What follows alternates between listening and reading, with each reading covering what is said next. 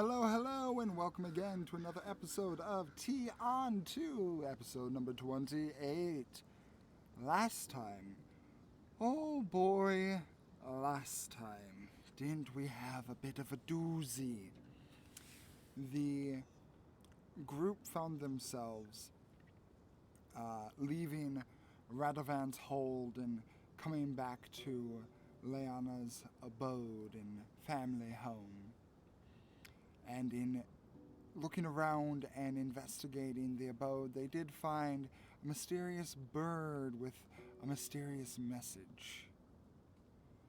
While they couldn't find out much more than the creepy Doreen that it let out, they were able to at least have some sort of shelter for the evening against the harsh winter cold.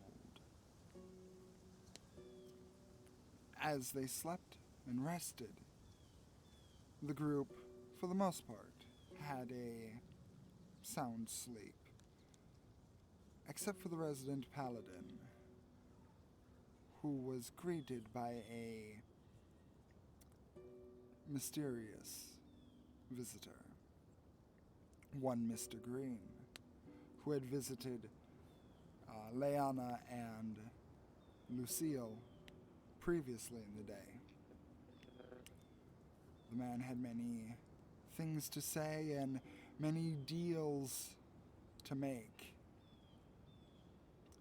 Whether or not those deals are signed and acted upon, well, that's still yet to be seen, as before she even had the ability to truly understand what was happening at that moment, there was a knock at the door.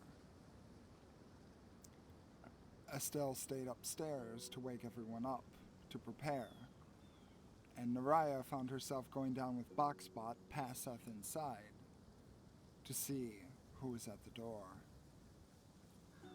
Breaking it open and looking down, Naraya saw the visage of a small, green, amphibian individual. One with a bright demeanor, although tempered a little bit with the intimidating figure that was Naraya at the front door. And as he smiled up and looked, this individual says, "So, is this a bad time?" And that is where we begin. Oh my god. Noraya kind of just like scratches her forehead. It's just like, well, first of all, I would love to know your name. Oh, yeah, my name is Verlin. With a V? Yes. Verlin. Oh my god, that's so cute! Okay. Adding that to allies. Just writing that down. Um, okay. Um, well, again, Verlin, and Noraya steps aside. Please, come inside. I'm sure this cold is not good for you.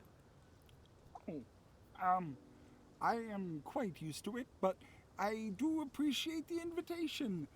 And he begins to take your offer, hesitates for a moment, looks behind him, looks back, and continues on.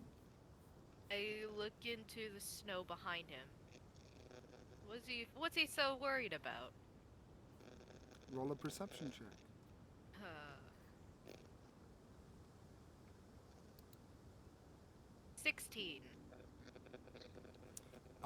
In the early morning, the sight that greets you is the blowing alabaster snow just outside of the abode and the bending of trees due to the wind. But nothing seems to stand out in particular.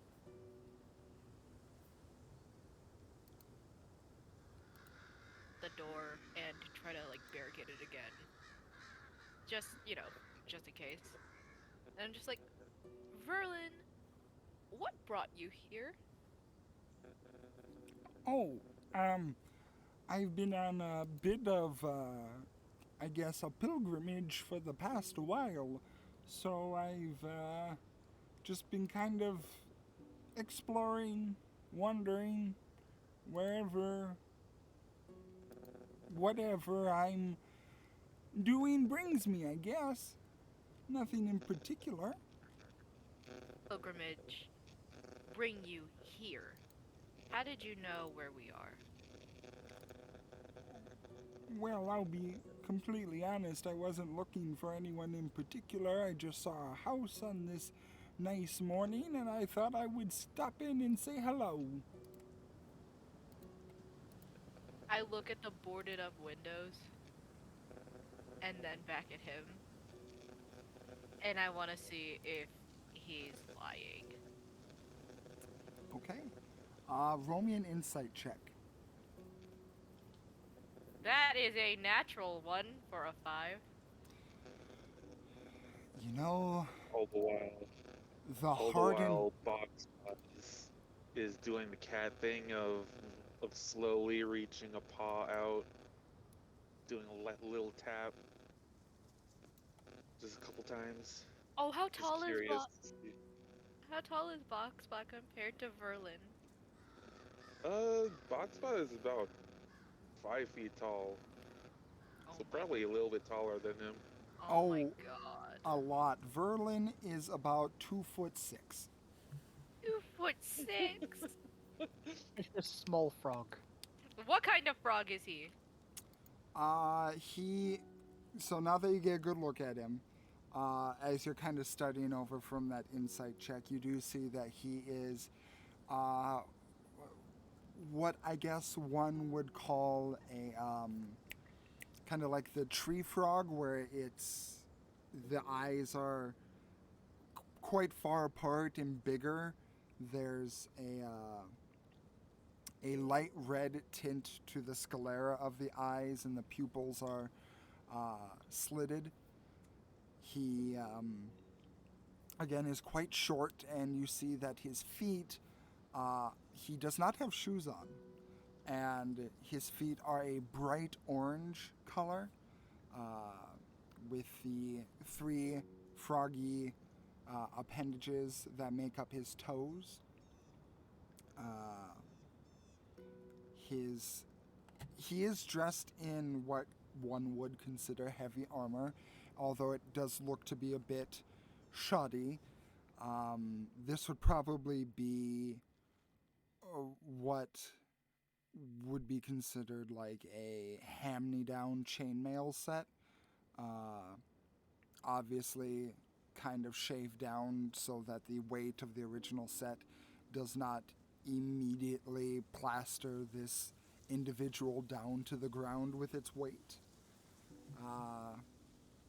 But the one on the insight check, you can tell that this individual has a lot going on. And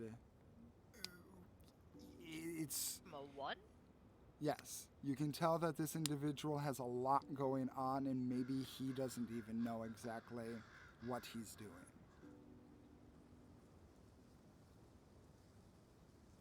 Uh-huh. Well, I look at Boxbot again. Um, the I'm not alone in this house. The others are upstairs if and I'm pretty sure they're awake now if you'd like to meet them. Oh yeah, I don't mind meeting people. If they will have me, I will be more than happy to meet them, and say hello, and help if I can. Okay. I'm just gonna like lead him upstairs, giving him curious little looks as I go. I want to see how he reacts to the house. If there's any sort of like subtle like I don't know, maybe subtle expressions that tell me I should be concerned. Okay. Roll me another insight check, and while you do that, Leanna, Mhm. yes or no? Uh, Now it's your turn. It's a 9, by the way. Got it. Lyanna's all about helping, so probably yes. Duly noted. God Okay. help us. There's 2 So, of them now. Leanna has a cleric now, huh? Oh, plot twist! It's a warlock. That you're would assu- actually make a lot of sense, considering a lot of things. you're Come on, you assuming get a. Someone gets a cleric, give her a warlock. You have no idea how close Lyanna was to actually also becoming a warlock, because I initial build and still have the abilities went with Magic Initiate Warlock, because it was the only thing that had Charisma and Magic Stone, and if things broke differently, she likely would have been a Warlock instead of a Sorcerer. Oh boy. how many different paths go. Um, from your insight, you notice as you begin to lead him to the room that's upstairs towards the left wing of the house. The stairs themselves are a bit tall, so you kind of look at him as he begins hopping up each individual step behind you. There is a look of interest on his face. He does appear to look around and check out the surroundings, but nothing that appears to be that of previous recognition.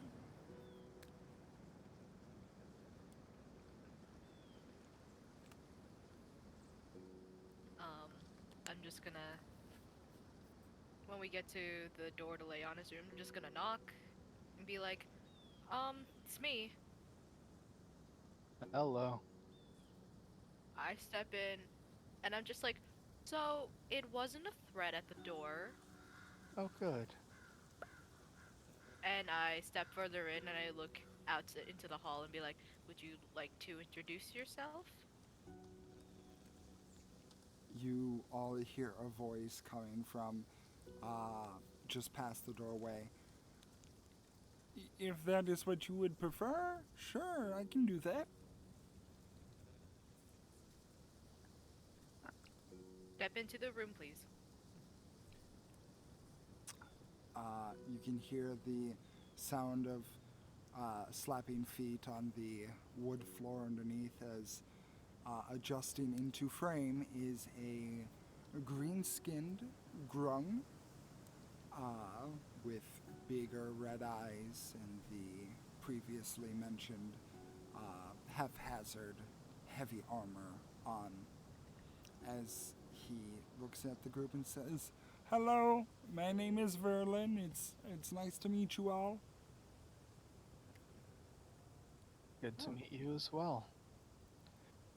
Lyanna's still looking half asleep. Yeah, Lizzie's just squinting at him. Just woke up. Yeah, sorry for everyone being a little tired. Just waking up recently. But, hi. It's nice to meet you, Verlin. I'm Estelle. It's a pleasure. And she'll, uh, kneel down and, stick out a hand in a handshake motion. There's a pause and a blink and then another blink. Are you okay? Uh, so I am so very sorry. I typically don't get so thrown off base with that. I must have misheard your name. It is nice to meet you, Mrs. Estelle. I do not shake hands. I am a poisonous frog, so that would make you sick. So Oh, yeah, that probably would, be bad. But, no, my name is Estelle.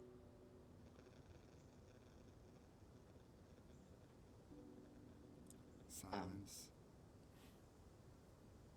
Is something wrong, Verlin? Blink. Blink. I'm sorry, what were the names of everyone else here? I'm Leanna Monolay.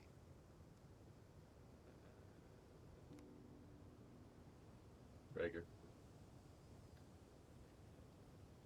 And Passeth is probably asleep in the little box spot, but yeah, he's Groggily opening up the hidden door on top of Box Spot. What is all that racket? oh, we are meeting a new friend. Verlin, this is Passeth, Passeth. and Passeth, this is Verlin. Naraya just In looks the at Passeth and middle is of just the like, how long night? how long have you been in there? It's where he sleeps. What the It's hell? my mobile home. That's adorable? I have a nice hammock in here. Naraya is confused, but the player is delighted. Helps when it's all shaky and so it doesn't shake me too much. Hey, why are you here in the middle of the night? Oh my gosh, it's a frogman. His name It's is Verlin. it's actually morning. Hi, promised ones. And he just looks up I'm, at Ah, you've Estelle. heard of us. Oh, s- yeah, I'm still kind of getting used to the whole being legends thing. Yeah, I just like we're- lean over to Verlin. I'm like, don't worry, honey. It took me a second to get used to it too. we're just people who did a thing. he's visibly sweating. Are you Are you okay? okay? I am fine. As he answers this, he kind of stiffens up a little bit, stands with a much straighter back. I am fine and ready to help and assist wherever is needed. Hey, Viren. Lucy digs around in his pack and gives him an action figure of his god.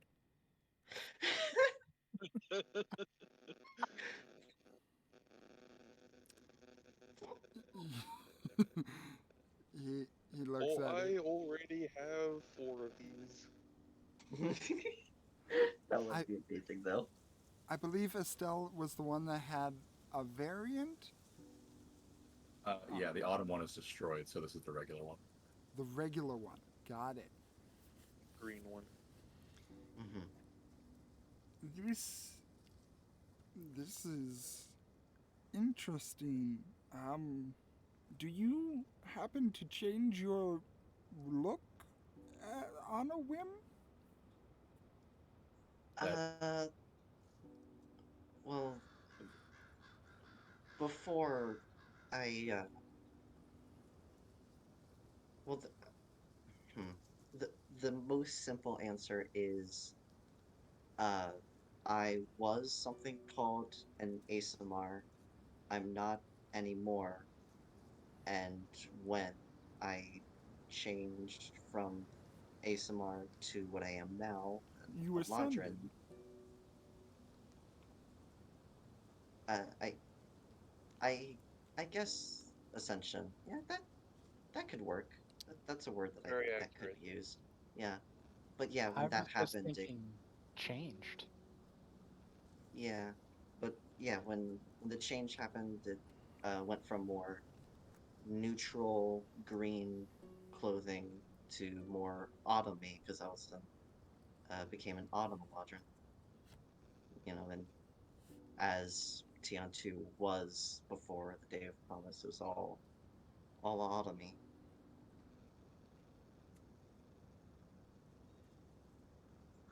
He's rapidly shaking his head in understanding. Um,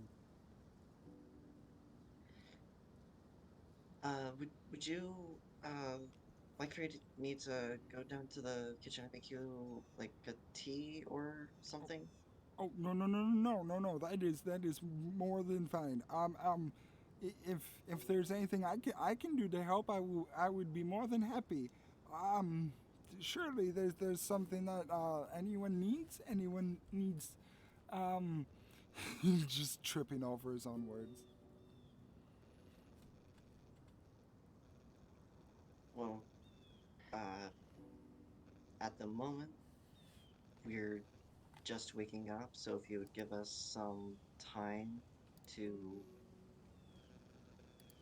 become fully lucid, I guess, uh, then we'll probably have something by then. But for now, let's just wake up, enjoy an early morning, and I guess talk. I personally would love to go back to sleep because I am so tired. Oh, Oh, right. Yeah, yeah, you can sleep. Yeah. It uh, was just the end of your. Right, okay. of course. Actually, I Le- will leave you to yourselves. And he Leanna immediately wants bolts. just before he bolts. Leanna would just like to make a general insight because everything is weird right now, and she wants to see how sincere he's being. Roll me an insight check with advantage.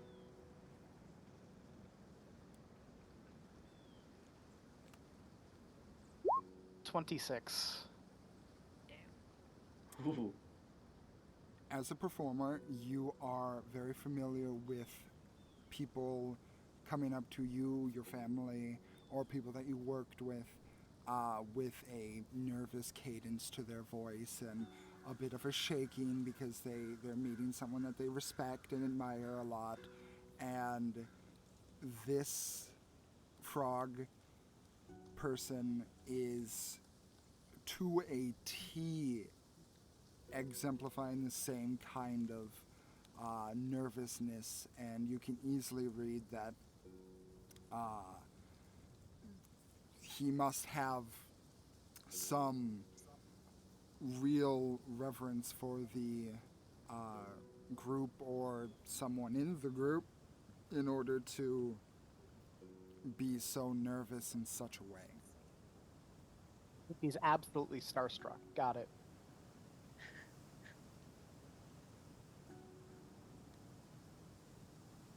Right. Let's, for those of us that need, let's go back to bed, and we'll figure out more things when we're more awake. Yeah, I got all the rest I need for the night, so I'm just gonna keep an eye on him, make sure that he doesn't, I guess, hurt himself somehow. I don't know. He doesn't seem all there at the moment. He is absolutely starstruck by us. Hmm. At least us or one of us in particular. I can't entirely tell, but it's just like somebody who is a major fan of my family's acts meeting one of us. Estelle, yes or Ah. no? Say again, sorry? Yes or no? For Estelle? Yes. Um, yes. Okay.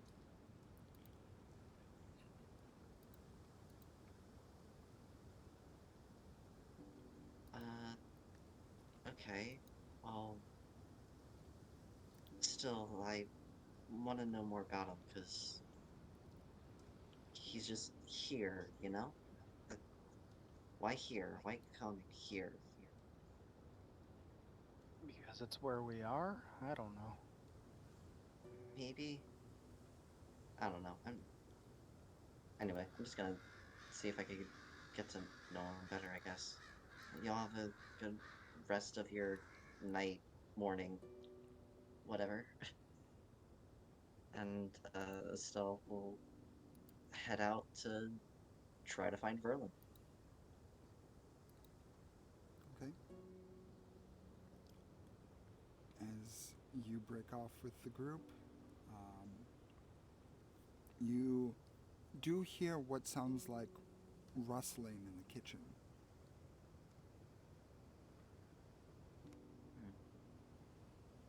Well, she'll check that out first. Okay. You head downstairs, and while going through a couple of hallways and rounding a corner, you do see a head that seems to be peeking above the countertop every so often as you hear the sound of slapping feet against the floor, as you see Verlin jumping and placing things on the counter. And there looks to be a bowl, there looks to be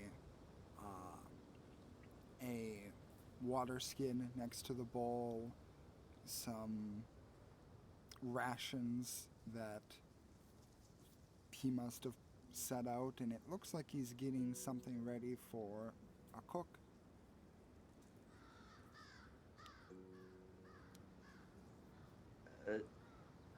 Uh, to herself, uh, Estelle just thinks, "Oh, he's getting breakfast ready. Bless the, bless the guy. All right. Well, he's going to. Hmm. She doesn't. He doesn't. She doesn't want.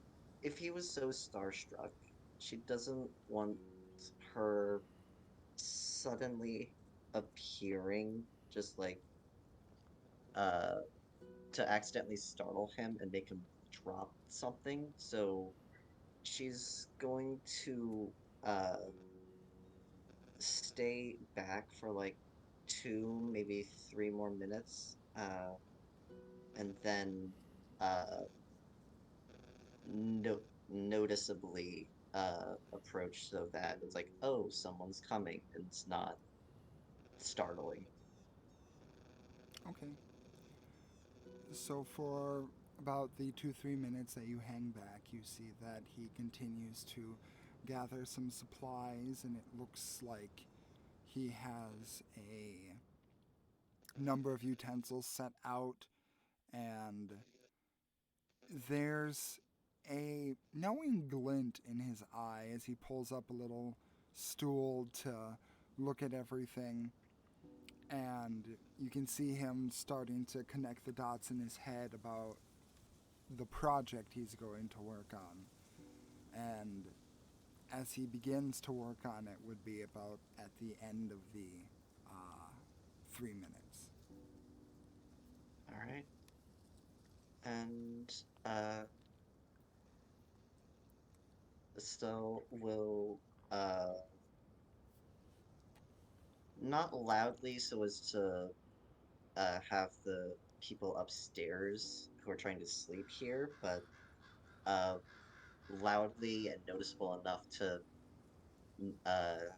have Verlin not be startled, and she'll uh, come over to the kitchen. As. Uh, Go ahead. she was just gonna ask, "Oh, hey Verlin, uh, what you working on?" He stops, looks over.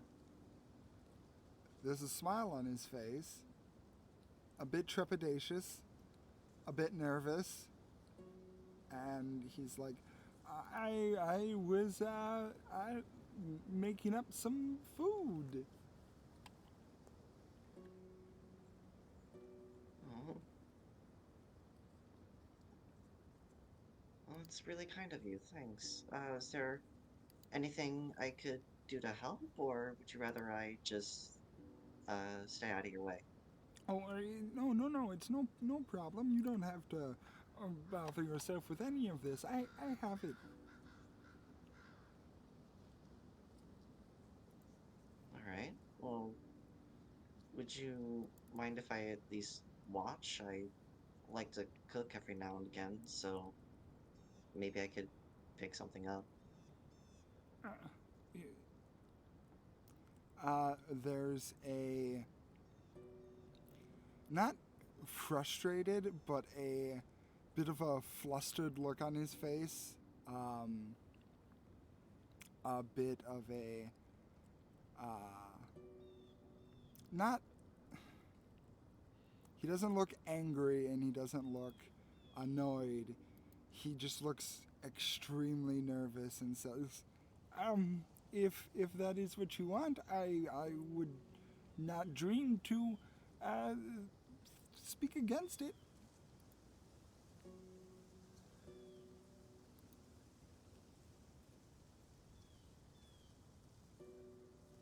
Estelle kind of gets like a concerned, uh, well, not concerned might be a strong word, but still a look on her face and asks, uh, are are you sure it's okay? You seem really flustered.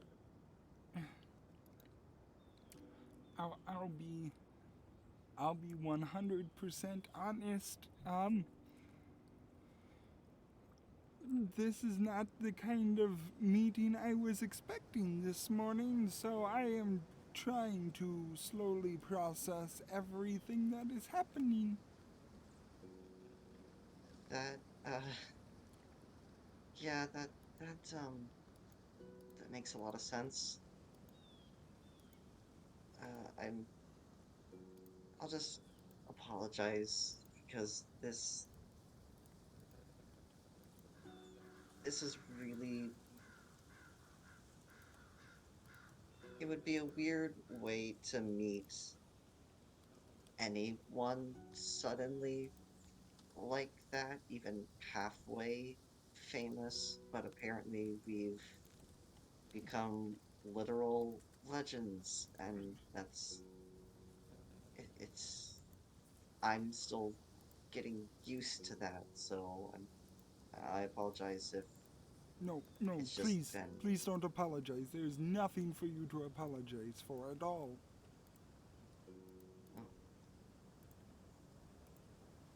Oh, yeah, I guess I was about to apologize for apologizing. That kind of just shows how I am, I guess. But yeah, if you want, I could leave you be to your thoughts so you can think things through better.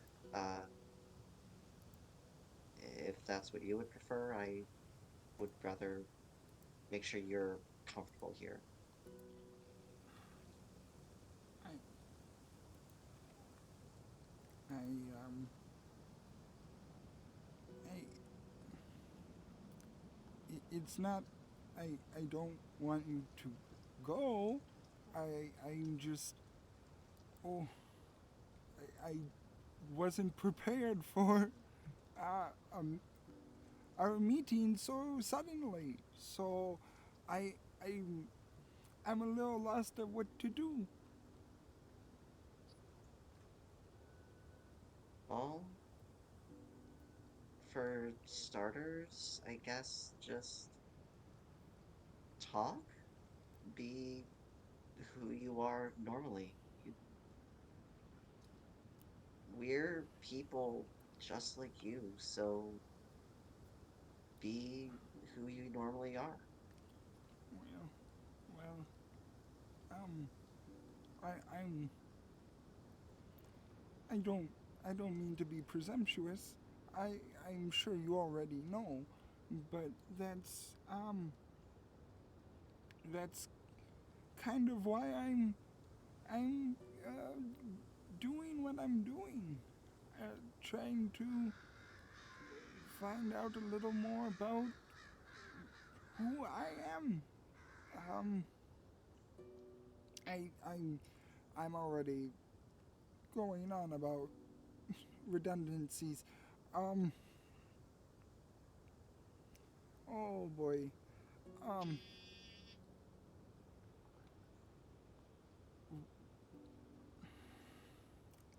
I don't even know where to begin or what even to ask first. Um, Well, if you have one thing in mind, then ask that, and from there, a conversation will start flowing.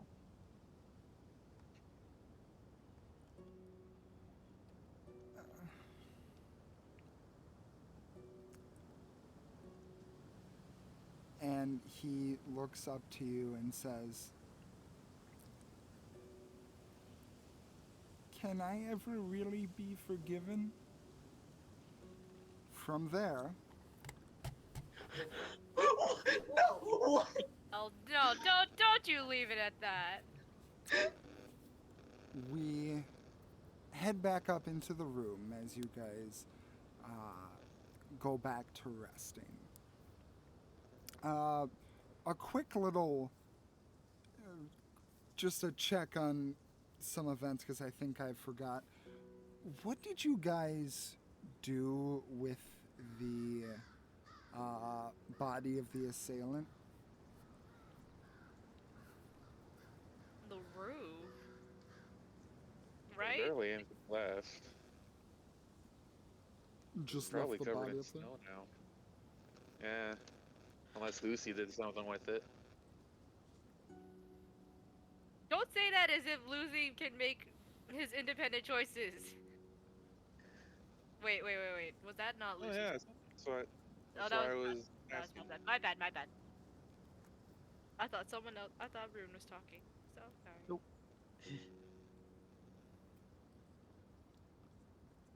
Now we both have kind of monotone voices. That's okay. Yeah, my bad. Okay. So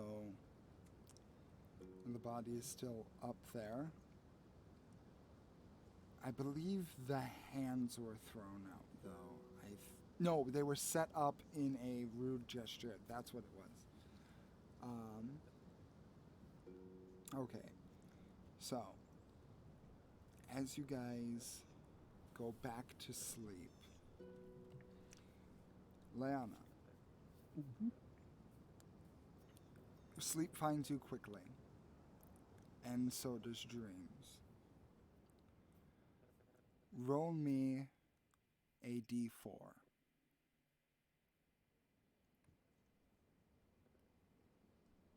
3. What is a 3 on your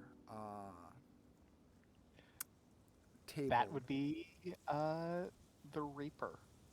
The Reaper. Okay. Leanna, in this dream that you find yourself in, almost immediately, you find yourself running quickly in a full sprint along a darkened landscape. The sky is dark with no stars, no moon, nothing to illuminate it, and the trees are barren and dead. The landscape is nothing but a blackened waste. And you're running and running.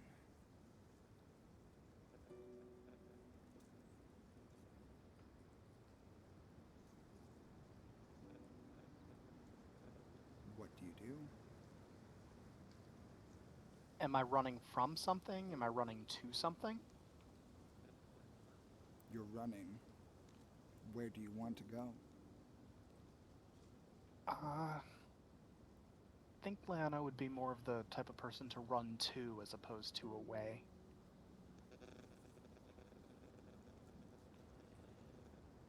She'd be looking for her mom.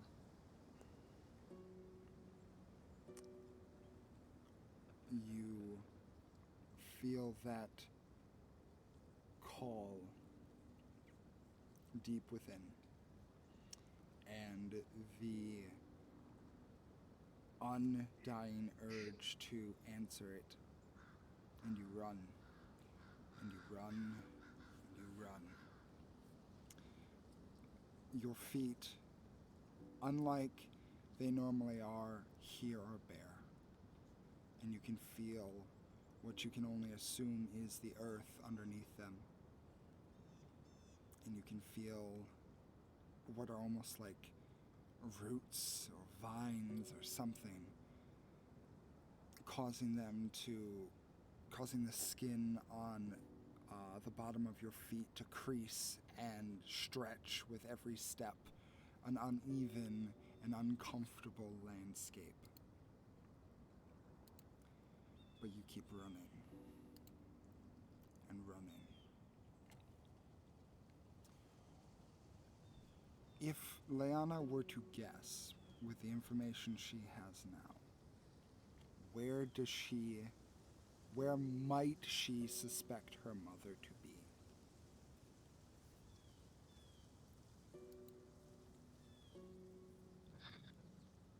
Based on what she knows, it could either be the Feywild, or, and this is the one that she thinks is much more likely, her father's homeland with Doreen.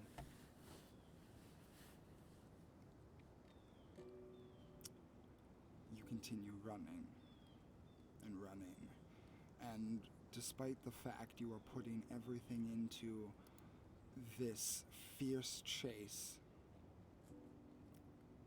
you don't find yourself tiring. You don't find yourself losing heart or losing breath. And throughout this run, the only shift that you notice is the change underneath your feet as the ground feels colder. Not neutral from before, but now actually feeling colder, like it's sucking heat from you and absorbing it into its greedy maw.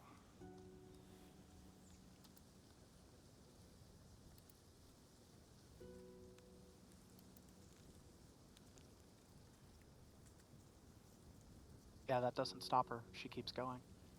Keep running. As you keep running, you feel a vibration from the ground. Heavy steps. As you take a moment, the briefest of moments, to assess what's happening, you can feel as if with every one of your steps, as they hit the ground shakes, like the weight that you are running with is greater than that of the body that you carry. The trees around you begin to shake in response to your presence. What do you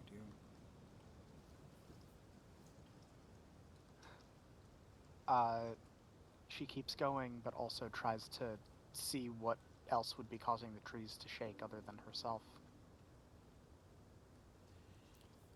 You look to your left and you look to your right, and while you're running, you don't see anything in particular. Just the wide expanse of blackened landscape.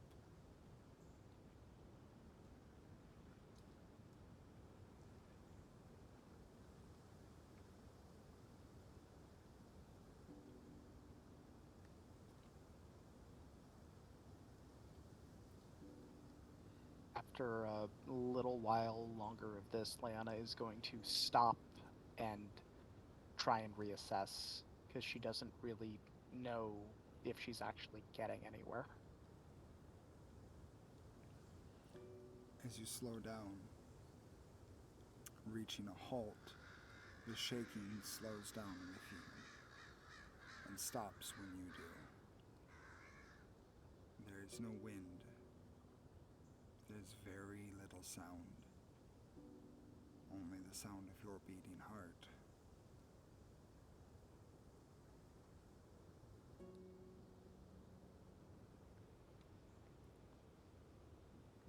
You don't feel closer to where you were running to.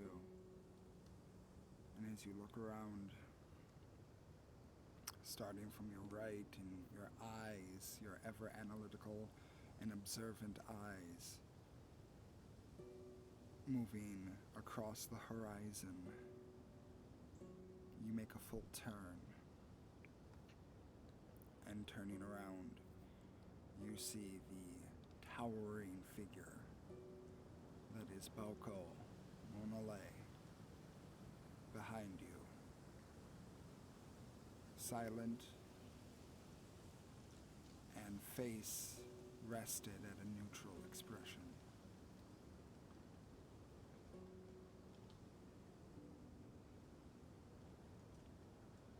Dad? No response. I'm going to break you free from that madness. I'm going to get you back. I'm going to get Mom back. Going to make us all a family again.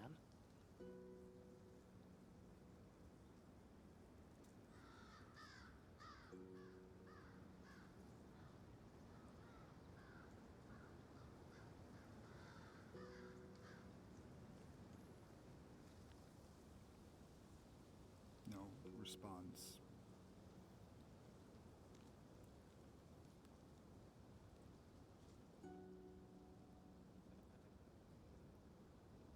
She's going to take a breath. Another.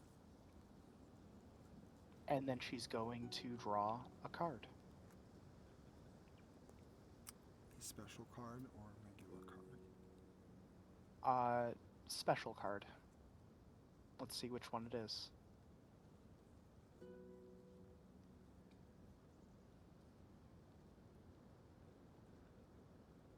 The wildfire. Do you throw this card? No. You draw the card. It feels as it normally does, although like there's just a little bit of something extra in it. Something more.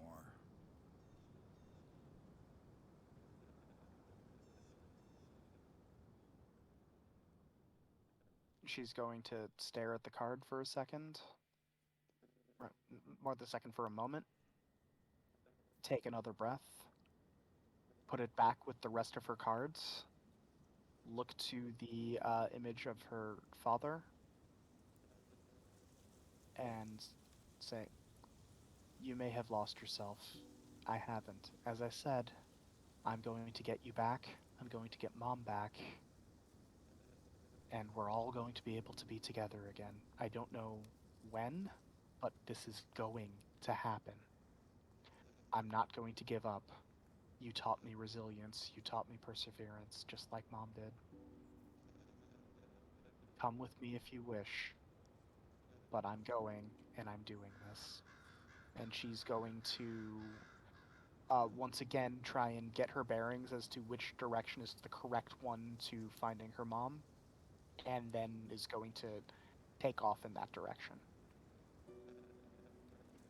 You feel the tug in a specific direction, and you take off, running. And as you do so, the shaking begins again, as, following in your footsteps, Boko Monale runs behind you. And that is where your dream ends. And you awaken, along with the others, an hour or two later. Alright, and I'm going to press the long rest button now. Yep, everyone We gets a considered long long? rest. Everyone gets a long rest? Yep.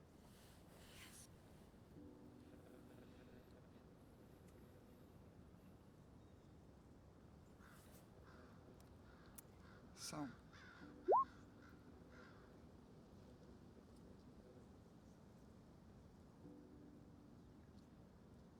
Oh, guys, I had the weirdest dream.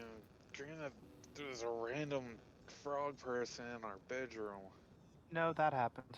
That was real. Naraya's just like kind of played out where she was sleeping. She looks like she hasn't slept at all, Wait, but she clearly just wasn't well. why did he come to our bedroom? Um, I I brought him there because I frankly did not want myself and Passive to be alone with him, and he seemed harmless, so I wanted him to meet you all just to make himself known, so that if you guys wake up and just found him in the living room, you wouldn't kill him. That's not. Leanna looks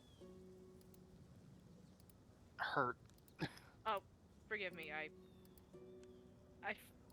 I often forget that you're all more trusting than I am. Not even that. I'm just not.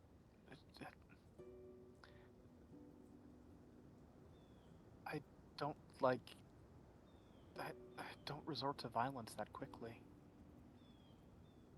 Again, more trusting than I. She's just gonna sit up and like rub her face and be like, and I'm gonna look around. Is Estelle here? no, she is not. Okay. I'm gonna get up and be like, I'm gonna go look for Estelle.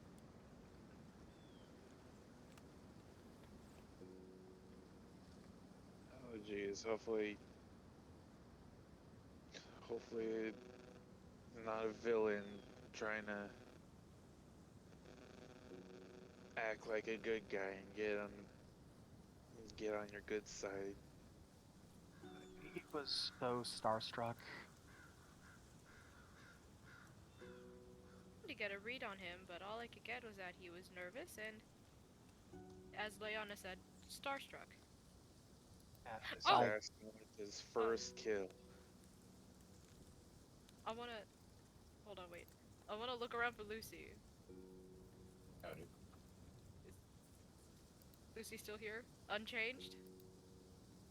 Am I unchanged? Lucy looks as he was before, yeah. No drawings, no extra accessories. Nope. Okay. I'll go downstairs.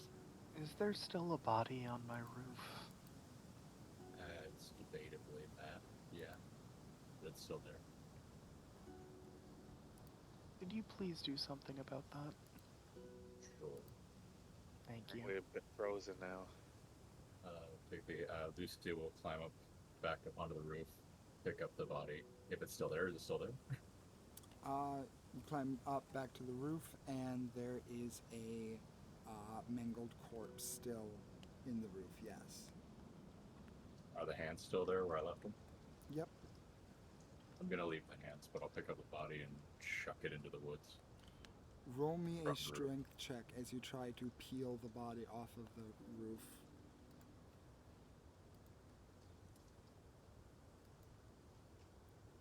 8. It's a body that was pretty well covered in blood and left overnight on a winter roof. It's pretty well stuck to the roof. I come back down. Ah, yeah, all gone.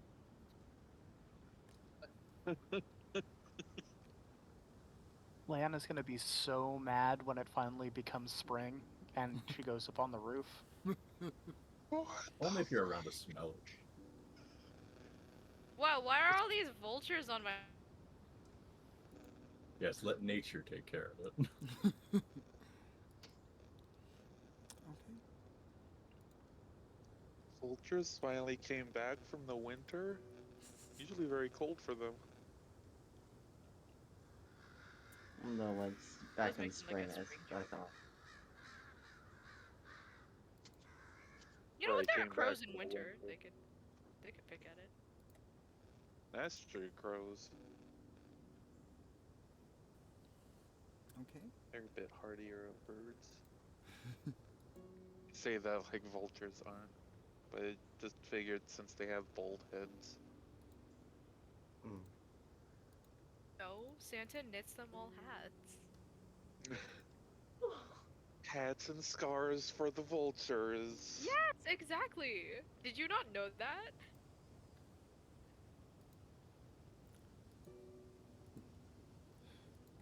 So, is everyone heading downstairs? Yep. I Okay. Yep. So, as you all head downstairs, we go back in time a little bit, and we return with you, Estelle, as you are talking to Virlin.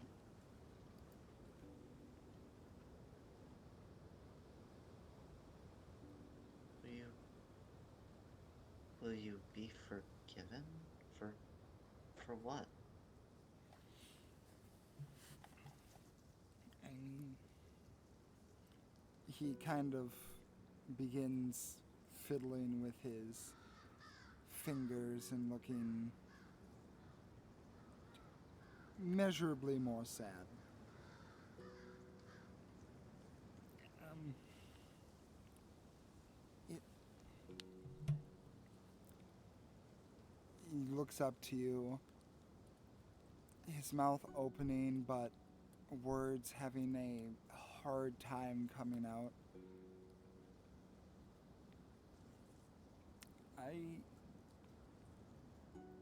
I don't.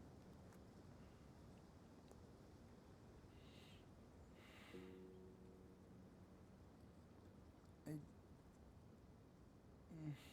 And he just. It's just not coming out. Alright. Well, Estelle will sit on the ground, crisscross applesauce to be more eye level with him, and say, whatever it is that's bothering you,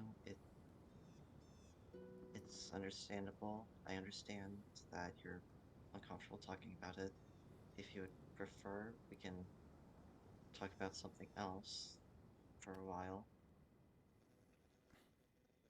He shakes his head up and down and says, Actually, I have been um, doing a little bit of my own," and he's like kind of reaching up in his own armor, and you can hear like the clanging of certain objects as he kind of sticks his tongue out looking for something.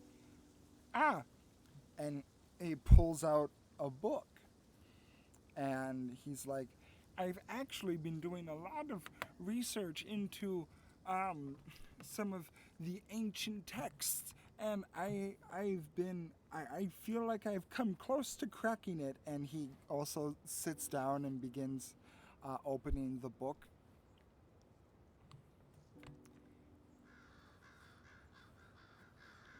Well, Estelle's curious now. She's fully invested.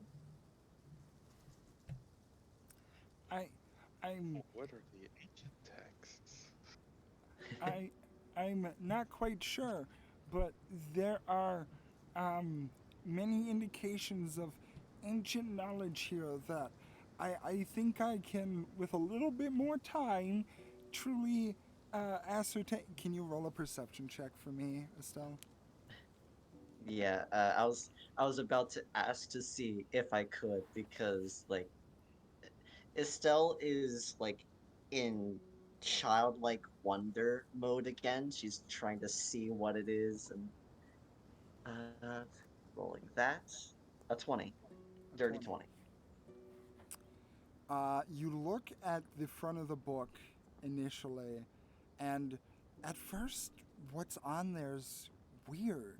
It looks different and foreign, yet somehow familiar. And after you take a second, there is a moment of realization. as you realize that the you can read the cover of the book. It is Alright. Please tell me it's her old diary. Please tell me it's that. Oh my god, you keep a diary? uh, it is a book, and the cover is written in Elvish. And the reason why it took you a second to truly understand is that the letters seem to be in a weird formation.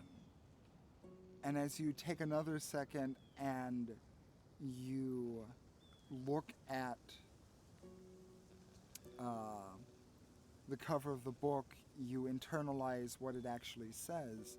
And the cover of the book in a much older Elvish text says, 7 ways to spice your curry. And it's flipped upside down. Um, so we'll ask, may I see that for a moment? Of course. And he hands you the book, and his head is fully bowed. So we'll take the book, flip it around. Is it easier to read now? Is it like still old Elvish but still readable? Yeah, it's an old Elvish cookbook. All right. Uh, so we'll uh hand it back to him and say, looks like it's in an older form of Elvish, but I think the biggest problem that you might have been having is that it was upside down. And she'll hand it back to him right side up. And there are just stars and twinkles in his eyes as he goes, "Oh, okay."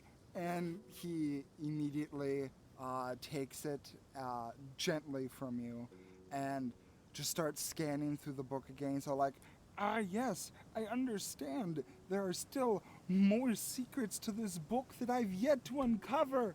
Oh, I can only imagine what kind of secrets and knowledge is within these tomes. Oh, thank you so very much. And he bows deeply. Um, I I wouldn't want to rob you of the experience of discovering it yourself, but I can read Elvish. I could tell you what it is if you'd like. Oh, it's. And he sits back up. Oh, that's. No. As part of my journey, I think that it is up to me in order to discover the secrets that lie within the mysterious tomes all over Tiān 2. So, I wouldn't want you to do all the work for me. Oh, all right. Okay, that makes sense. Yeah, there's a lot of things when I was growing up that I wanted to learn about. Uh, so yeah, that makes a lot of sense. I wouldn't want to rob you of the achievement for that, but I could at least tell you the title of the book. Oh, no, that would be cheating and holding back on the learning experience. I know so much about how much you went through yourself to learn and answer questions that were way beyond you, and despite that you were still able to learn and grow and gain your own library of knowledge. So I wish to do the same. Oh, Well, I wouldn't say I have a library of knowledge, but I appreciate it. Um, well, if I can't help you with what this says directly, how about I try to teach you a little bit of Elfish?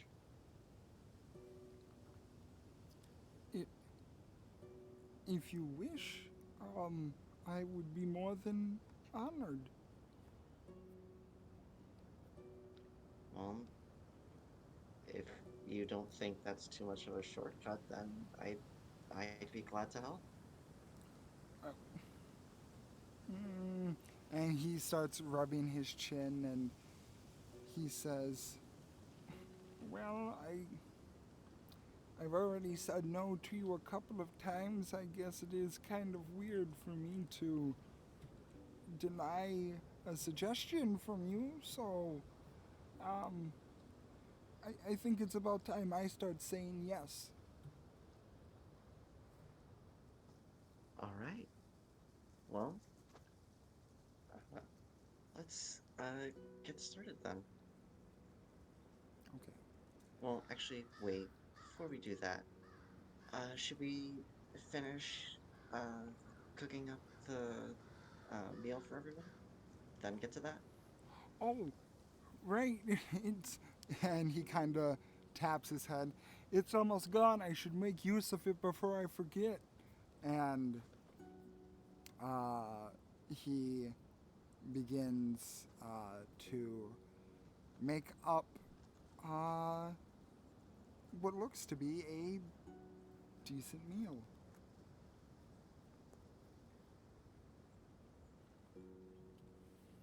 Yeah, if and to make it go by easier, Stell will offer her assistance again. But if he denies again, then she will respect his wish. You assist him. He will not. He will not deny that assistance. He is going to roll a skill check. He's proficient, so that makes that neutral. So let's see how well you do. Come on. Come on, Froggy boy. Okay. Thank goodness for your assistance. Um, Oh. Plot uh, twist, he's a cooking cleric. Garlic bread cleric. Um, Roll for proofing. Garlic cleric. uh, so, yeah, with your help, he actually. There's a weird kind of aura that comes when he works. Uh, Almost like there's a guidance to his movements that don't seem 100% intentional. Um, and as he works and as he moves with the familiarity of a chef around this area, uh, there's also the input of extra magical elements to this meal as the boring rations being mixed together and then the application of the utensils and then just a splash of water. You're actually starting to smell it almost change, like it's actually being cooked, but there's no open fire. And as you're able to provide help along the way, there is a rather tasty smelling meat broth in front of you. Huh. That was that was good. That's really good. Oh, thank you so much. Yeah, I like to think that I'm good with home cooking every now and again, but I would never be able to turn rations into something this good. Well, not without a lot of practice, at least. I I appreciate the kind words, and he just keeps bowing down deeply. And as you guys are finishing up, you do hear footsteps above you and descending down the stairs as the rest of the party begins to enter. And just as you begin to enter, uh, Verlin looks up with a smile on his face and he says, "Well, I hope there. I'm so glad I could be of help and assistance. Anything for you, goddess." We hear that So, as... Do we hear that as we come in? Yes. Audible blink. yeah, audible blinking from Estelle, like just like Verlin did before. Blink once, blink twice. I'm I'm sorry, did I hear you correctly, goddess? He turns and just keeps smiling.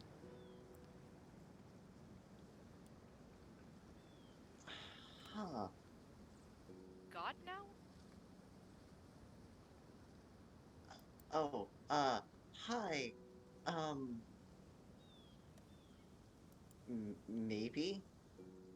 Apparently, I think. I don't Yes. know.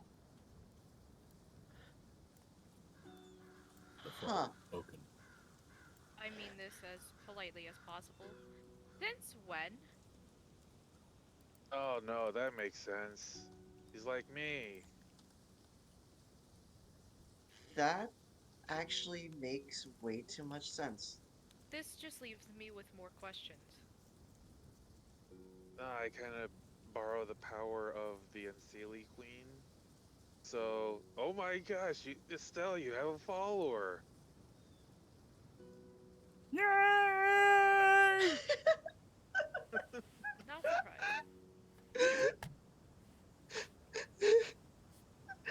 Oh, okay. Collect emotions. Also, did you just do the Kermit yay? Yes.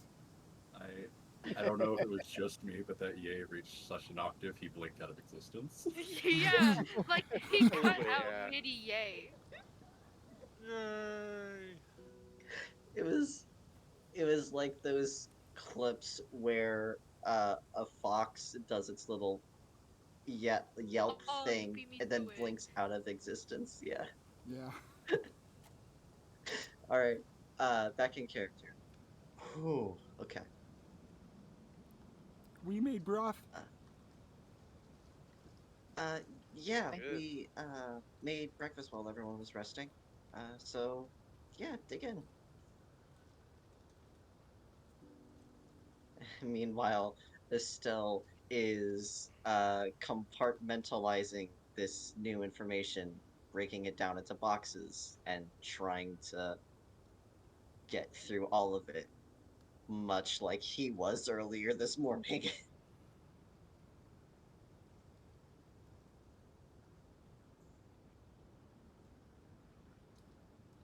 and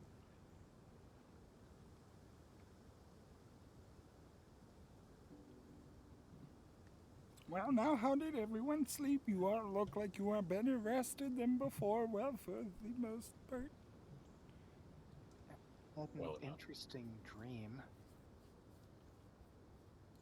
It uh, was asleep. it, Nothing much to say. well, I hope you get better rest soon, then, Mariah. She kind of like looks you in the eye for a moment longer than what would be like a normal like acknowledgement, and she just turns away and waits for everybody to eat their fill. to like get their portion before getting hers.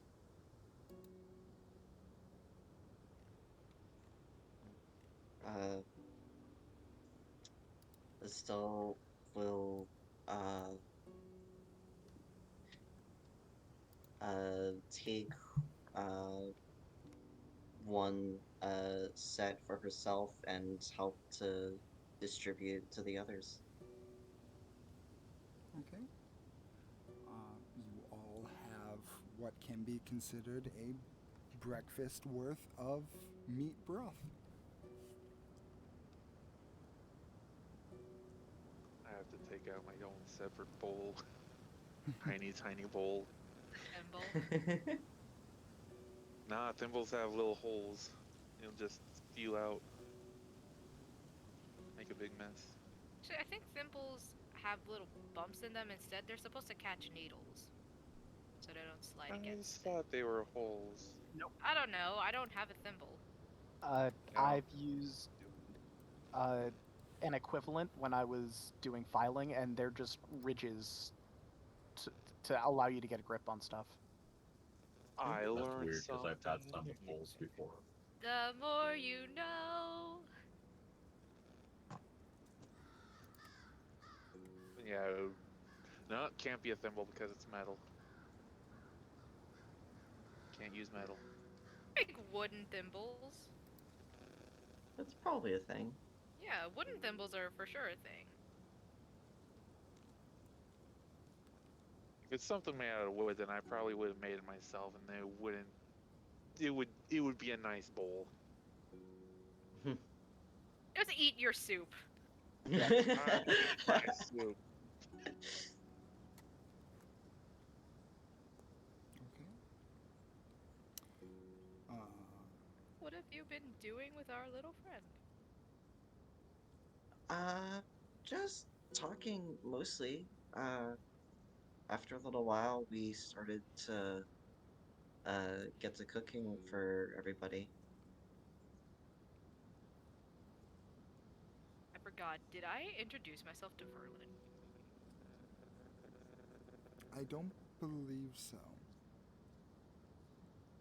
Noraya kind of like is about to take a bite, and then she stops and she's like, oh, I'm so sorry, Verlin. I don't think I introduced myself earlier. Um, I'm Noraya. Not exactly a legend like the rest of them, but I am traveling with them for the time being. It's nice to meet you. I am Verlin. So I've heard.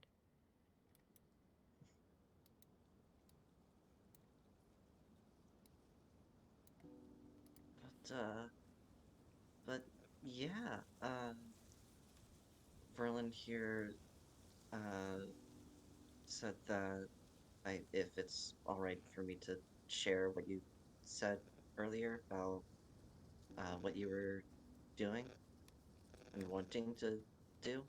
Oh, yeah, sure. Yeah, Verlin here said that he wants to go across Tiān 2 and figure out what basically all old tomes mean, and as much knowledge as he can gather, he wants to do it. An admirable goal. Yeah, I One. That will take you a while. yeah I can truly respect. Gotta love that knowledge. mm-hmm. And it's definitely something I can sympathize with, or not sympathize, but can Empathize. empathize, Understand? whatever the proper word is. I know the feeling well because that's What you actually, did with the stars. yeah, Lucy and Naraya, you two wouldn't know this, but that's actually the whole reason I started the whole journey in the first place. It There was something I wanted to know, and no one else was looking into it, so I figured I would do it. To study the stars? Uh, Yeah, so I guess I was about to say 2 years, but I guess it would be 37 years. 37 years ago, I noticed that some of the stars were just disappearing in the sky. Not like they were like some stars are just very old and they die. They have this bright nova before they slowly dim. This wasn't like that. It was like they were there and then they were just gone.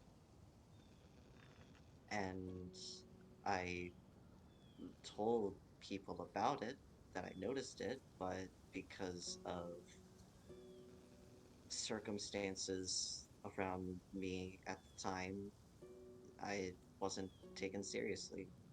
And finally, it happened when everyone was looking, and suddenly it became my problem.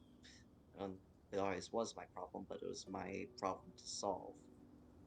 A combination of I was the first one to notice it, so I should solve it, and I didn't like being there, so I wanted to leave.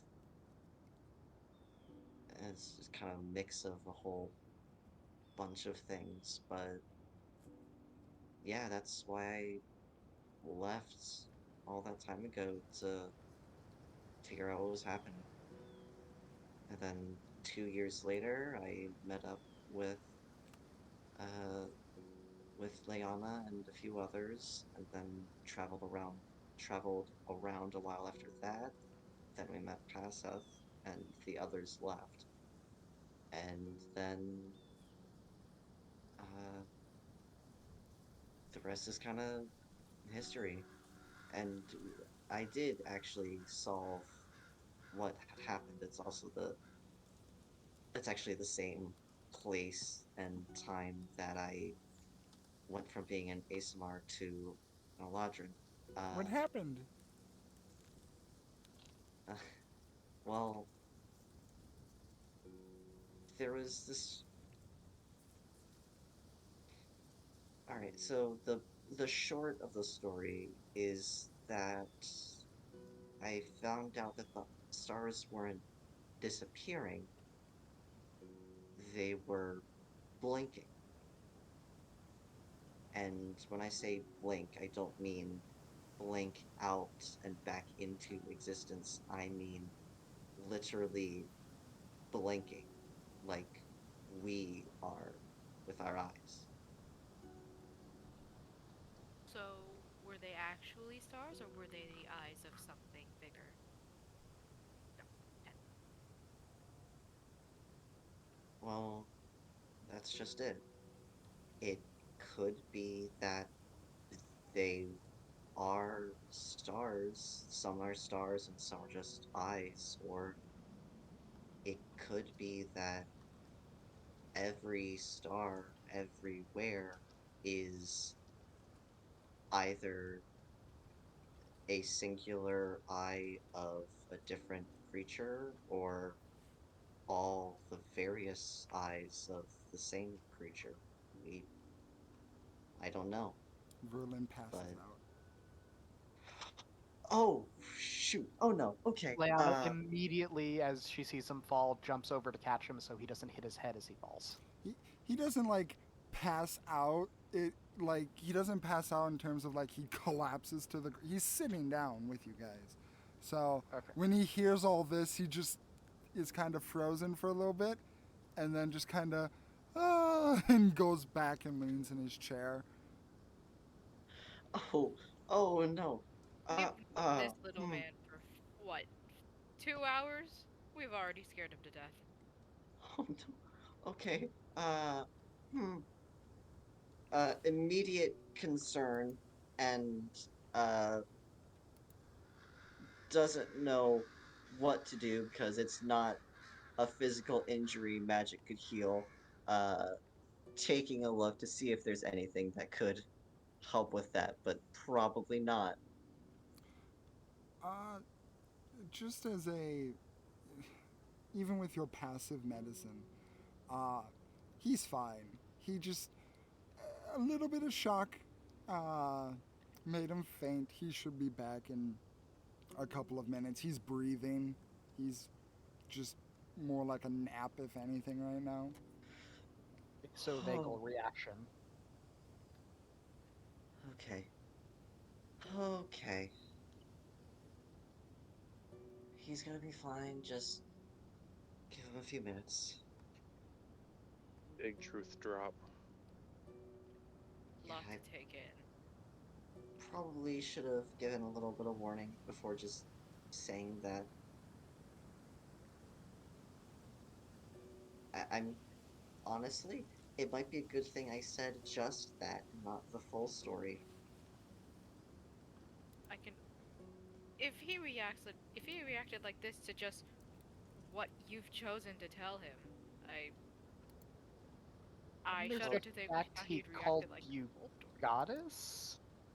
I know! That's terrifying! I didn't know I was a goddess. I didn't know I was someone's goddess. I don't want to be someone's goddess. Being a fake queen is enough. I didn't think I'd have to be this whole. Well, Okay. It's the same thing. That's what Ignia's doing for me. Well, that was a thing that you actually did. That was a thing that she wanted to do with you. I never, well, not that I know of, did anything like that. You, hold on, Big B. It's like common knowledge in the group that Estelle is a fake queen, right? Oh, it's common knowledge everywhere that she's a fake queen. Okay, yeah. So, is it really that far fetched to believe that you, even even if you feel like you haven't done anything, that like there would be people who worship you?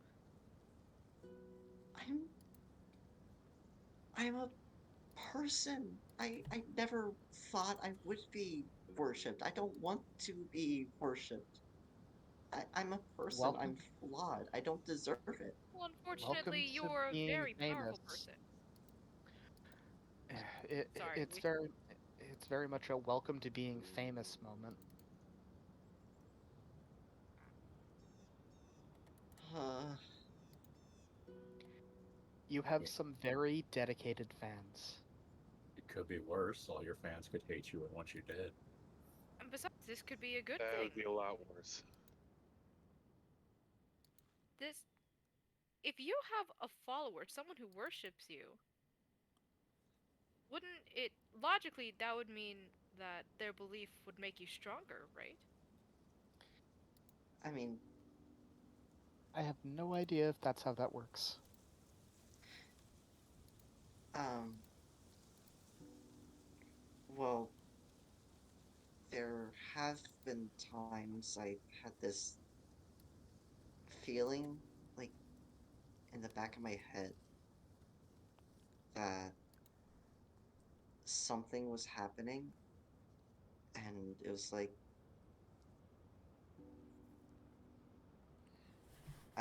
whenever I got this feeling,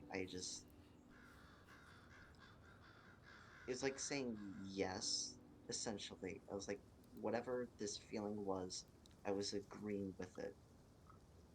And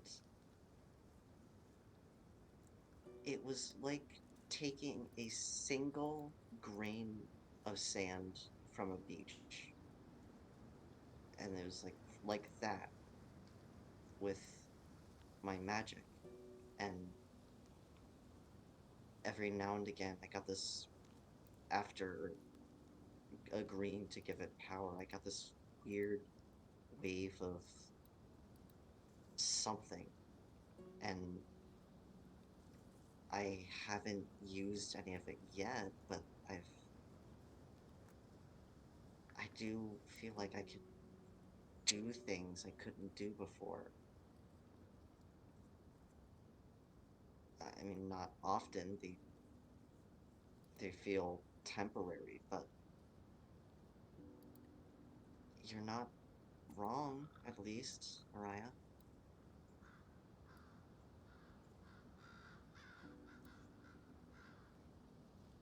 just this just puts a whole lot of new pressure on my mind. Just keep doing what you've been doing. I know, but What, like pressure to keep on being good? You've already been doing that. You're already a good person. well, to be better, I to always be better than I was yesterday. And if apparently that's something that is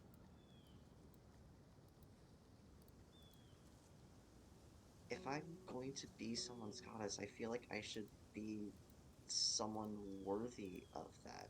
To be worthy of devotion, of worship, of all of that, but I don't feel it. How If can I be? Well, if you you are. want if So, you want to reach that level of perfection, I'm going to be honest. You will never reach it because do you honestly think the gods are perfect?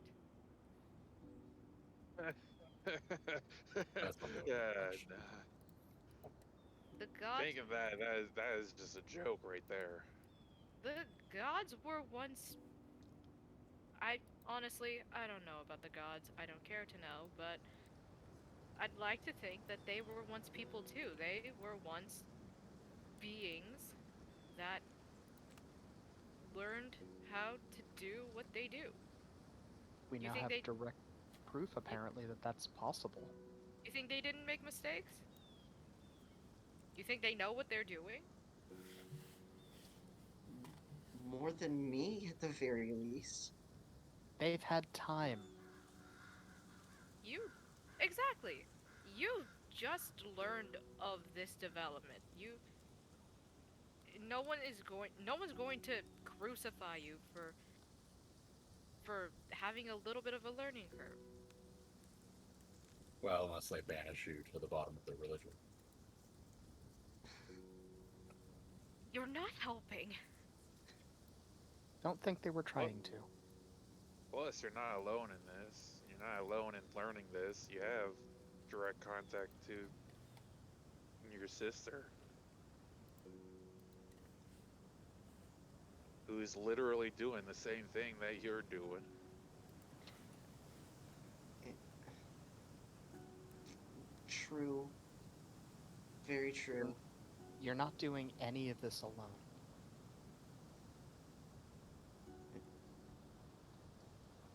And you have us, yeah. We're learning how to be legends. Not every god may have a support system, but you do.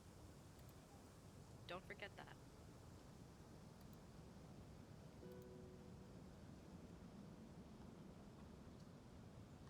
Thanks.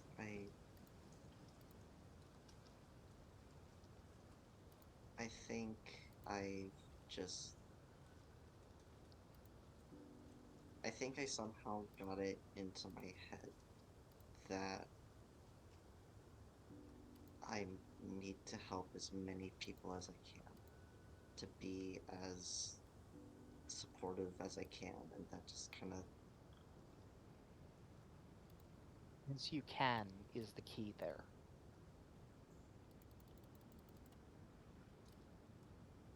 Yeah, Capable it's a of is literal impossibility to actually do that to To help help everybody. You do as much as you can. And you have more power to help more people.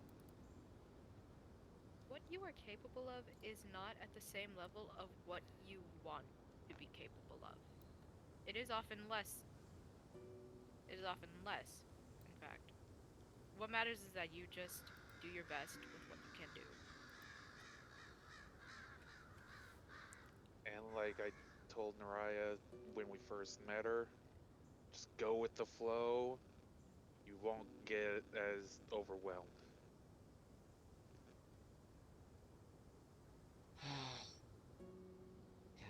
Just another thing on top of the crazy cake that is our lives. Yeah, I can.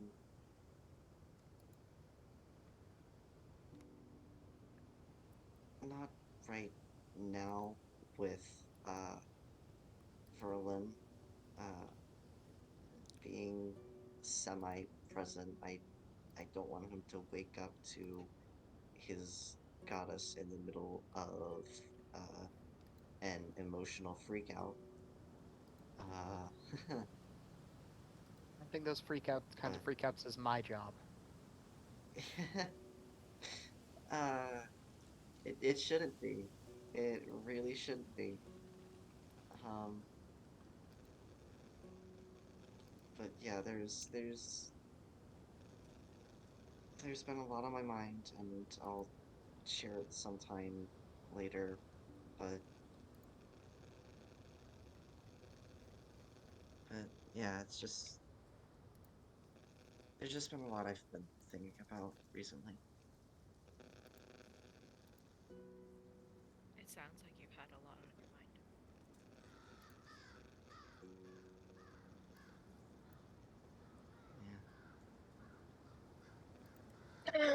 Yeah. All right, so what is our plan for today?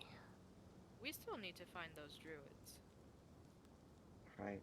And investigate the mound. Right. And find that drug dealer. But that it goes hand in That's hand with with the the druids. druids. Yeah. Right. Well, Gotta take we need. things carefully, and we're trying to be a little bit more discreet and like Right. I uh can. like Jenny said, we need to not draw too much attention to ourselves. Right. Well. Unfortunately, we are not the kind of group that's very good at not drawing attention to ourselves. We're kind of I say. distinct. If yesterday was anything to go by, um, hmm, hmm. Have we ever really tried not being distinct? I don't really know how not to. Do our coats y- have hoods? Just put your hood up and your head down. Yeah, I can. I I look can. at Naraya very hard. Like, really? What? What? What did I say? I imagine I'm sitting on box by. I look up at my barrel by at the barrel behind me. It's like, yeah, yeah, hood's going to cover all this up. Cloaks? Come on, people. It's fantasy land. An illusion to make it look like a horse or a pony. Someone thought That. you were just a very excellent cosplayer, so maybe lean into that. Yeah. Well. Hold on, I'll be right back. All right. Well, I could also do this one thing. It only lasts an hour, but I can make myself look different.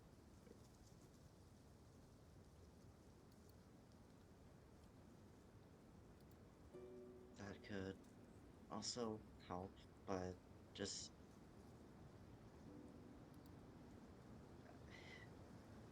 it's surprisingly hard for us to not be, oh hey, those shiny people over there. I'm back. What did That's I what the miss? Or cloak and hood is are we for. just still talking about how conspicuous we all are? Yeah, pretty Yes. much. Estelle said that she can make herself look different for an hour, but after that hour, she'll just be her again. And I'm a performer. Like the entire everything I've learned is about putting eyes on me, not keeping eyes off me.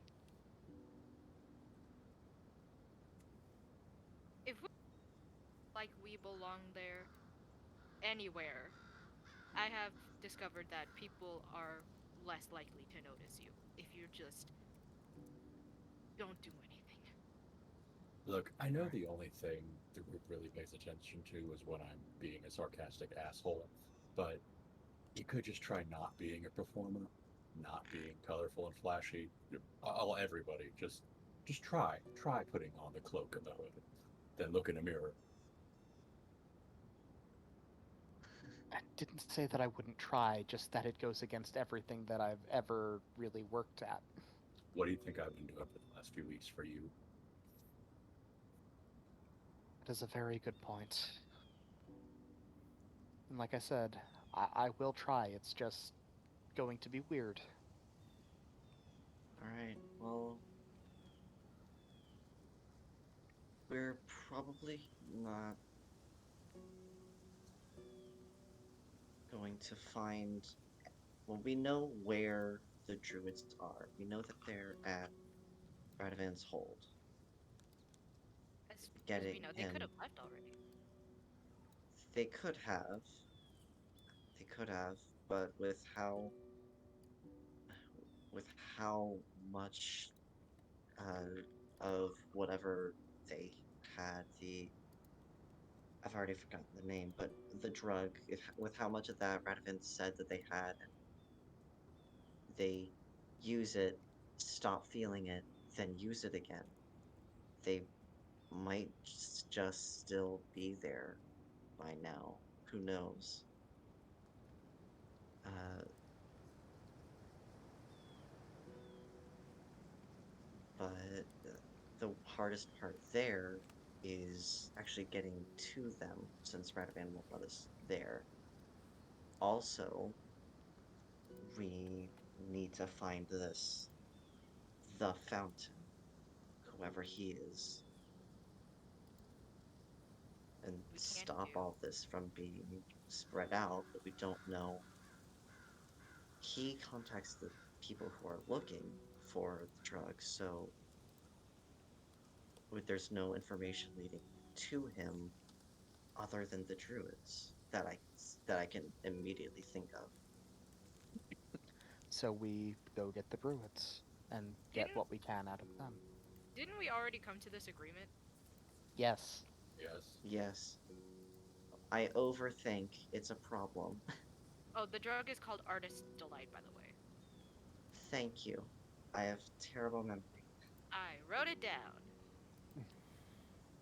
I write everything down. That's a very good habit to have and very hard to keep. Write that down, write that down. Write that down. Write that down. Um. Okay. If we have already decided on what we're going to do today, and I'm gonna look over at Verlin. Is he still out cold? Yeah. Okay. I want to get this out while um Verlin is still unconscious because I feel that this is something that should only stay between us. Mr. Green reached out to me earlier tonight. Or last night. Lana freezes. He he wanted to make a deal. Um I believe I look at Leanna and Draker. I believe he asked that you kill a fake queen. He asks that He asked Lucy kill a fake queen, yes. That was he the uh alternate option. yeah. He asked that of me too, but I learned something else. He wants something in the Winter Queen's court. He wouldn't tell me what, but it could be a valid substitute to killing her. He just wants that item. The biggest issue that I see, though, is that we are easily and obviously going to be seen as cat's paws, emissaries, or whatever of the Unseelie Court. And going there and doing anything will cause war between the courts, more so than there already has been. It's a border struggle. Well, If he wouldn't And- tell me what the item was without accepting his deals, so I don't Don't- know what he wants. Don't accept any deals from an entity like him. Things will only end poorly. Naraya looks especially troubled by that statement. Like her jaw kind of clenches a bit, and she glances away. And she says, like, "Well, I don't know when he's coming back to hear my answer. I don't even know if he's listening right now." Best to assume that he is. But I wonder. my understanding is that he'll do exactly what he says that he will do, but not necessarily in the way that you think it will happen.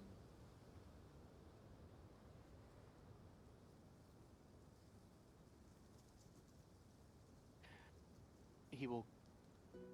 From my read on him, is that he is unfailingly honest, but is hiding things. Curious what he would do if we try to just send a message to the Winter Queen, telling her that a Mr. Green is looking for an object in her court. No, absolutely not. He Yeah. would not be pleased by that. He has some sort of problem with her. But I asked him what his problem with her was, and he sort of shivered a bit. I couldn't tell what the meaning was behind that shiver, but there's something between them that I don't think He is good.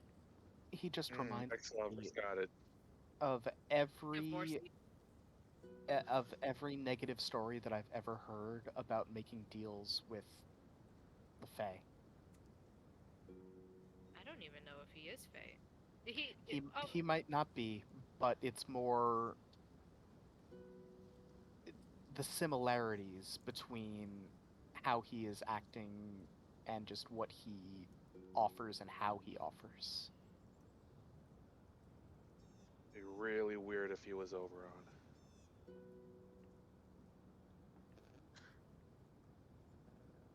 I don't like the way you said that. It made a lot of sense. What do you say? Hold on. It would be very weird if he was Oberon, the Fey Prince or King. I don't think that's quite. Bigby, can I make a, I don't know if it would be nature, religion, or what check to know if as in the real world, Green Man is a euphemism for Oberon? Sure, if you do me one favor, Dragger. Yeah. Yes or no? Does it feel similar? How does it feel, or is this a blank question with no context? Blank question, no context, yes or no?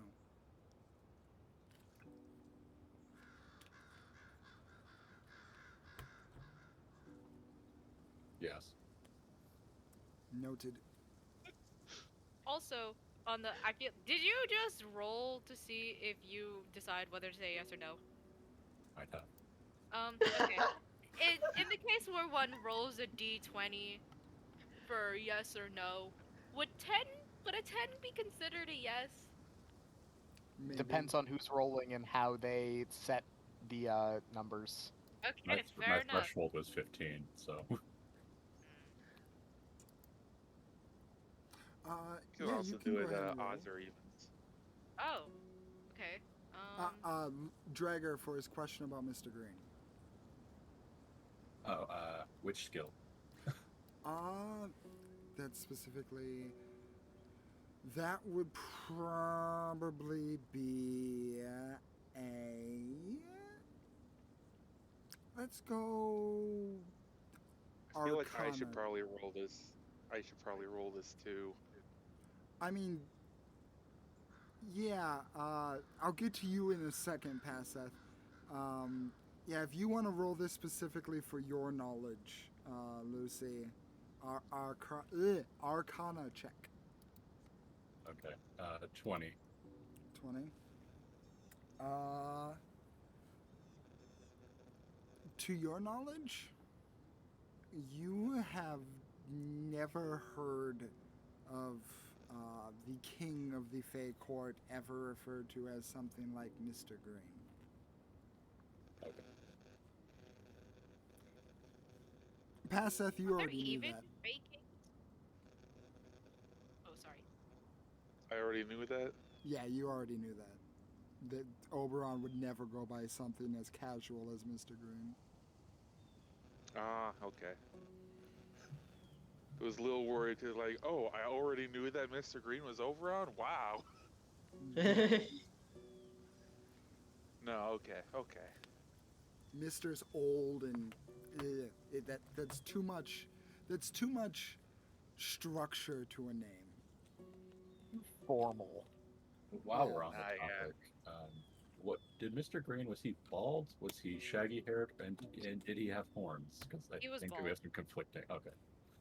He was bald, dark-skinned, brownish skin with round human-like ears. Okay.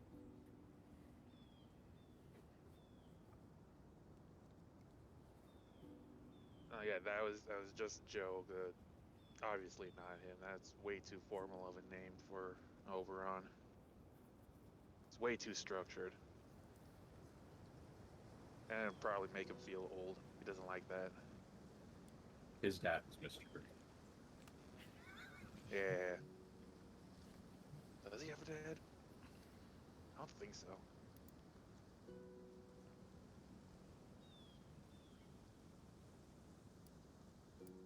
That might just hurt my brain too much to think about. Um, no, I don't think he's Fey.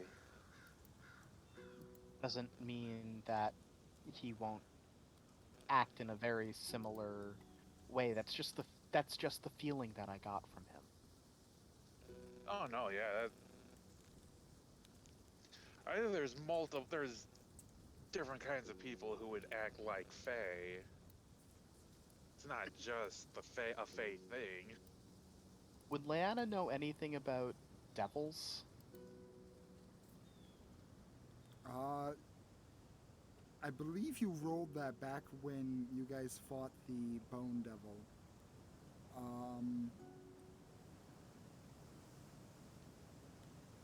Like I'm- more lore-wise as opposed to specifics. Yeah. Roll a religion with disadvantage. Oh boy, I'm so good at this.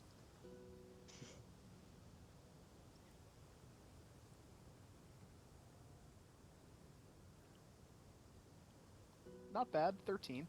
I'm the devil. No.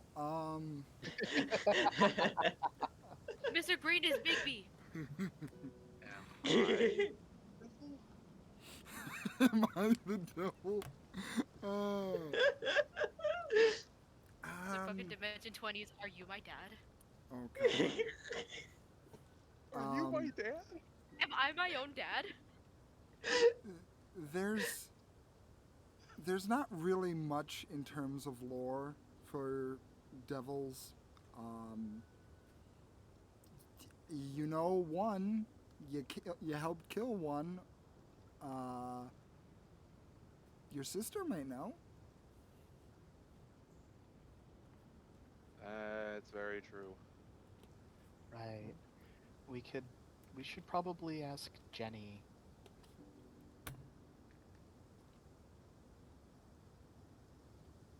Yeah. Yeah, she would probably know more about that than any of us would. But one step at a time. One step at a time. Uh, so for getting into Radvan's hold, I was thinking that uh, to get in, I could just sneak in as a fly or uh, me, I don't know, pretend to be a, one of the druids there. But no, if they hadn't left the room, that wouldn't work.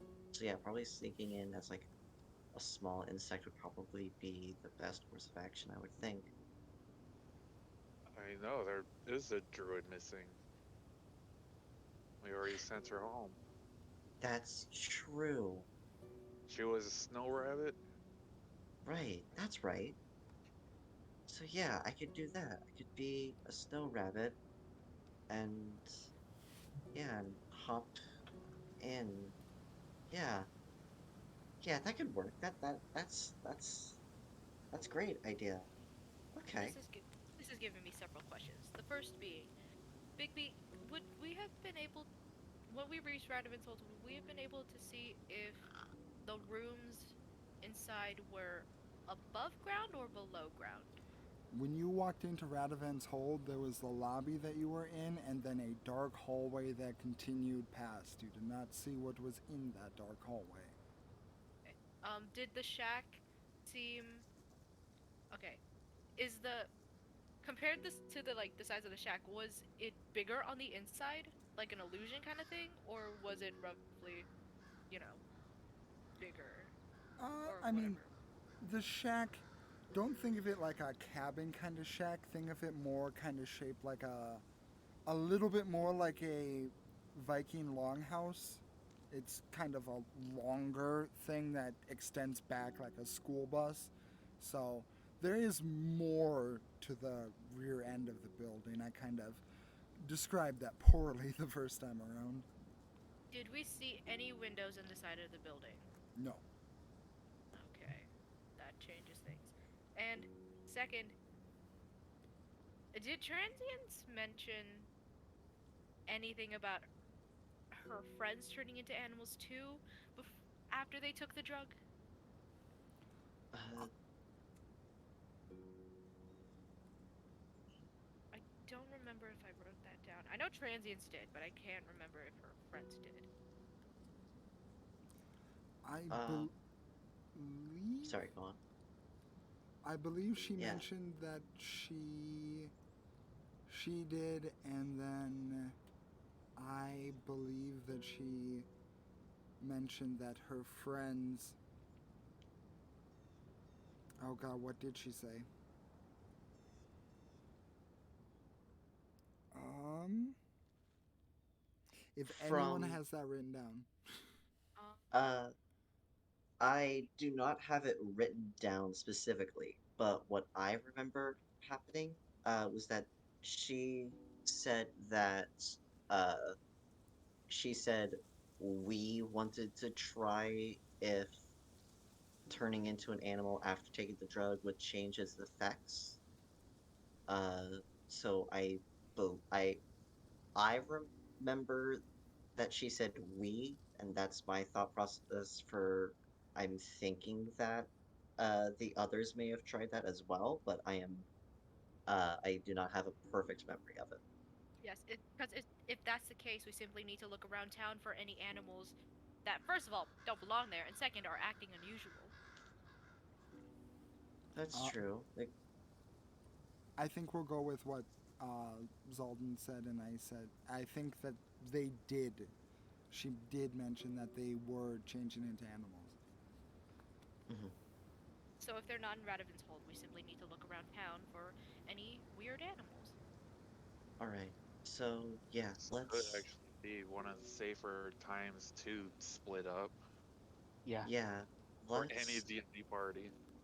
We yeah. should ask our little friend here, and I like point down at Verlin, if he's able to locate people. Because she transients gave us names. She described her friends to us. Yeah, Just had to find that in my actually. notes. Yeah, she did. Okay. Yeah. Uh Having an extra person to help us look definitely would definitely be great help. Okay. Yeah, and that would be relatively low risk thing in this whole deal. I don't want the poor guy getting hurt. But yeah, so we'll look around for any misplaced or oddly acting animals, and then we'll probably go in.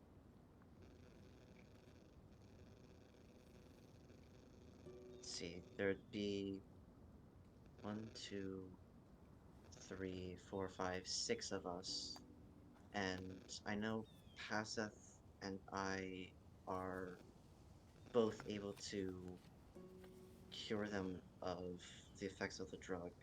I'm not sure about him, but I could ask. And We can also clear the effects of the drug. We may we may need to split up according to groups, just so each Yeah. group has someone who can Uh, clear the effects. I was gonna right, say we should probably do pairs. yeah, so it would be uh, at the very least, Paseth, myself, and Verlin should all be on different teams, and then I'll let And everyone Araya. else decide. And Araya, are well, would you be able to do it as well? To clear the effects of a drug, yes. Yeah, Okay, she just said perfect. that. I'm sorry, must Also, have not heard that. I found I found the notes I wrote on the other druids, but they're only names. I don't think I was able to get down any descriptions if Transient gave us them. Yeah, I just have names also. Big B, don't kill us. And we only What? have one. What the hell, dude? I love that. I love that. Putting the party is a legitimate tactic. I will die on that hill. Yeah, It just needs to be careful about when and where. But I'm anyway, yes. multitasking. Okay. Yes. Yeah. So me, Verlin, Paseth, and Mariah can all be on separate teams, and then uh, so that way there are multiple people looking and multiple eyes with each team. But that would also have We also don't have a means to communicate with each other. right the So we most set a time where we meet up somewhere. Okay. right. Should, So probably in I would say maybe 2 hours from when we leave and start searching, and then we'll meet up. I assume would back here be a good idea, or somewhere more centralized in town, in like a We're park or more something? centralized in town. yeah, All since there's right, a town square, that would be the most obvious place to go. all right, yeah. Then sort of a town square, or I remember there being parks. I don't know if they're still there per se, 'cause how the layout of the city has shifted a bit, but yeah, Let's go back to the school since we wanted to ask I Jenny a question about Mr. Green. that also could be an idea, but let's go with the town center first, and then travel to the school from there. All right. Just in case our investigation, starts picking up notice from other people, I feel weird bringing people's attention to the school. Yeah, let's I not do the school. Let's. There's another rather large landmark that we've also been meaning to look at. So we could, yes, we could meet at the mound. All right. Actually, that makes perfect sense. So we'll go out. We will uh, go and look for either misplaced animals or ones that might be acting strangely to see if they've wandered off. If we don't find anything, then it's safe to assume that they're still in the room. If we do find them, perfect. We'll cure them and then talk with them and try our best to convince them to head back home. I would Then, like to go back to the store if I uh, could get 100 gold from someone. I don't even think I have that much money. Here, I give him 10 platinum. What the hell? How much money do you have? Significantly less now. I think most of that's a good plan, but why are we not checking the cabin first instead of running all over the woods? That's a very good point. Yeah, we could check. Also, yeah, if we go I'll. back to, do we honestly think that Radovan is gonna tell us anything? Because he Well, seems no. very protective of the people who stays in the hold, Well, that's just it. We which don't makes ask. sense. Yeah, I I can. appreciate what he's doing, but he's going to have to move. He's at Yeah. this point he's interfering with an investigation. That's obstruction. You can It. always use that card. Then again, that would also mean I'd have to play the paladin card, and that could get back to my superiors or anybody else keeping tabs on us. And And Or I did may not. anyone I hear keeping. that you saved some people from falling down a drug hole? Well, if. Since we're dealing with drug dealers, someone investigating, oh, people who are using my drug are staying there, a paladin investigated that place, I need to lie low. That.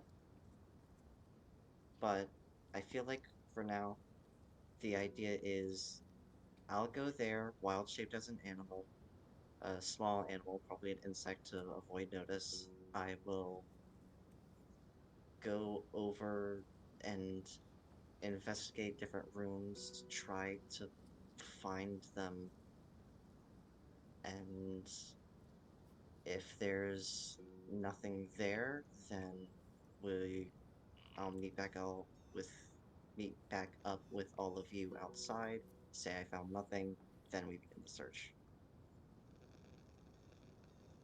Sounds good. Alright, then we'll meet back up at the mound in about 2 hours. Does that sound like a good time to everyone? Well, no, let's go to the hold Or first, and you We go should go in. there together. Yeah, yes. we'll hang out outside. You go And in, come back to us with information, and then we will either go in if they're there and get through somehow, or we'll go looking for out of place animals.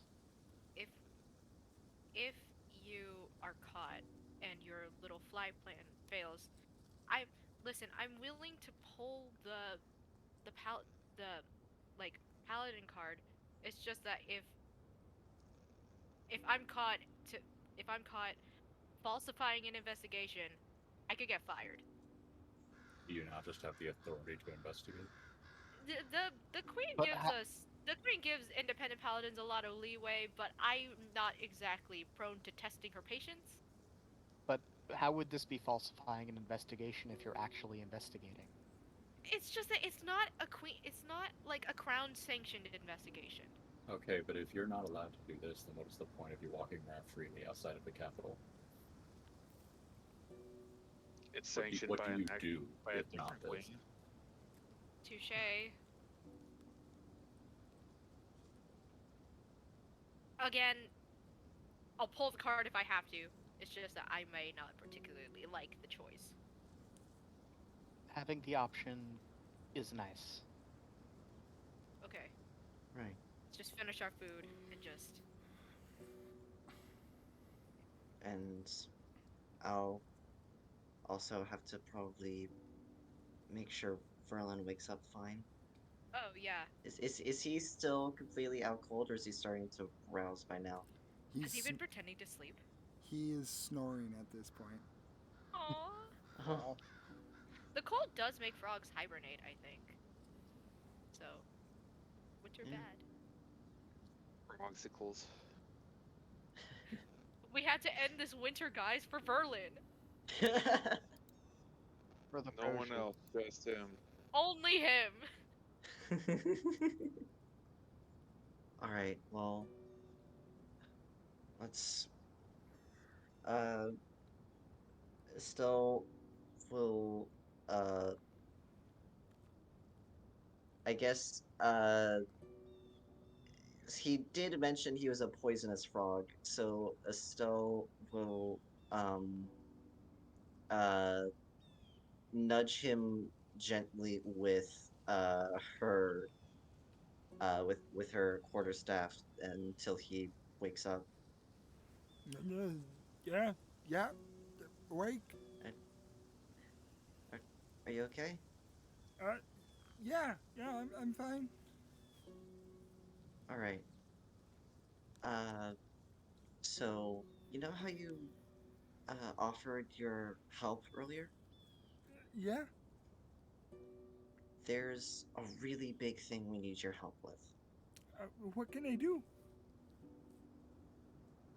So, uh, the reason I came here is because some druids from my home, Shareknatau, are here, and they're in a really bad place right now. They are using a drug called Artist's Delight, and we need to get them home safe. Okay. And we found one of them, transient, wild shaped as a rabbit. And our thought process is there could be other animals out there that are either misplaced or displaced, I think is the word that I'm supposed to be using, or just oddly acting. So I'm going to try to see if they are still in the room that I think they're in and try to sneak in to investigate that. If they're not there, then we're all going to be splitting up to look for them as animals. And if possible, we could really use your help for that. Do you want me to start looking for animals so if I can get a head start on that and you guys can um, come by later and if I find them I can save you some time? Well, uh, that's what we were uh going to ask, but I would we're going to wait to see until after they're there, because if they're all in the room, then why waste the time searching for them if they're nowhere to be found? Uh, but after I get confirmation on if they're in Radovan's hold or not, then we'll start to split up, each of us in teams. Are you able to do uh lesser restoration to heal like poisons and minor illnesses? Um, I I'm not able to take away poisons yet. No, just curing wounds. All right, that is perfectly fine. You can still help us look. Uh, you're going to be split up into teams of two each. So, uh, we didn't decide what the teams would be besides myself, Naraya, and Paseth being on separate teams. Uh, Uh, I feel like we're getting a bit but ahead. yeah, This is let's first figure out. You're right. We're getting ahead. Let's first figure out if they're there. Then we'll do team configuration. and Verlin, I don't suppose you have any sort of locating spells.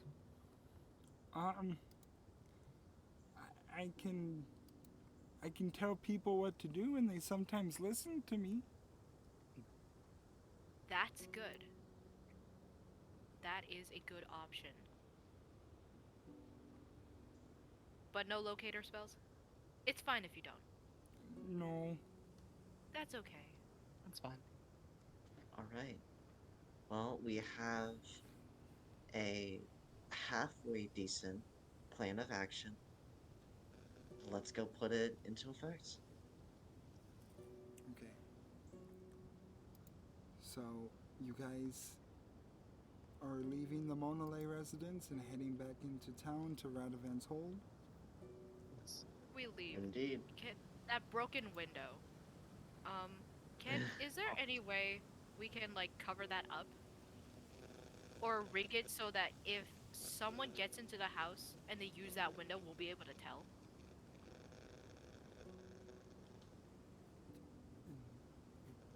What would you guys do to do something like that? Um, maybe set up. Does anyone have any colored dust?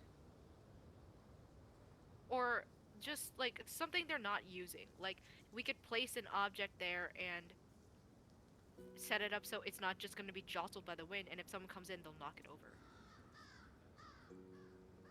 Oh, we could set up like a broken board that is fixed together, but if someone were to enter, it would have been broken apart. Yes, exactly. Yeah, a false board. I can do that. Okay. All right. Easy enough. Passeth, you're able to set up a. Just roll me a general intelligence check, though, real quick, just to determine something. Can I assist him with it? Sure.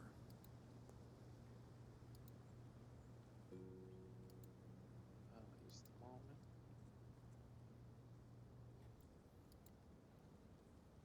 That's 23 with advantage. Yeah, no, 23. 23. Duly noted. It is set up, and you guys are good to go.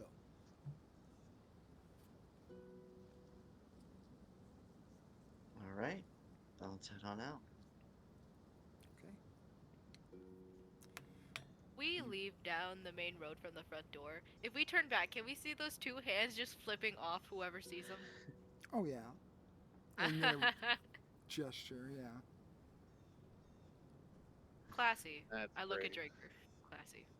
I only contributed half to that.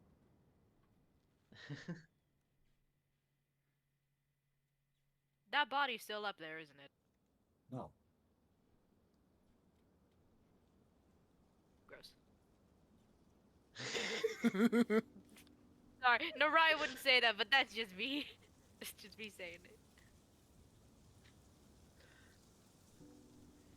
Okay. You guys push on through the cold and the morning snow into the town of New Pass once more, and in passing by distinct landmarks like the mound and the city itself, several buildings you've passed by before, after a good amount of walking, you do find yourselves back at the doorstep of Radovan's Hold. Is it still heavy snowfall or? It's not heavy snowfall, but it's enough to accumulate on you if you were to stand still for several minutes. Oh, okay. That's good. It's not still crazy, horrible weather. All right. Wish me You're up. luck, y'all. And Actually, hold on, wait. I'm gonna pat Estelle. Estelle's the one changing into an animal, right? yes. I'm gonna pat Estelle on the shoulder and say, good luck, and I'm gonna give you a bardic inspiration. Hey, let's go. And guidance. So now you have a D8 and guidance for 10 minutes. All right. Well, Estelle will wild shape into just a common housefly and uh, buzz her way into Radovan's hold. Okay. How far away are you changing from the doorstep? Uh, Probably about uh, it'd probably be somewhere that's like out of plain sight, so a person just doesn't disappear in the middle of the street if there's anyone around to see it. So probably like wherever the nearest alley is, maybe like 10, 15, oh, 50, however the closest alley is. Okay. Radovan's hold is towards the actual shore of Ah, Victory Bay, that's right. so it is kind of isolated from other buildings. So Okay, crowd okay. around we crowd around Estelle, so somebody vanishing from a crowd doesn't look suspicious. Yeah. Then by doing that, probably do it like uh probably probably like 20, 25 feet away. And the group would just be walking by. That's my idea for it, at least. Okie doke. And I won't give Estelle the bardic inspiration until like right when she changes, just so she can have the most amount of time. Understood. So, you wild shape into a fly, your form condensing into a much smaller one. As you buzz ahead, the first thing that you feel, Estelle, is a bitter, bitter cold. As even flying for this amount of time, a fly's body is not designed for cold, and a fly's wings are not designed for cold, especially this bitter of cold. And so, with the exception of the fact that you are you specifically, with a pained flying stride, you are able to make your way up to the doorway of Radovan's hold and find a crease in it in order to slide through and make your way to the much warmer interior. You see Radovan, who is currently at his desk, feet up on it, and it looks like he's reading a book. All right. Estelle will uh will not even try to be near at all for fear of, even though being a fly and how notorious they are for avoiding being hit, doesn't even want to risk it. Will just fly right past and into the back rooms and start searching for any drugged out druids. Okay. And as you begin your trip to the back in order to find any of the lost druids from Shiroknatau, we will take our break here. All right. See everyone in a little bit. We will See you see soon. you all in a bit. Hi.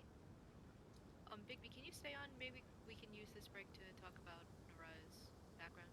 Yep, give me 1 second. We will see you all in just 1 minute. And we're back. So, with a plan in place, Estelle, you have taken to the form of a fly and have entered Radovan's hold. Flying in, you see that he is reading a book, feet propped up, very nonchalant this morning.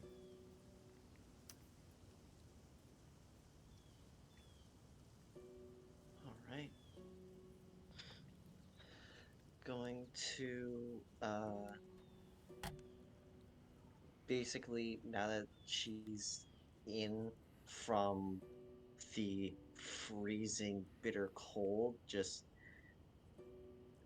shake a little bit just to warm up minusculely in any way, and then uh, begin to look for the druids. And the best clue that she probably would have is. Well, actually, no, I don't know if she knows how the drug is used, so if it would be something that would be smoked or not.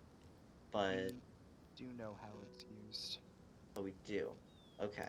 I think you Then like you huff it. No, Yes. no, no. You snort it. You snort No, it. you huff it. You No, huff it. it's a huffing, How do you huff it? puffing in a brown paper bag. Yeah. I have no idea Alright. how drugs work. Same. Same. Good. That's a good thing. I took a forensics class in high school, so I learned some. I You- have friends. Anyway.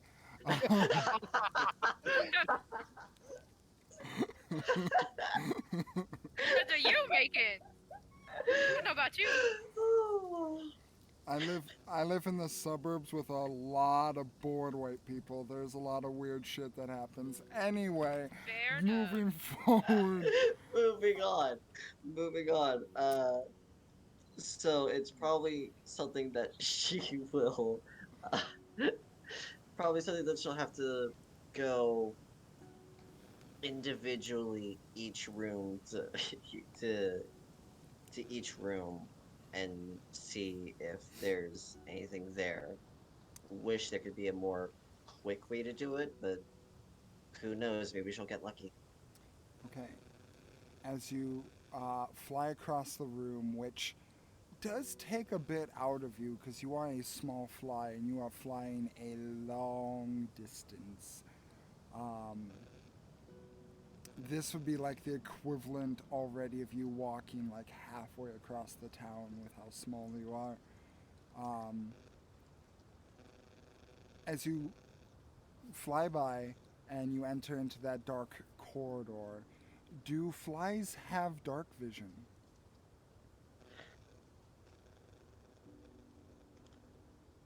I don't know because I don't think they're an actual creature, and I don't know enough about the biology of flies. Okay. I would I don't make the think assumption of so. no. I- No, yeah. As much as I want to like back you up on this, I don't think flies have dark Yeah. vision. I don't think have they do vision either. at all. No, flies can see. They're just That- stupid. Hold on. I will look it up real quick because I want to be fair. Just keep this in mind if you are going to wild shape or polymorph into an object or into a creature, make sure that you have those creatures' stats with you. Yeah, in the future, I will be sure to do so. Okay. Thinking I about how. Sorry, I was just gonna say they have great twitch and perceptive, like peripheral vision, but that just makes me want to run a fly monk. My perception, nah, probably, I still doubt dark vision. well, If they're a race of bug people, you could conceivably do that. here's the thing Or is that the two fly stat blocks that I have on home on D&D homebrew give it dark vision. And that's the only thing I have to go off of. Mhm. So I will say for now you are considered to have dark vision. All right. And yeah, then uh she will whenever she feels she needs it the most, she'll take a small rest on a wall or uh or something. But yeah, she'll start searching room by room for The druids. Okie doke. Um, that's interesting. I just got kicked out of my browser. Cool. Sorry. So you're going to search room by room. Can you give me an investigation check? Indeed, I can. Thankfully, the intelligence, the mental stats I keep to be investigation, and I boop, natural 20 for a total of 30. I. And Okay. I I am tempted to use the bardic you know what? No, guidance only lasts a minute, so would that still be up? That still would have been up, yeah. All right. I will save the bardic inspiration because that lasts for 10 minutes, but I'll use the guidance because I think part of the wording for that is the next check. It So I'll is. do the 1d4. 1d4. So that's a 2 for a total of 32. Oh, 32, is that it? Oh, poor baby. Oh, poor We're baby. we are a crew of skill monkeys. I hate you all. Anyway, uh,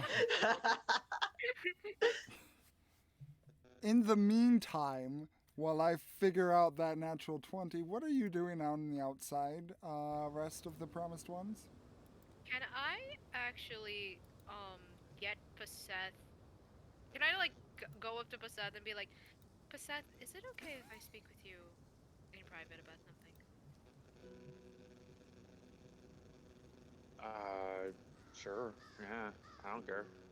I'm gonna. Oh my god, hold on. I think I'm gonna sneeze. No, I'm not. Okay. I'm Cucumber, just gonna. cucumber, cucumber, cucumber, cucumber. Oh wow, cucumber. That's a new one. I thought it was gonna be pineapple. That's the one I. That's the one I was thought. Um. Anyway, I don't need to sneeze anymore. the Good. I'm gonna just like take Vaseth and go around the side of Radovan's hole, just out of sight and hopefully out of earshot of the others, and just be like, "We'll be right back." Thumbs up. And once we're alone, I'm just gonna ask, Vaseth, you were a member of a Fey court, right? Yep. Can I ask you Summer. Oh, summer. Okay. Um, I'm just going to. I'm going to ask you a hypothetical question and hope it applies to your particular circle of the Fate Court, too.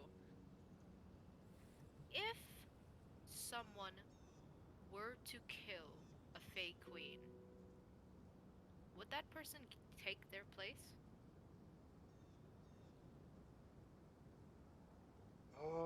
That is a very good hypothetical because it's never happened before. What? We don't know. Perhaps this is the question best asked when in the presence of Ignia or her daughter. But, again, purely hypothetical. A healthy curiosity, one can say. You really don't know? I know fake queens have ever died in my lifetime, or in anybody's lifetime that would be able to pass on that knowledge.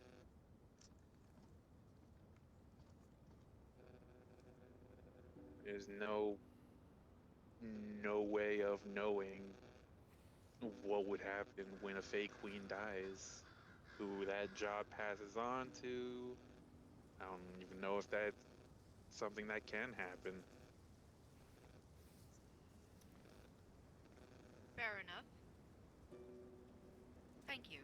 And then I'm just gonna turn and head back to the others. Or you know why I needed to be away from the others. Oh, it just seemed like something. I would ask. It seems like something she would ask Paseth in private. Just be like, so like the others don't like go in. And it's just like, hey, what are you planning? I don't know. Small jab to her side and say, "Do you want?" Whispering, of course. "Do you want to be the Snow Queen?" Just considering the consequences of possible actions I may or may not take. If I end up becoming the Snow Queen, then fine. Whatever. I'm not particularly looking to become a queen of anything. But it was just a question. The second that thought entered your mind, you're kind of taking it better than Estelle took it. Small chuckle. Hold on, taking what? Taking what better? The idea of being a fake queen. Oh, um, well, I suppose it's because I've never actually had to. It's not exactly something on the table for me. It's just an idle thought. All right.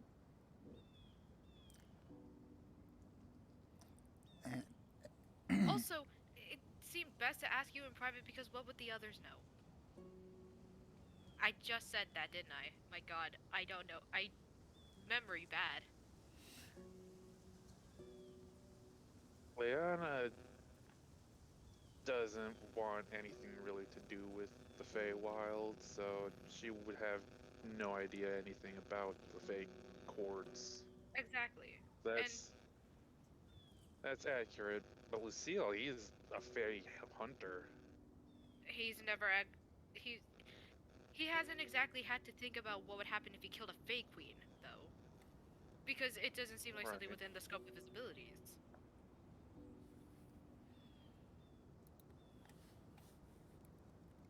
Man, what if he became a fey queen? I He'd haven't probably thought that hate it. far yet. He probably He would. just he would flat out hate it. He would turn the crown he would get into some sort of insulting item, I am sure. Yeah. Thank you for answering my question, and then I'm just gonna go back to the others.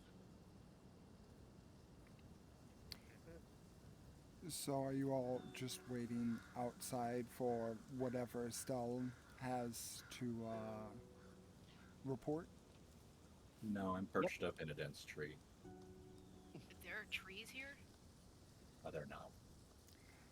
There are a few scattered about, not too thick, so I would say the closest one is about maybe 30 feet away from Randovan's hold. That's fine. Yeah. Liana's keeping an eye out for anything weird. How close are we to Radovan's hold? Like, are we just like chilling out, like right against the wall, or just like the closest building to Radovan's hold?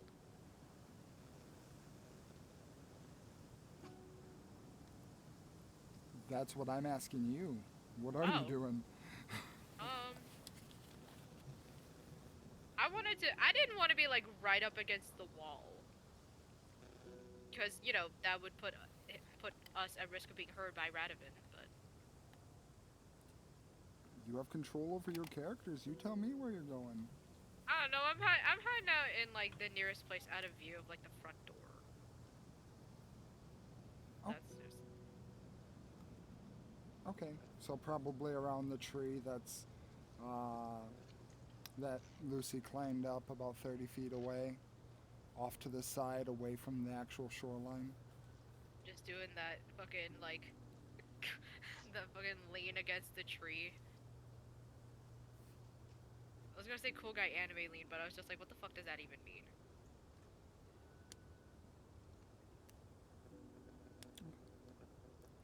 I'd actually like to saddle up next to Leanna and ask her a question. Hey, Leanna. Yeah? kind of been wanting to ask you this. What does giant magic feel like compared to other types of magic? Can't really answer that question. It just feels like magic to me.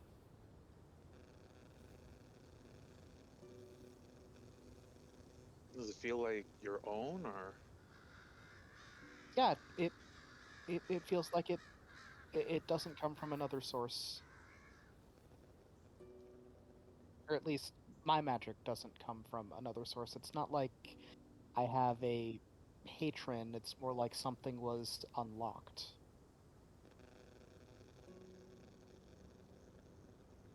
think you're maybe part giant now? No,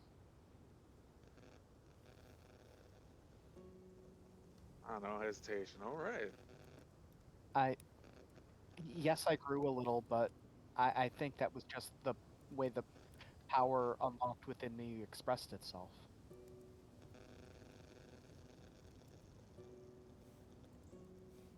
Hmm. Just curious. I There's so did many different types of magic, I, different I breeds, I guess. I did a lot of soul searching and self-reflection and thinking when I was trying to do the wings like Alayla did, and I came to the conclusion that I don't have that capability and that I'm just regular human. Regular human that has giant magic in her. Yes, but it's just magic.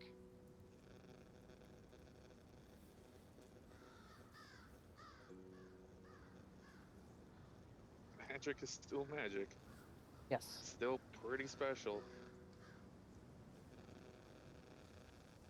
Believe Yes, it me, is. I have all sorts of magic Yes, you from are. multiple sources.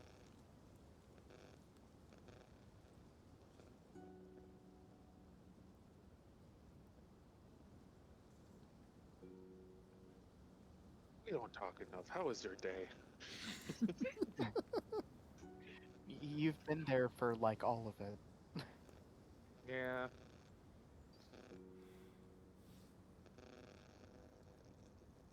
We can go on to the next scene now. Okay.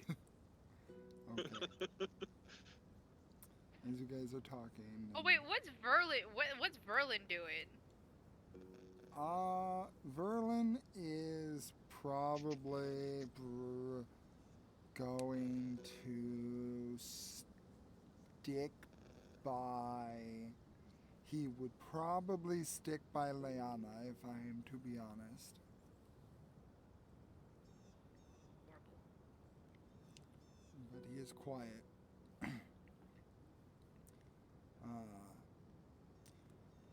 As you guys are Be right back.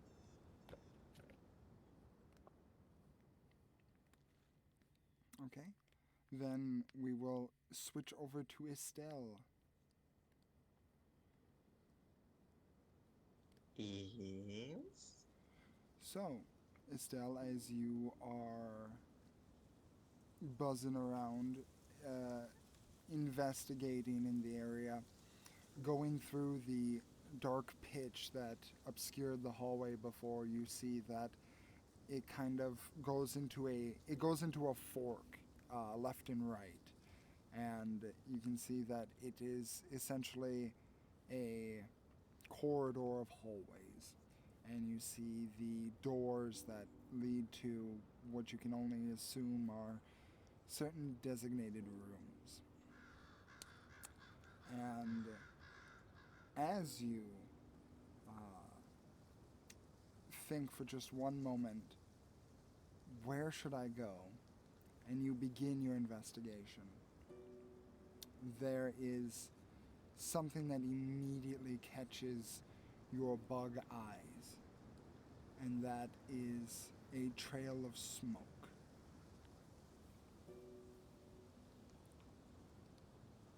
immediately, that's where she's following, doing her best to not breathe it in herself, but definitely going to be following that. And as you follow, you notice that you follow and you turn a corner and you notice that the smoke is actually coming from a few different sources, as it looks like. It's not a thick smoke, it's not a billowing smoke, it is a small stream of smoke. And you notice that it seems to be coming through certain doors. And you notice that from the hallway that you see, it's coming from two doors in particular, and there appears to be two more streams that are coming from a hallway further down.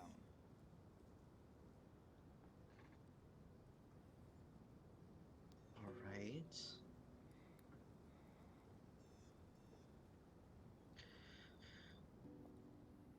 Well, first, she's she's probably just going to check uh each one, the closest one first, and then work her way down.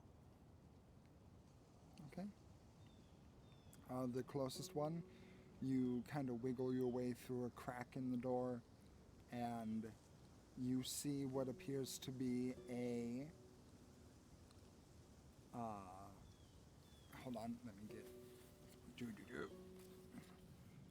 You see what appears to be a female half elf that has the kind of signature design of a of druidic clothing, dressed in what appears to be large leaves and very distinctly natural hemp. It looks to be a vine tied around her waist to act as a certain sort of belt. She has light blonde hair, darker green eyes, and she seems to just be lying on a cot in the room. The room appears to be warm. A candle affixed to the opposite side wall. It is burnt down almost to the base now, but is still keeping the room pleasantly lit. All right. So is going to uh uh fly and land on uh just honestly just land on the ground and uh can't cast a spell in wild shape form yet. Uh so she's going to uh turn back into her normal form. Mm, who? Sleeping, leave me alone. Well, the people back at Sharpentown are worried about you. Who the. And she turns around and looks up at you. Who are you? Why are you in my room? Hi, my name's Estelle. I gotta, I was sent to help bring you back. Because, as I said, people home are worried about you. When you say your name, she kind of blinks a little bit, looks up at you, rubs her eyes, looks up at you again,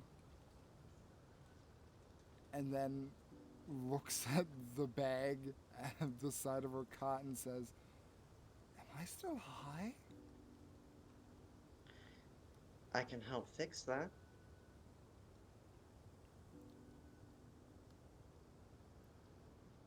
Uh, she kind of backs up a little bit.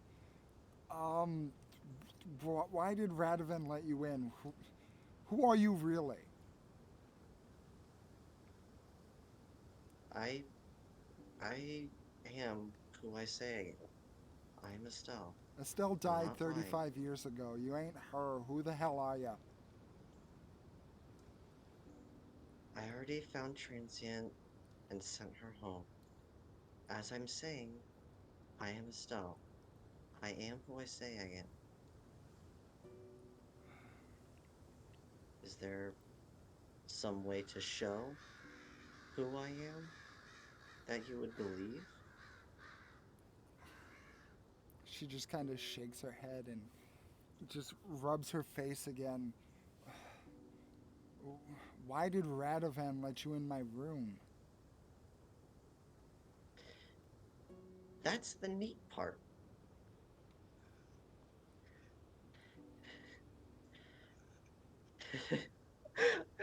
I'm sorry, I'm laughing too much at my own delivery. Oh, that's the neat part. He didn't. Did we send her in alone? Her eyes go wide. I And admire what he was doing. Oh, sorry, you were saying? and she begins to yell. Uh, why does honesty always get me into the worst of situations? Let's see here. Ba, ba, ba. Have something that would help me. Hmm. I do not have silence, so I guess that's not a spell that I can cast. All right, that's good to know. And I don't want to be hostile, but frick, the only thing I can think of is entangle. That's literally the only thing I can think of. But this is a terrible idea. So you want her to be quiet.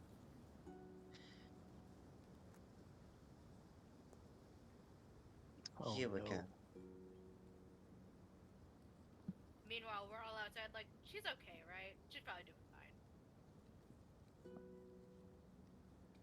I don't know. That depends on if and when I hear screaming. and then that's the cue where we start hearing yelling. But this is was that Mr. Green who said that? Do I want it to be quiet? It can be if you want.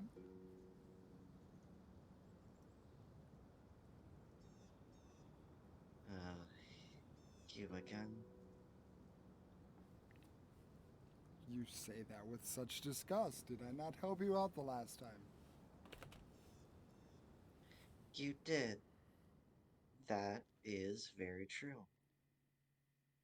But I was in too much of a emotional state to really think about what I was really accepting.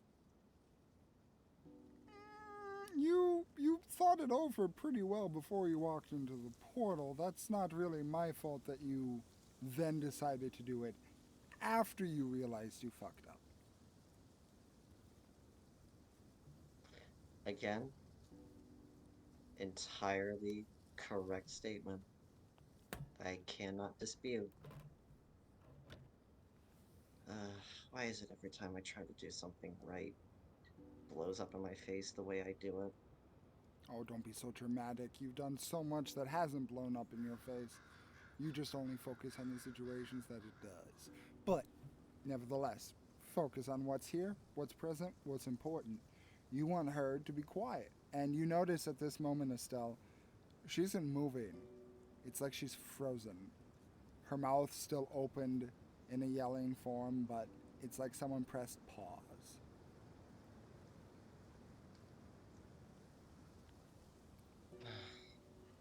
All right. Well, gaining. Having theirs be silent seems like a relatively small thing, but who knows? Alright, so say, let's say, for example, hypothetically, I do say, yes, I want to be quiet, and what would there be of consequence for that? So you want her to be quiet. As you said, Uh, it's wait, not. I, let me rephrase that. I want to be more exact and correct with my words. Oh, of course. Ah, Instead of simply just staying quiet,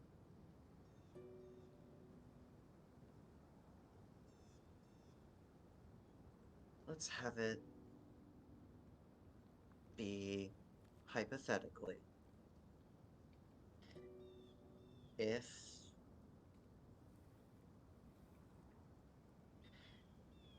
if I were to say that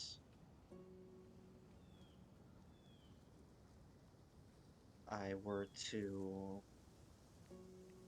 let's keep it simple, to gain her trust, for example, that she were to believe that I am indeed who I say I am,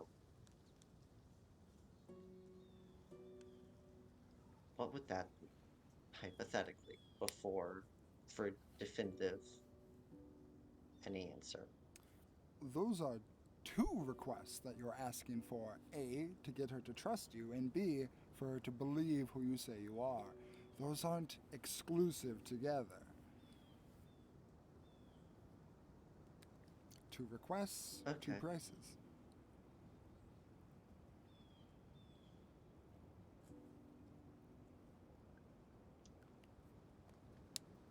alright then. Also, I'm not going to kill her if that's what you're thinking by being quiet means. I don't. That would obviously make this situation exponentially worse. Oh, I agree, and I appreciate your forthcoming with that.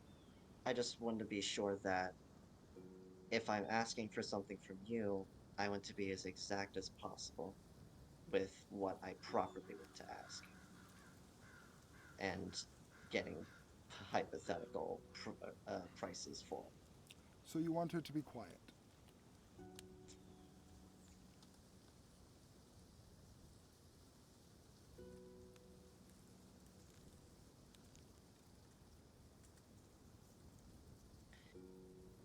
what I want.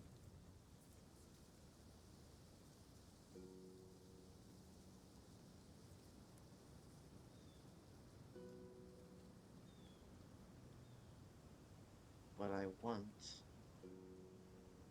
is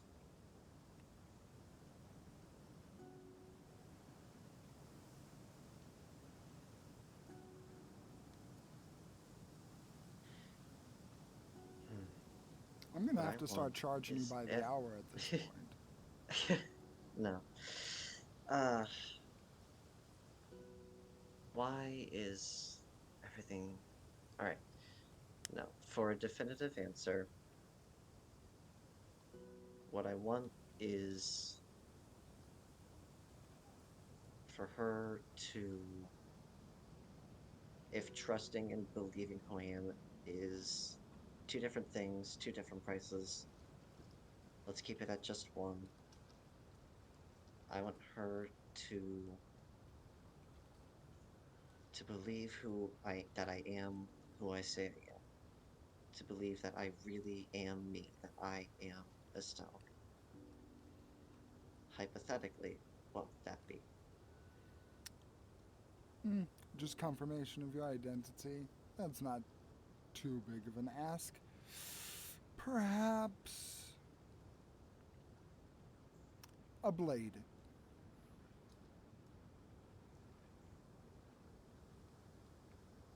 How do you mean a blade? Just any weapon? Mm, That one, seems. one of your new traveling associates has a blade. Allow me that, and I will make her believe you are who you say you are. Who? Who? Whose blade? One of my traveling companions. Which Yeah, one? yeah, the new one. Oh, him. Her. Her. Her. I thought. Oh, I apologize. I thought you meant someone else. Alright. Someone just. Okay. I mean, To be fair, why? yeah.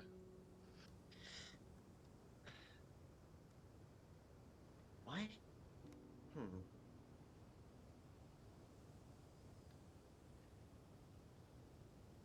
I want to ask why do you want her blade, but that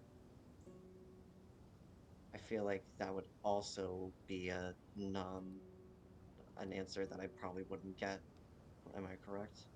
She has plenty of them. She won't miss one.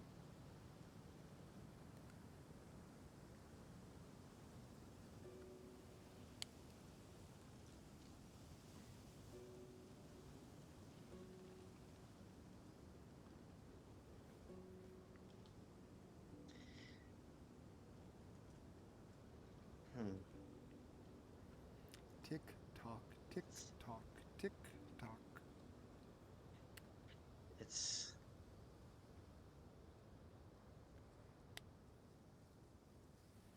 um. All right. That's a small enough ask. I'm hesitant to do it because I don't know why you would want it, but all right, I can do that. Then it's a deal. It'll be a deal. There we go. And with a snap, you don't hear anything, or you don't see him, but you hear the snap. And in doing so, there's a moment where the yell begins, ah! And then she stops and looks up at you. How is that possible? You, what? We we didn't die. We were just gone. We were falling for years to everyone else, but for us it felt like minutes. And and you came back for us?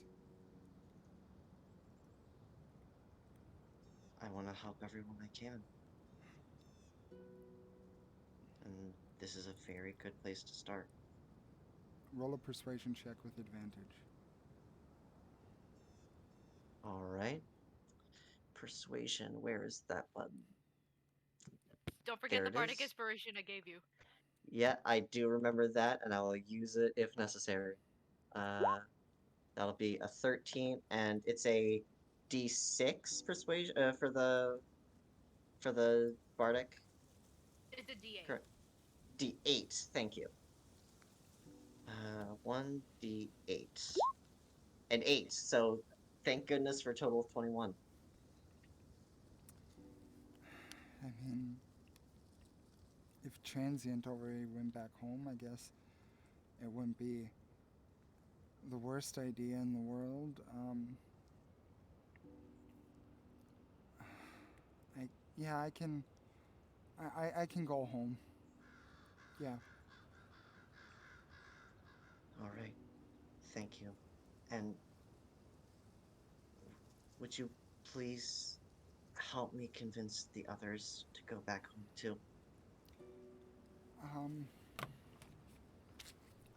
I can. I can help with Torrent and Wake, but I don't know how much I can convince Cedar.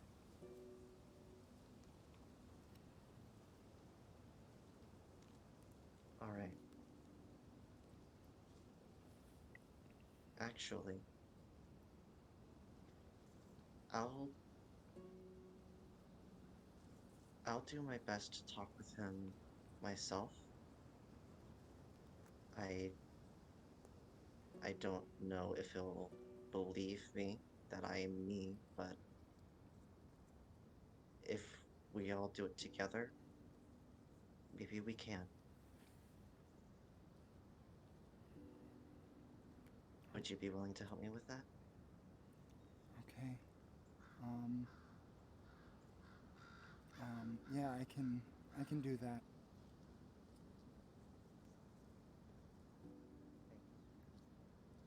Thank you so much, Bane. No problem.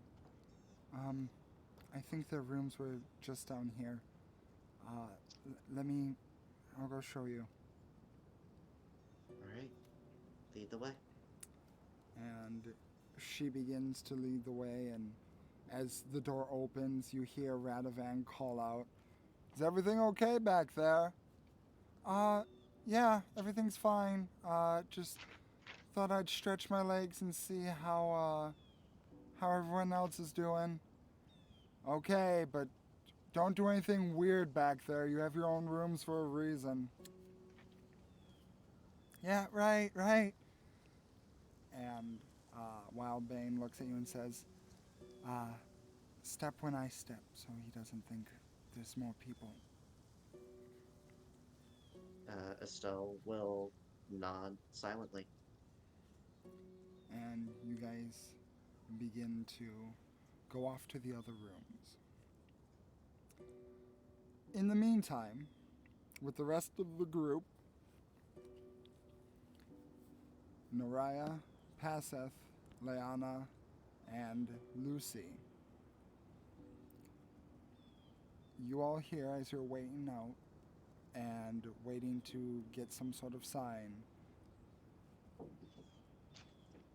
Mommy? This time? No, hold on. Wait. I'm gonna do, okay, can you help me choose, Constitution or Wisdom? Are you trying to Just pick hold one. back a vomit or hold back a migraine?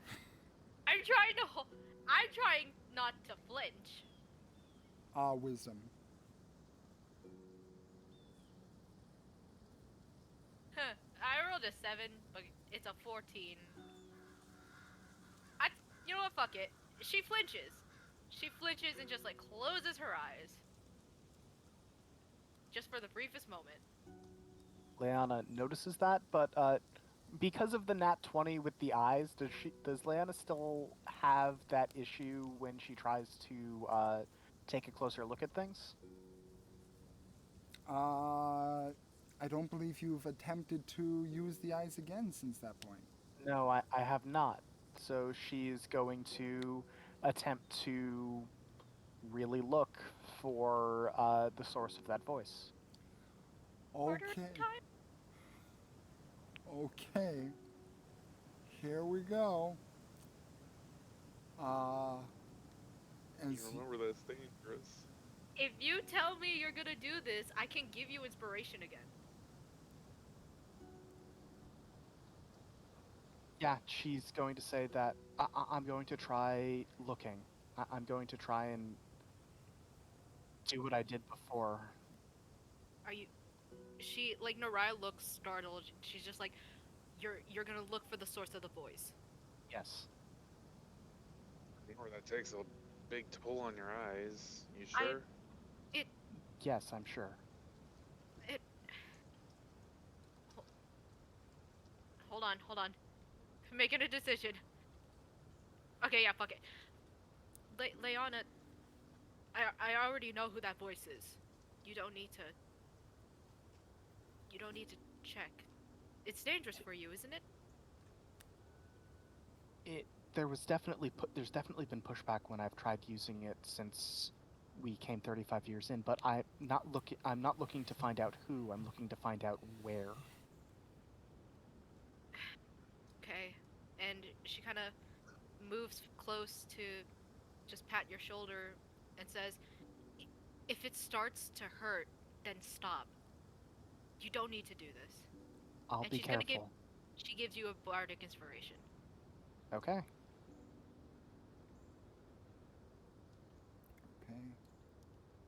Leanna, roll me an intelligence saving throw. Right, +3 because I'm within the aura. Yep. Mhm. 14. That's not great. Add your bardic inspiration now. Right, and that's a D8, correct? Yeah.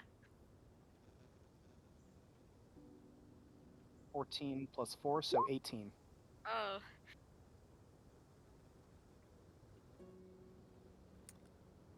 Leanna, Mm-hmm. the DC's 19. Yep. No. As you begin to Wait.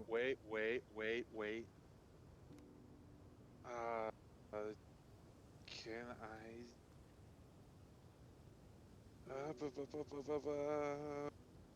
The ability Flash of Genius. Will this work? Ba, ba, ba.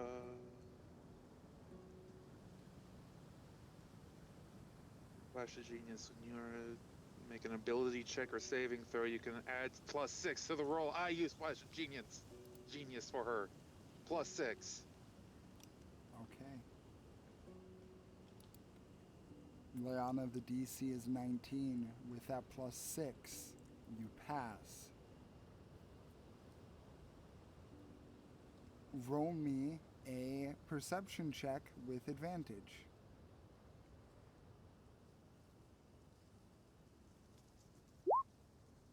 17. 17. As your eyes begin to dry out and you begin to look over the landscape before you, you see again the living essence within the mound, not too far away from you. You see in the distance,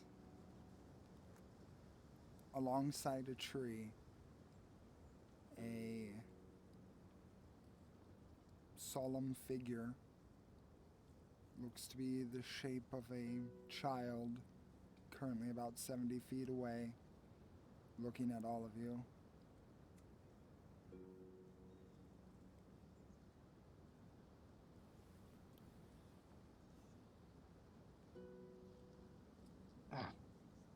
Come on, this way.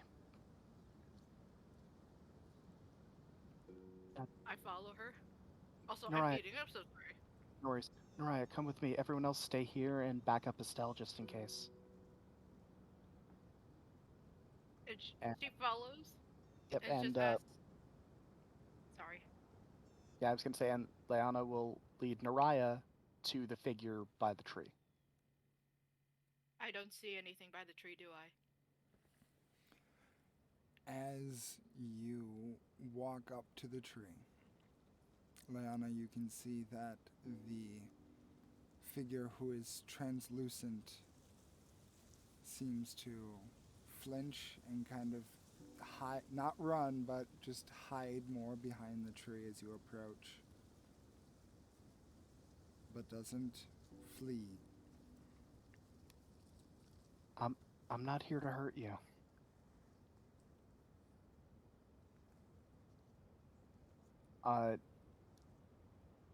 I guess I will start describing the child to Noriah to see if this is indeed her son. I'm gonna send the session chat a picture. Just hold tight, real quick. Um, Yo, oh wait, my you god, did your own art for him?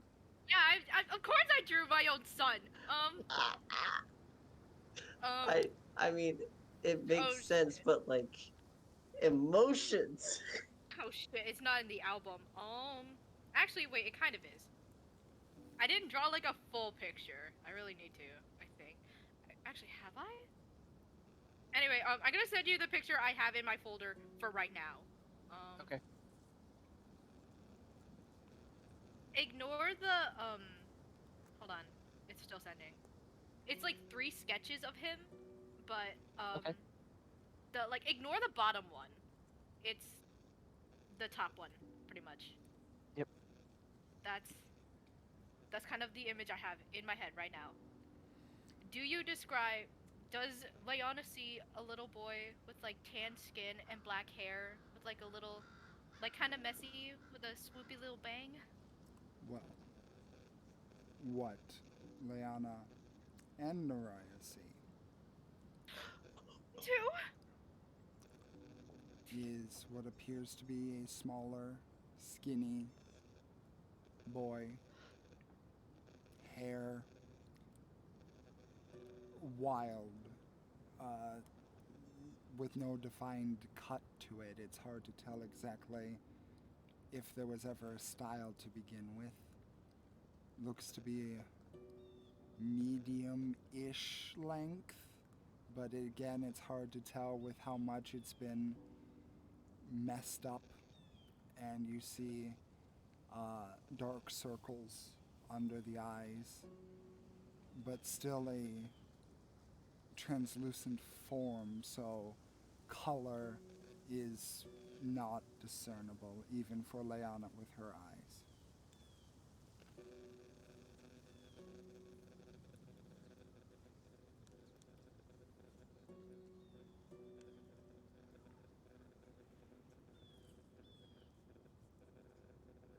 We can both see him? Yes. I'm just gonna, oh my god, I saved the picture, but it's not showing up. I'm just gonna approach the tree and peek around it. And I'm just gonna say, Doreen? The boy looks up. That you, Coffee Bean? The boy cocks his head to the side.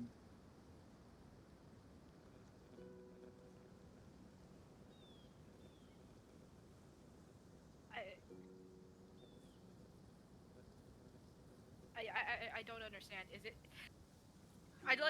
Look at Leona. It's just like, are you seeing him? Yes, I am. Also, the picture I just sent is how he looked at 8 years old.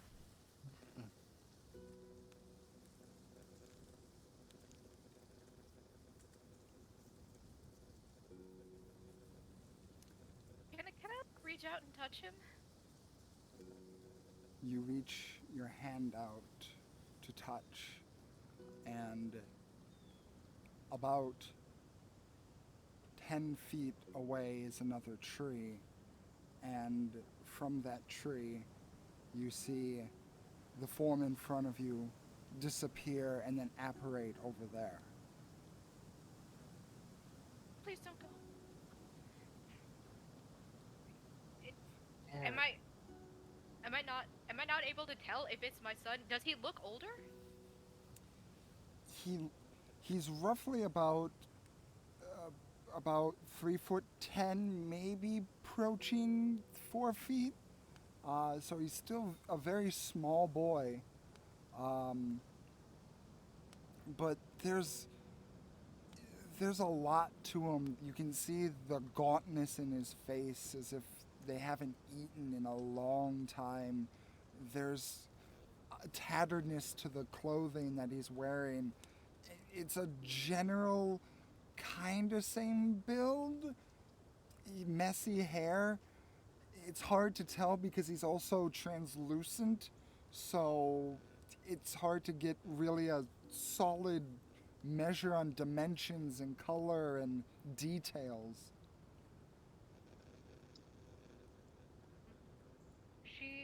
She's so, she doesn't want to be hopeful, but she is anyway.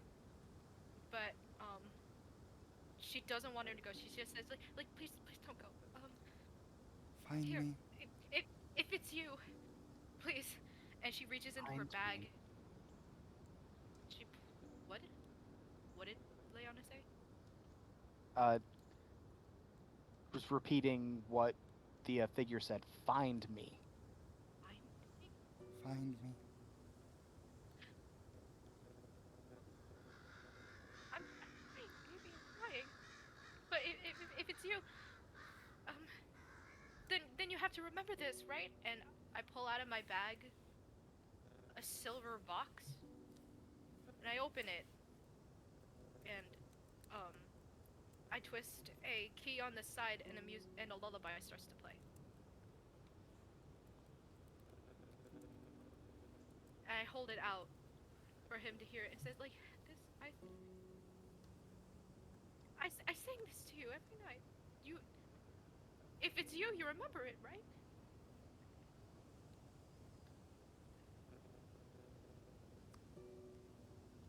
And after a moment, as the beautiful melody plays across the winter landscape, dancing along the cold, harsh air, creating a semblance of nostalgic warmth, there's another voice, dissimilar to the one that you heard before. Lucy, Paseth, Leanna, and Naraya, you hear what sounds like a young woman, probably early, maybe mid 20s.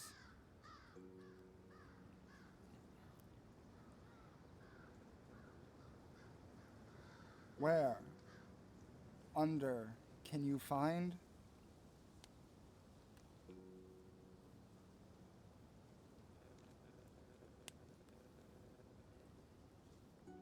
Where under can you find?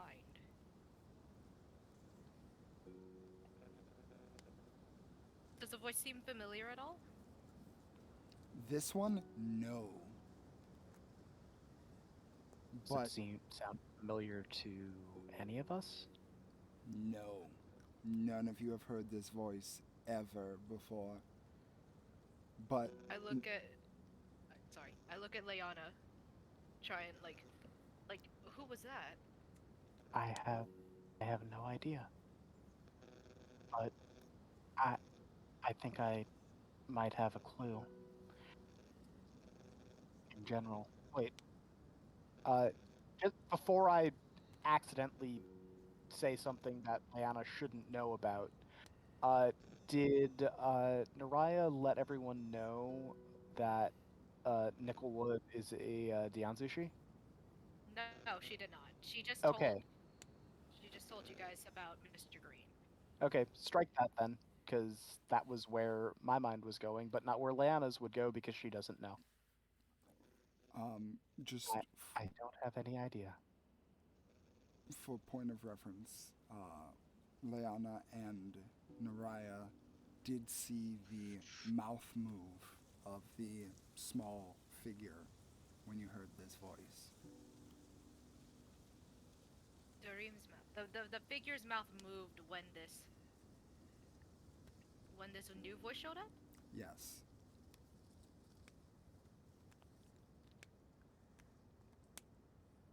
I'm gonna risk getting up and getting closer to the apparition.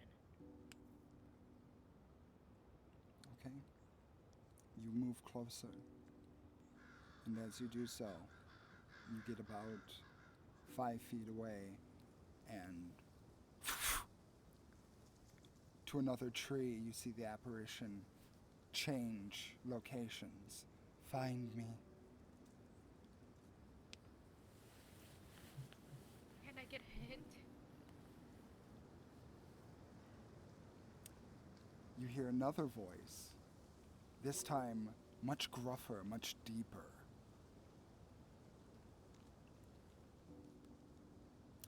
Come yonder, under, under. Yonder, under.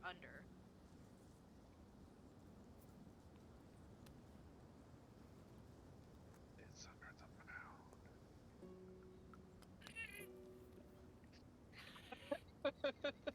I'm.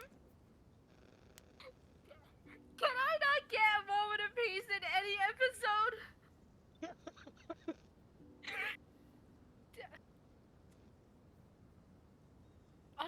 Underwear, please, please. You said underwear. Shut up. I'm so I'm so sick of this place.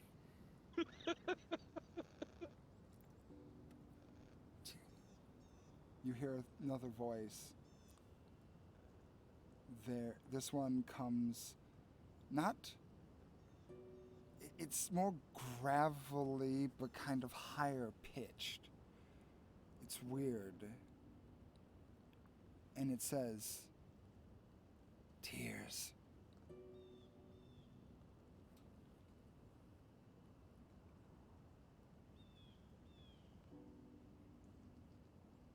Tears, like Tears. Yes. Like tears crying or tears levels? It just the word tears out of context.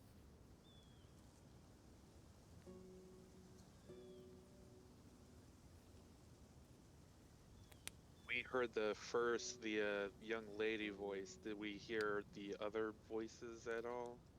Are you still by the tree you were at? No, like Passeth and Lucy over by Radigan's Hold. You guys were by a tree last I was under the impression of. Because Lucy said he was perched up in a tree.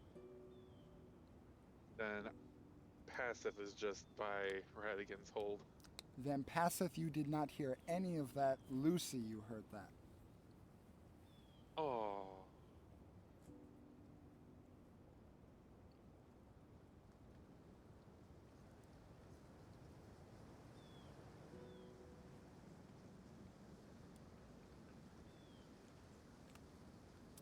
What do you guys do? Closer again. How far am I from Radigan's Hold? From Radivan's Hold at this point. Radivan's Hold from you is about, I'd say about 40 70 feet. It was 70, because that's the thing is that, like, Leona kind of went like 70 feet parallel with Radivan's Hold, so it wasn't really going further away from it. But Naraya went 10 feet deeper away from Radivan's Hold, so she's only about 40 feet away. Okay.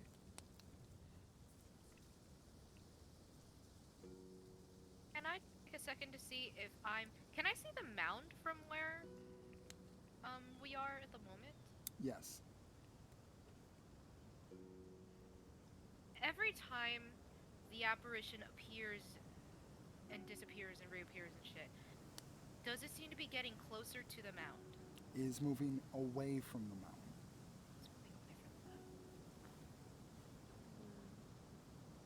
mound. I'm gonna risk getting closer to it again. Okay. You get closer to the apparition, about 5 feet away from it. You see it disappear once more and reappear next to another tree about 20 feet away from you this time, peering along the side, looking down at you, still with the boyish look, boyish frame, and it says, "Find me."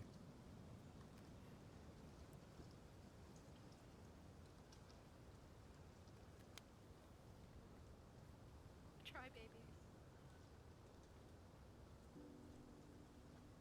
And I should note, as Naraya's like kind of can't find a better word for it, chasing this apparition of her son. The music box is still in her hand, it's still playing the music. Still being carried by the cool wind.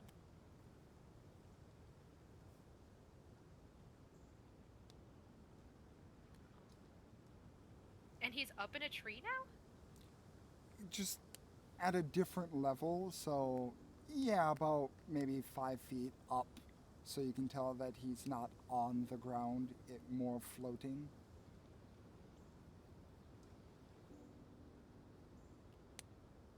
Particular place I need to go under?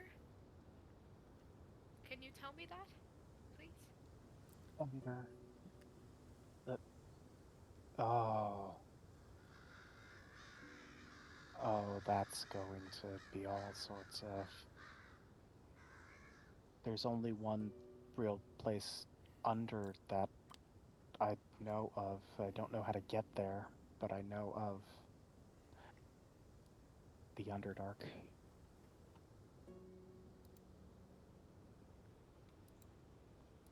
Naraya just looks, very lost. She herself almost looks like a child with the look on her face. She just like rubs her hand over her face.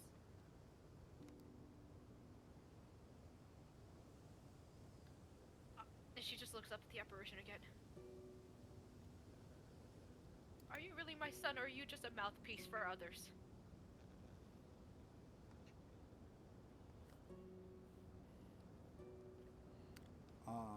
You hear the voice of a young woman that transforms into a different voice, about a middle-aged younger or a middle-aged man, lost but can be found deep.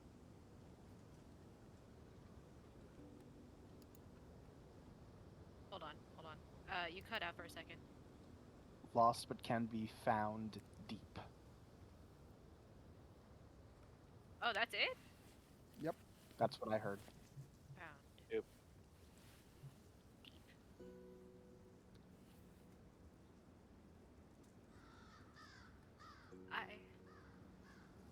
I won't chase you again if you're just gonna run away, but can you just stay here? Let me see you. Find me.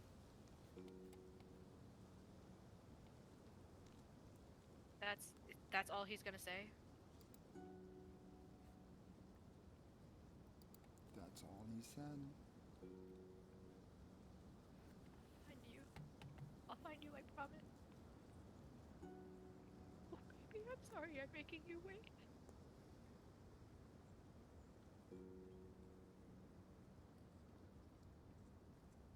I'm just gonna sit in the snow, just stare at him.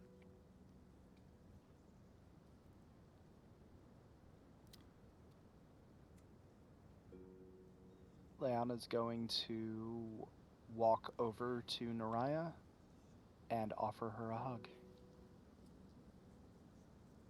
You can hug her if you want. She's just gonna sit there.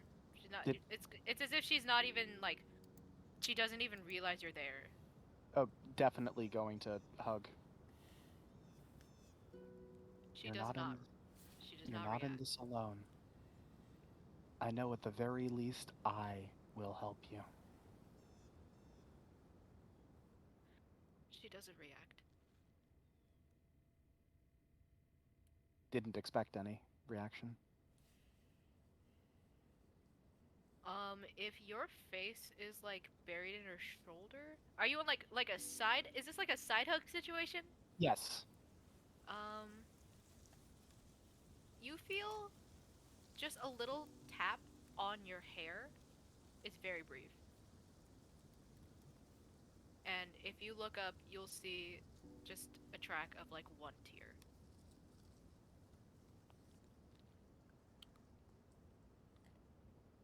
Here for you.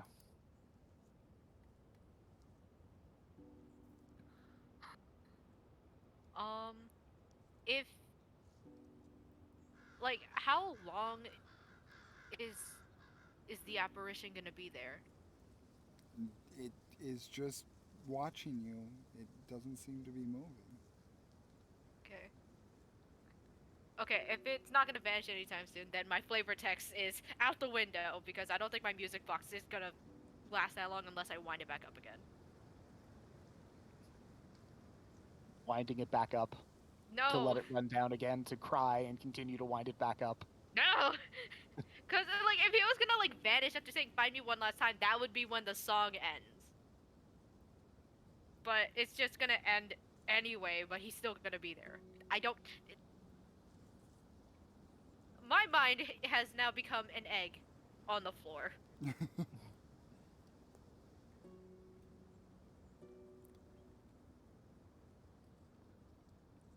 She kind of gasps a bit as she remembers something. Do you remember when we were in that in that village with all the trees? You said Daddy. Did you see Diedrich?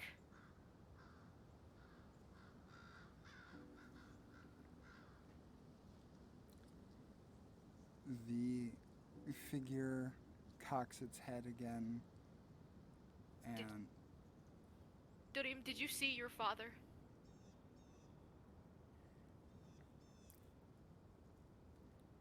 Daddy, find me deep under. I'm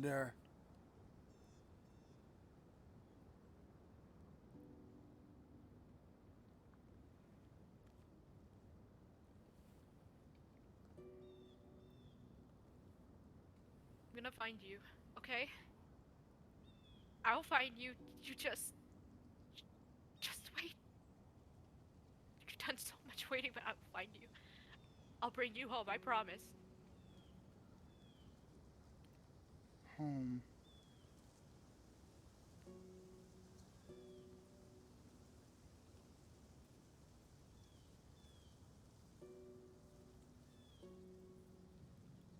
She just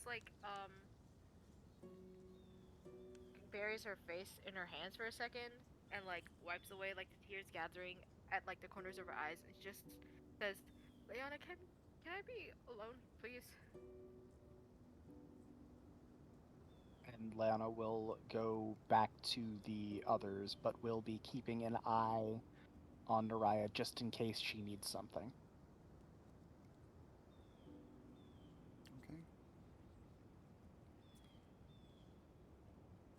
As you return, Estelle.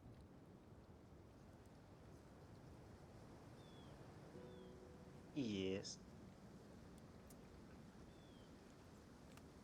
Without being too redundant, the other two rooms are fairly easy, as with the help of Wildbane, your story is corroborated fairly quickly, and Torrent and Wake are both convinced without much issue. And now leaves Cedar. And if you would not mind, just for my own notes, so I can get a mental picture of how each of them look. I know Wildbane was blonde, female, half elf, I believe you said. So, what are the other two like? The other two are also half elves. Brother Torrent is wider build, stronger. He is bald with fair skin, notable scars on his face and arms, with brown eyes. And Sister Wake has blue eyes with kind of a red pixie cut. A lot skinnier and a lot more frail looking. She has darker skin. All right, thank you very much.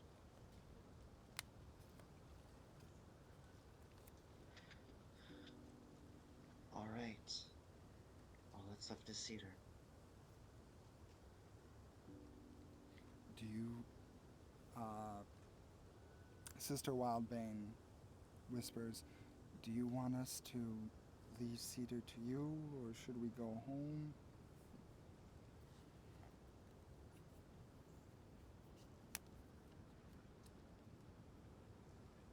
I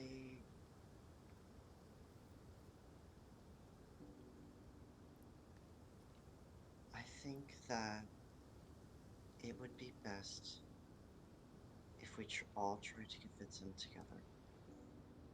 Because if it's just me on my own, he might not even believe that I'm me. So, with you all there to corroborate and to basically to speak for me and to Oh, okay. well, yeah, that's what my thought process is. If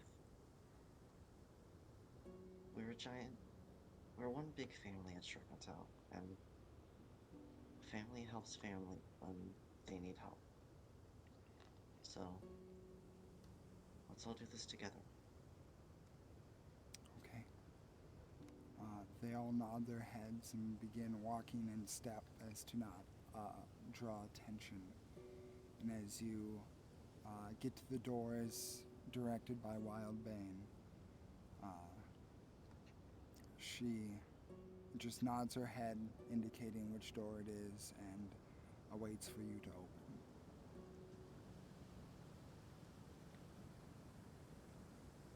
Estelle will take a deep breath and open the door. Okay? As you open the door, Estelle, give me a strength saving throw. Strength save. Uh-oh. Let's see. Strength. There it is. That's a 13. 13. As you begin to open the door, you are immediately met with a loud "Ah!" as a figure just plows out of the door, plowing into you, knocking you over. You hear the thud of a body as it runs past you, and you just hear "Ah! Ah! Ah! Ah!" Oh no, what's knocked down on the ground. Estelle's going to try to get up. What just happened? You see a figure bolting away from you down the hallway. Uh, Estelle's going to get back up and uh go after. As you get up and go after, uh, the three other druids are like, should we come after you? Where are we going? Come on, let's go, all of us. And as Do you I all, do I hear any shouting inside now?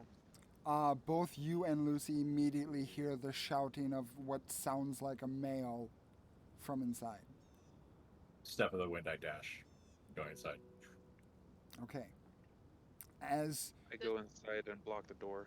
Does Noraya hear anything from where she sits? Like what, 40 feet from Radavin's hold? yes, you all, yeah, I'll say for convenience sake, you all hear this. I'm Oh, gonna turn towards something the happened. noising, and I'm gonna stand up, but I'm not gonna go right away. I'm gonna look at the noise, and then back at the apparition,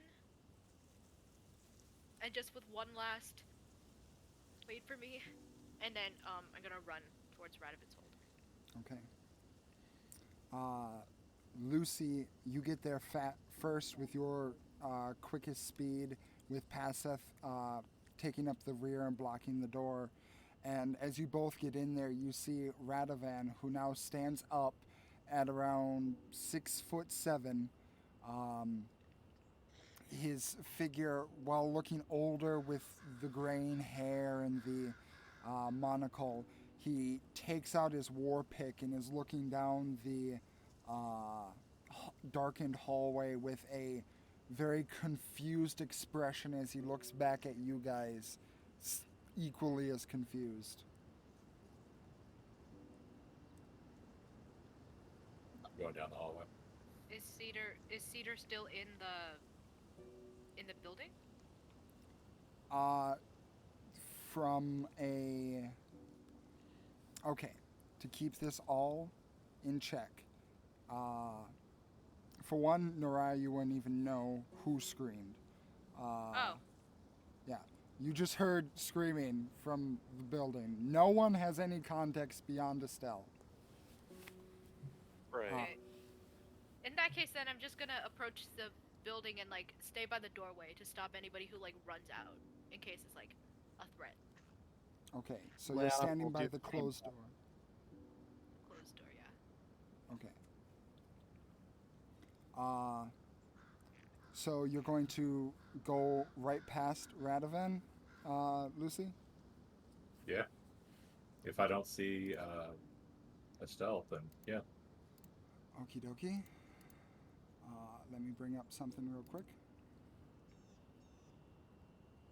If I recall, his desk was on the far side of the wall, so I shouldn't be close enough to him to get tagged. Well, the thing is that he got up and started moving. It's not like this man with a war pick in his hands right now is not exactly, a layabout, if you will. Mhm.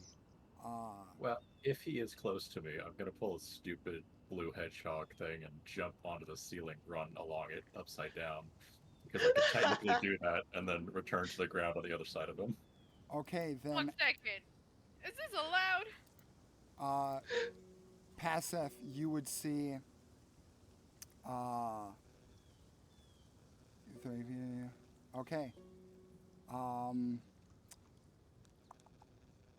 You would see as Lucy jumps up expertly on the ceiling and begins running, you would see Radovan look up and go, shit, take the war pick and drag it across his chest, look up to Lucy and start mumbling, Sinda, Singbada. And Lucy, I need you to roll me a strength saving throw with disadvantage as he attempts to blood curse you. Blood Hunter. What kind of save was Yo! it? Huh? What kind of save was it? Strength with disadvantage because it is amplified. Still a 17. Yo, 17. kid. You begin moving down, and as you do, you feel as if something inside of your body begins to seize and almost like you're about to slow down, but no, you're able to push forward and continue on through as you hear Radovan go, fuck, get back here! And he will give chase. Ooh, do I want to be part of that? Can I open the I- door and peek in? Paseth has it blocked. Oh, okay, never mind then. Patseth, can you open the door and peek in? No, I'm inside, blocking the door. Yeah. My god, I don't know anything. That's Oh, why I said stress. you guys are waiting outside because you just heard a scream and now you're at a door you can't get through. Actually, is the door open? No, it is blocked by Paseth. Paseth has it closed and barricaded.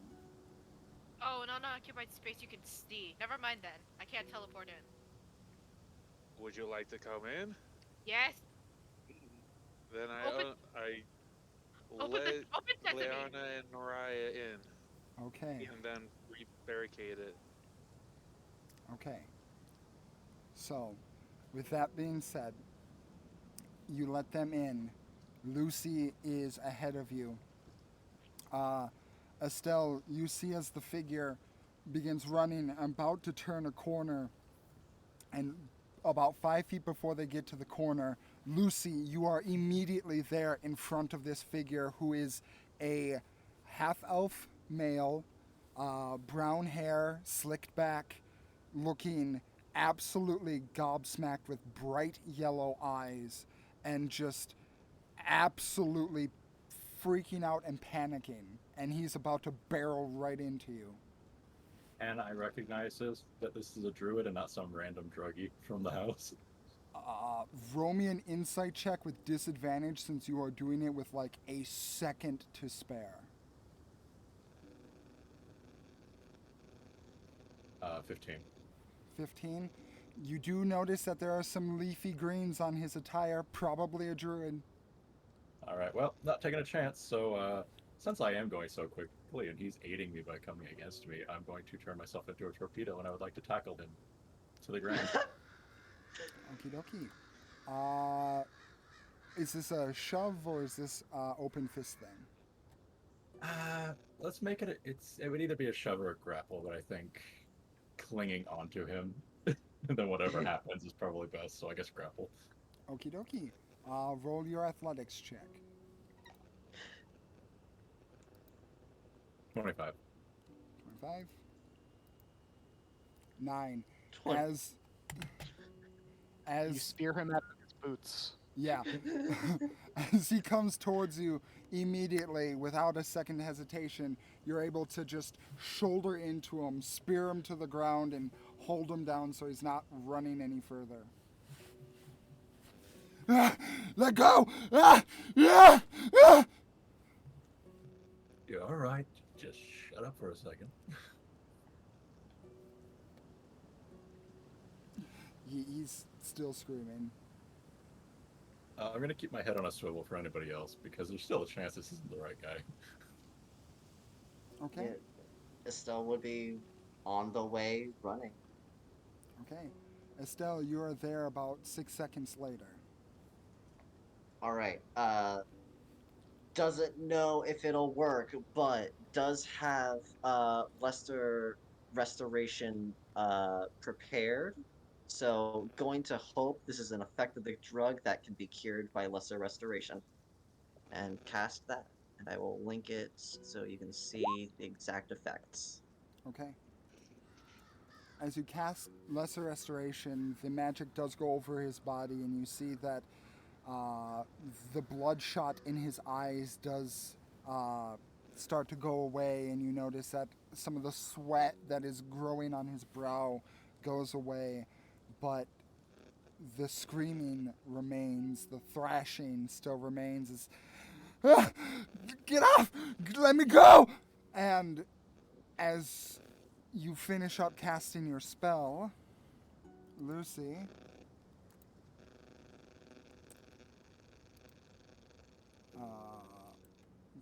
does a 21 hit? I can make it not, I think, but yeah, it is. No, I don't As- have a parry that works that way. Yeah, it is. We're As so fucked. you cast Restoration and it goes across his body, you see that it starts to take some effect, but for some reason, the psychological episode that's affecting him right now is not ending. And as you take a second to wonder why, you see this war pick go over all of your heads and come down, crashing into the side of Lucy as it's covered in this thick, icy residue. You take.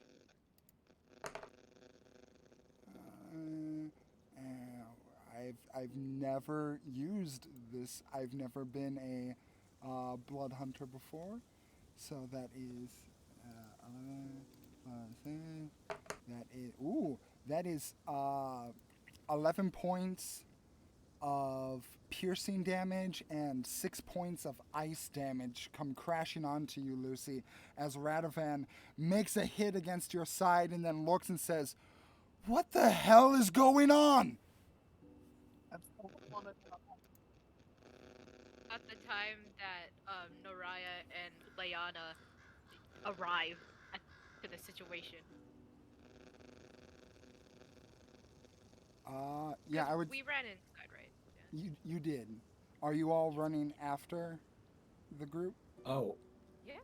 I have a question. Does the sanctuary spell, does making a grapple does making a grapple count as canceling sanctuary? Let's see. Sanctuary. I believe it says And a grappled Is an attack, yeah. is an attack, yes. Okay, never mind.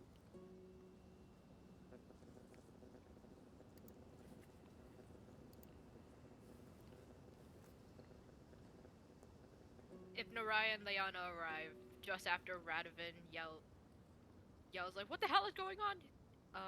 Naraya's just gonna say, "We heard screaming." You need to get out of my place. Why are you here? What is... And he's gonna hold up his war pick, and he looks at the 3 other druids. Are these... Who are they? We were just, And they're just all babbling together.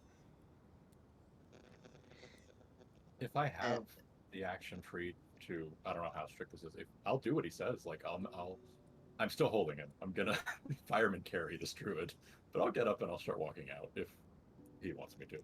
And Estelle would just be like, wait. Just gesture like, what is happening? Okay. He's gonna take, as you are, for his context, as he has explained it to you all, and with your passive insights, you would be able to understand this.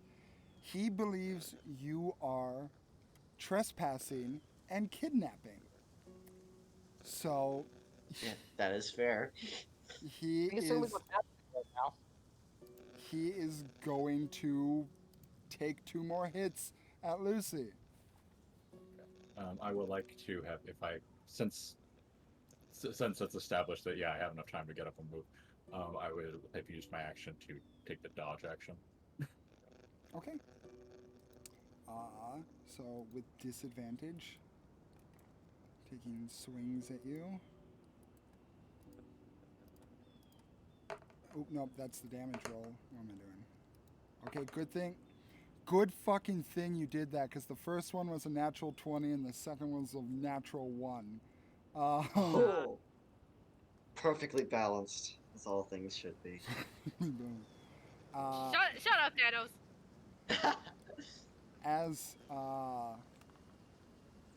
As you guys begin, or as Lucy, you get up and you get ready to just avoid, you see the hit coming on one end and easily just move out of the way of the hit. For the second hit, ooh, does an 18 hit you? No. No. As this second swing comes in, it gets a little bit closer, but still with relative ease, you're able to just move your body out of the way of the strike as he goes, damn it, hold still. Can we please just talk? And as for once, Estelle's not usually one to raise her voice, but uh, she's going to put all of the authority in her voice that she can muster and just say, everyone, calm down! And she's going to try to cast Dispel... Oh, wait. No, she doesn't know what's happening. So she's going to try Dispel Magic and see if that would work. And she's going to cast it. She has extra spell slots of that, so she's going to cast it with one of her new extra permanent free 6th level spell slots. Because the higher you cast Dispel Magic, the higher thing you can do without rolling it. And she is hoping and praying that whatever is happening is some kind of magical effect. Choose one creature, object, or magical effect within range. What are you choosing? She is choosing Cedar, hoping that whatever is happening to him is something that Dispel Magic can work with. Okay. You cast at 6th level, right? Yes, sir. Okie doke.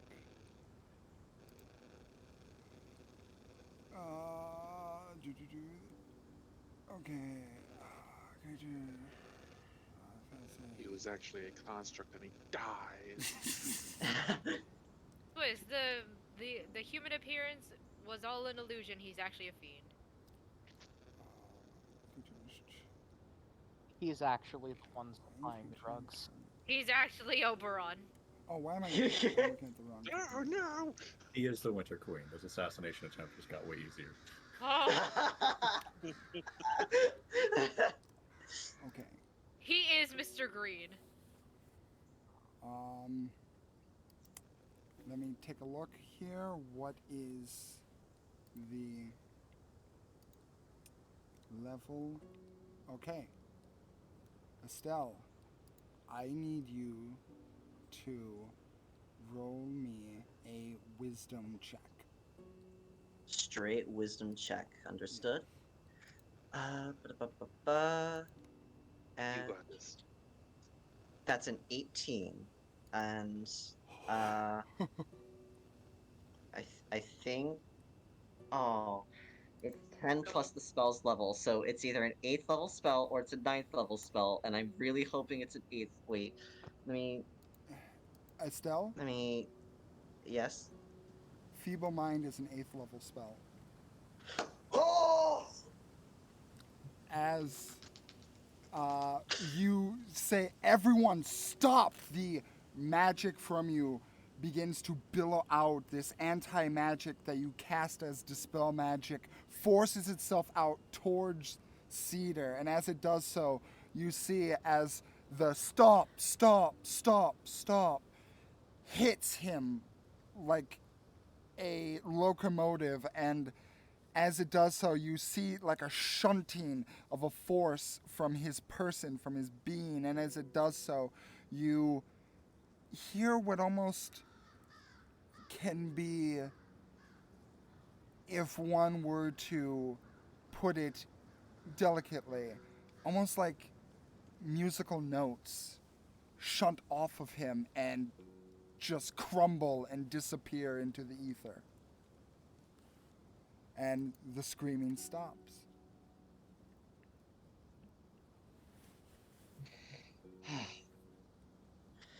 Now, can we all please just talk?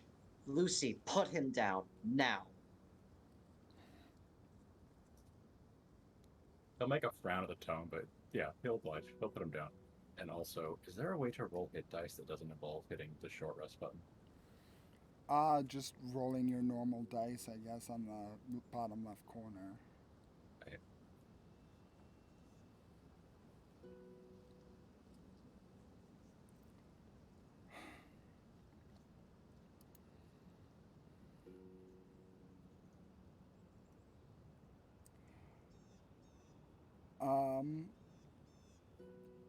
Yeah. Okay, I'll let Maru take that. Thank you, Maru. You see Cedar beginning to just exhale and breathe and lie down and try and get as much of a breath as he can. You see the rest of the druids just kind of holding back, hands in the air, completely gobsmacked. And you see Radovan still with his war pick out and still teeth clenched and eyes darting between all of you. Radovan would also notice, since I assume he's such a good good combatant that he could read this, that his wound is already completely regenerated. Then you would notice that looks like Radovan seems to put his hand up to his mouth for a second, and you swear you see something spilling down it. His chin, after he does so, like a liquid. Does it look like blood? It looks clear, like water or vodka.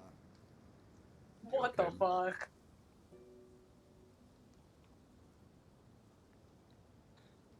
Alright. blood is vodka now. Can you imagine? Blood for vodka. Or vodka for blood. I That'd be mean, I know horrible. plenty of people who had blood in their vodka screens. He also Alright, appears to get bigger. skip. Well, Potion of Estelle-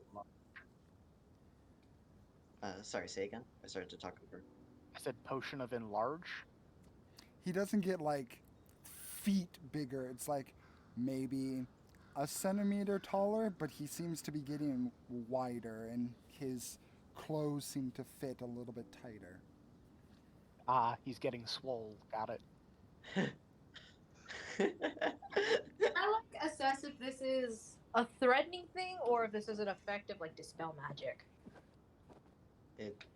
It wouldn't be dispel magic because Estelle did it specifically on Cedar. Oh, okay. Does Radovan look like he's about to attack? Because I'd like to move to intercept him if he's gonna attack. He looks on fucking edge. There's a Yeah. bunch of intruders in his place. I'll drop my arms to my side so they just hang relaxed and show him that like I'm not intending to fight him. Yeah. Estelle. That was Leanna asking what just happened. I don't know what happened exactly, but there was a very, very strong spell on Cedar that I only barely managed to dispel. He's fine now. It was powerful. I'm just glad he's okay now. And Estelle's going to go like Radovan is important because big man with big weapons scary, but Estelle's primary concern is making sure that Cedar is okay. She wants to be sure that he is safe for now. So you move towards Cedar. Yeah, she's going to move closer and crouch down to him to get a better idea for how he is medically. Okay. Naraya, you said you were going to intercept a hit if he swung?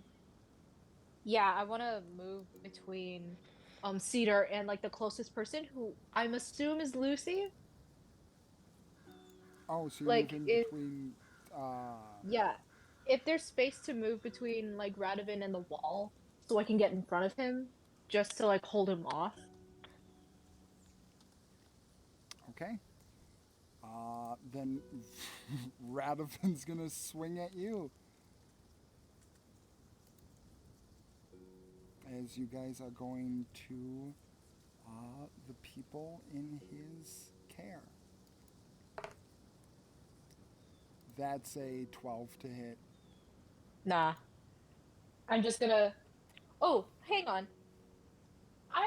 When I move to intercept him, I'm gonna parry his war pick. When I reach for my long sword, is it still there? Yep. Okay, I'm gonna use my long sword to like, ting, block the attack and be like, calm down, calm down. We're not here to attack.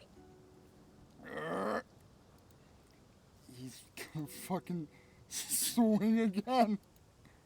Oh shit. That's a natural 20. Oh, silvery barbs. Okay. Who are you giving advantage to? I'm giving advantage to, I'm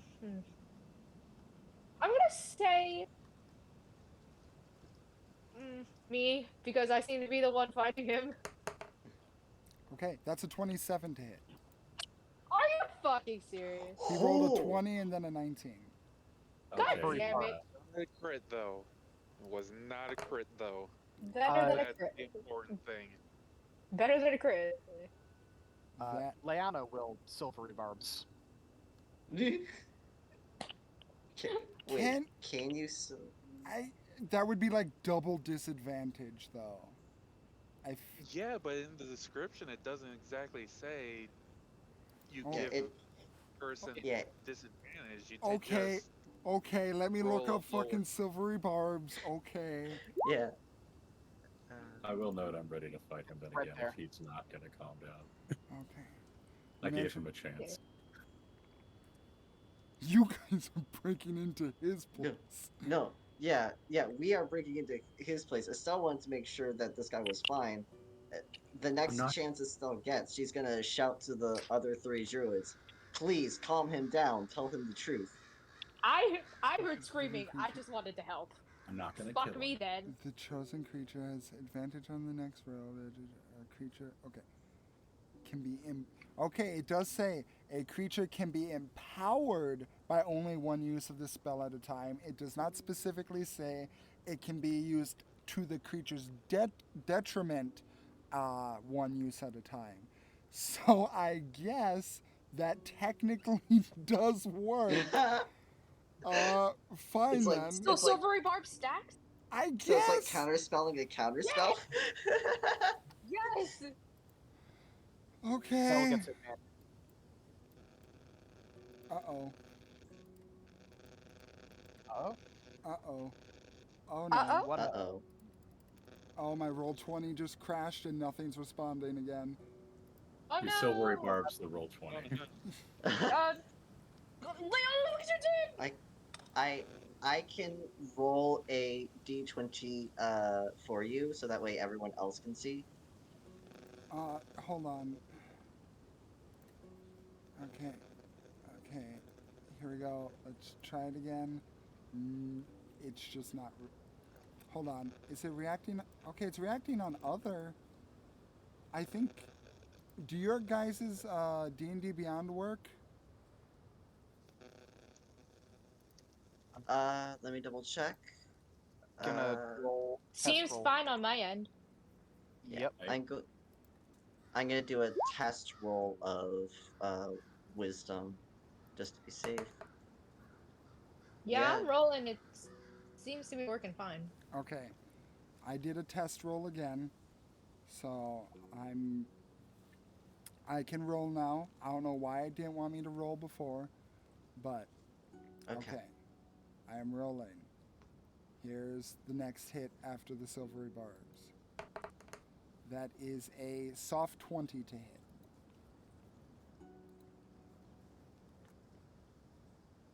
Yeah, that hits. That Okay. hits. The one above my armor class. That is 10 points of piercing and 5 points of cold. Okay, that's not that bad. Oh, I shouldn't say that. I shouldn't say that to you. Because I know you're gonna find a way to, like, fuck my sneeze up. But I take it. Okay. Just gonna close out of unnecessary browsers. And Estelle gets advantage from my silvery barbs. Understood.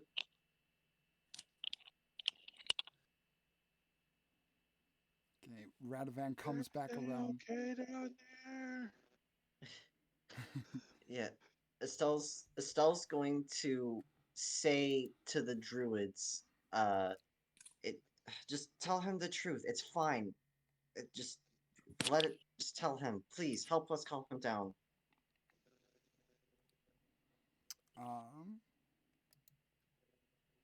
Okie doke.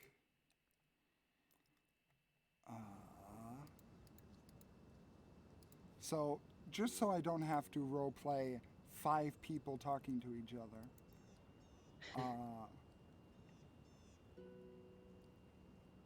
they do tell Radovan what's going on and they explain what's happening and that they want to go home.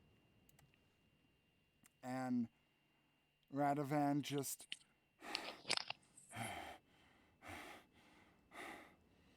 So I tell you, you can't come in here and you break into my place?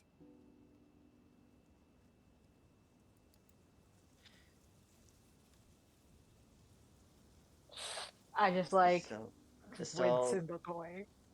Estelle, Estelle takes a breath and says, "Yes, but this was entirely on me." I didn't tell them what I was doing. Leave everyone else out of this. This is solely on me. I couldn't leave them be.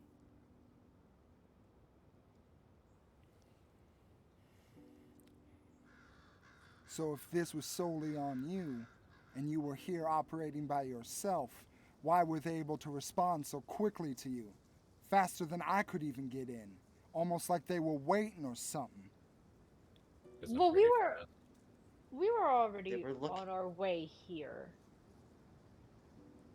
I I I told them that I was going out and I left. I said that I was leaving. I didn't tell them where I was going, but I guess I'm just really easy to read. And not that hard to guess after. Roll a deception check. All right. And Yeah. thankfully, I have advantage on that. Oh yeah. Deception. Bobbity boop. That'll be an 8, but I'm going to use what was it? The there it is. The divine moat. I can re-roll d20 and add my wisdom modifier. Okay. Oh. All right, so I'm gonna re-roll it one more time. Plus 6. A 10 plus 6, 16. It's not that great, It's better than but an 8. yeah, it's literally double.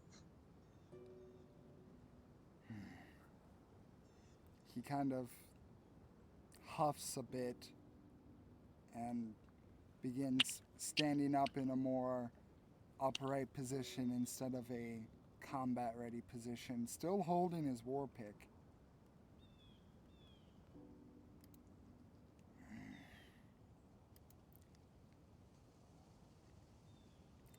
So then,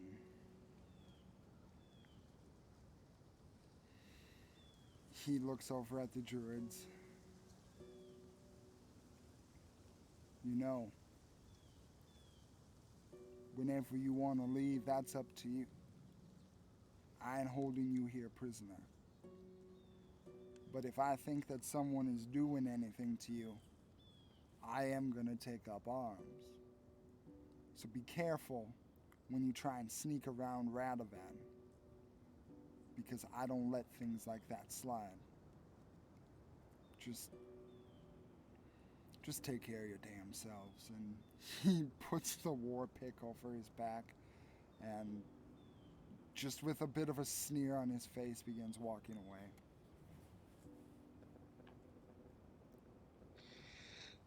Let's even go to my family's place. Yeah,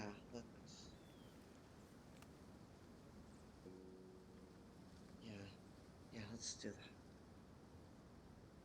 I am Estelle's going to turn to the druids and how is Cedar looking? Is he on his feet at least? Is he still resting? He looks like a dude that came out of the losing end of a boxing fight. His eyes are glassy and he's kind of like reaching around him as almost like he's blind, but he's not blind. He can still clearly see. So he's just kind of gaining a little bit more of an appreciation of his surroundings at the moment. Okay. Estelle will face all of them and say, I am so sorry this happened the way it did. I wanted to try to help, but it didn't go the way I thought it would. Let's just get out of here. We really shouldn't be here anymore. Yeah, come on. And she'll go over to Cedar and say, are you able to walk okay? Do you need help? Yeah. Oh, my head. Yeah, I think I'll be able to. I should be fine. Oh, All right. All right. Let's get going. and you guys walk out of Radovan's hold with a sneering, albeit somewhat more relaxed Radovan watching you all like a hawk as you walk out his front door.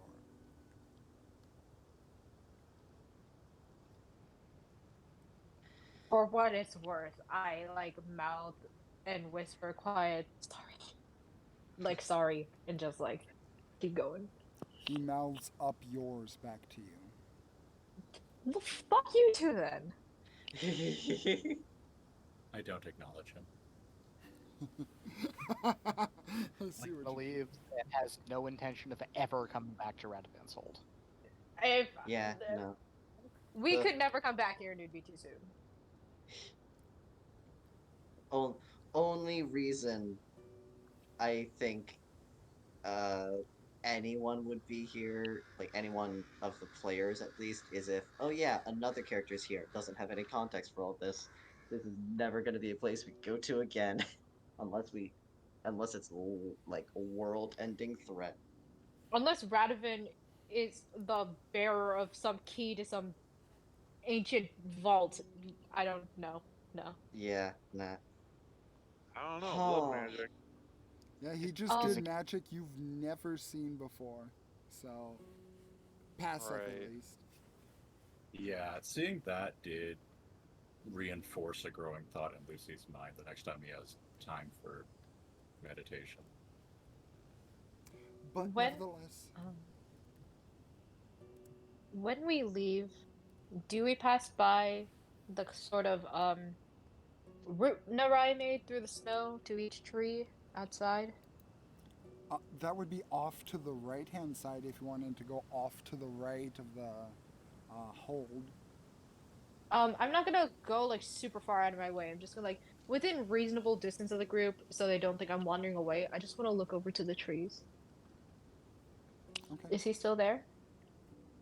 You look over to the trees where you saw him last. He's not in that position anymore. He's at the part of the tree line that's closest to you. Um, I'm gonna glance back at the group. Are any of them looking at me? Leanna would have looked to where Naraya was going. She's okay with if she's okay with it if Leanna's looking, but only Leanna. She's just gonna look back at the apparition and just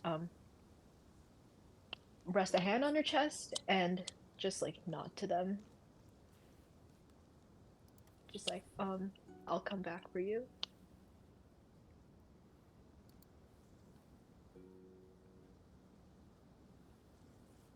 I'm sorry, did I No, I heard you. my yeah. okay. Because my internet has not been like good these past 20 minutes, so I'm just like, am I breaking up? I No, got we you. heard you. We heard the whole thing. Okay, cool. Thank God. So, you guys exit out of the building and begin to walk at least away from Radovan's hold. Um, you hear Wildbane begin to speak up. Do you can can we just are we just going back home now? If Well, you need to rest and recover, we can go to my family's home first. We actually have some questions that need answering first before you go home, if that's okay. Um, sure. I mean, me, I forgot the names. Me, Torrent, and Wake, uh, just woke up. I'm good to go. I'm sure Torrent can carry Cedar, um, and we'll be fine today. But questions, yeah, questions. What can we Well, help still, with? you can just pop them right back home, could you not? Yeah, yeah, I can do that. Yeah, so All right, don't worry. It's not going to be a long trip for you. all right. Okay. So, uh, questions first, then I'll be able to take you home really quick. Here, send them. Mm, Send home. Semantics. Anyway, we we want to make sure that no one else can get trapped in in that uh the not trap, but the No, drugs. We want to make sure that trapped is a people, good word. yeah, we want to make sure no one once gets trapped in their own heads like that. That there's no more drugs, no more artist delight. What can you tell us about who you got it from, where you were getting it, any any patterns or absolutely any information at all that you can give us regarding it? Um, the three that you met first kind of look at each other and have a hard time coming up with any specific answer. Uh, but they do look at Cedar, who kind of rubs his head and says,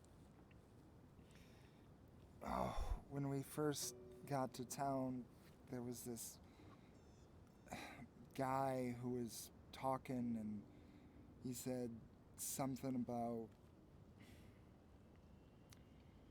He was talking something about, like, being something more, or feeling something more, or something. Oh, my head hurts.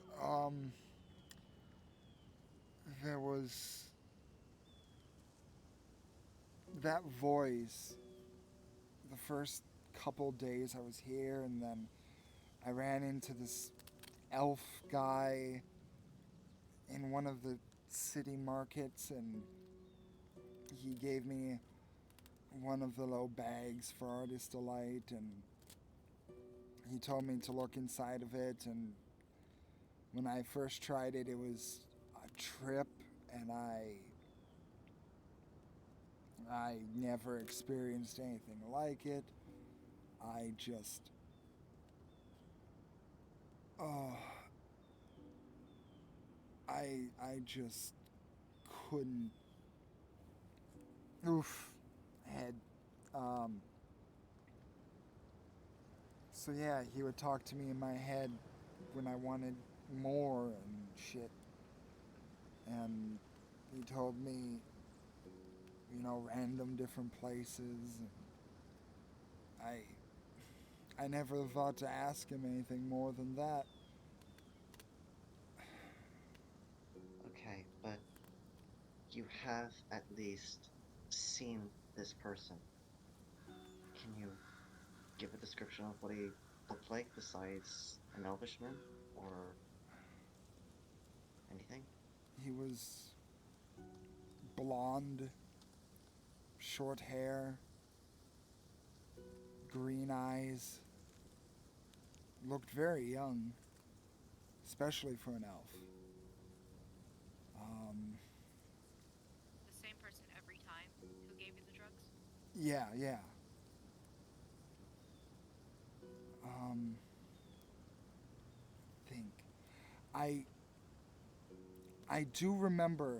I do remember one time after uh, we made a deal.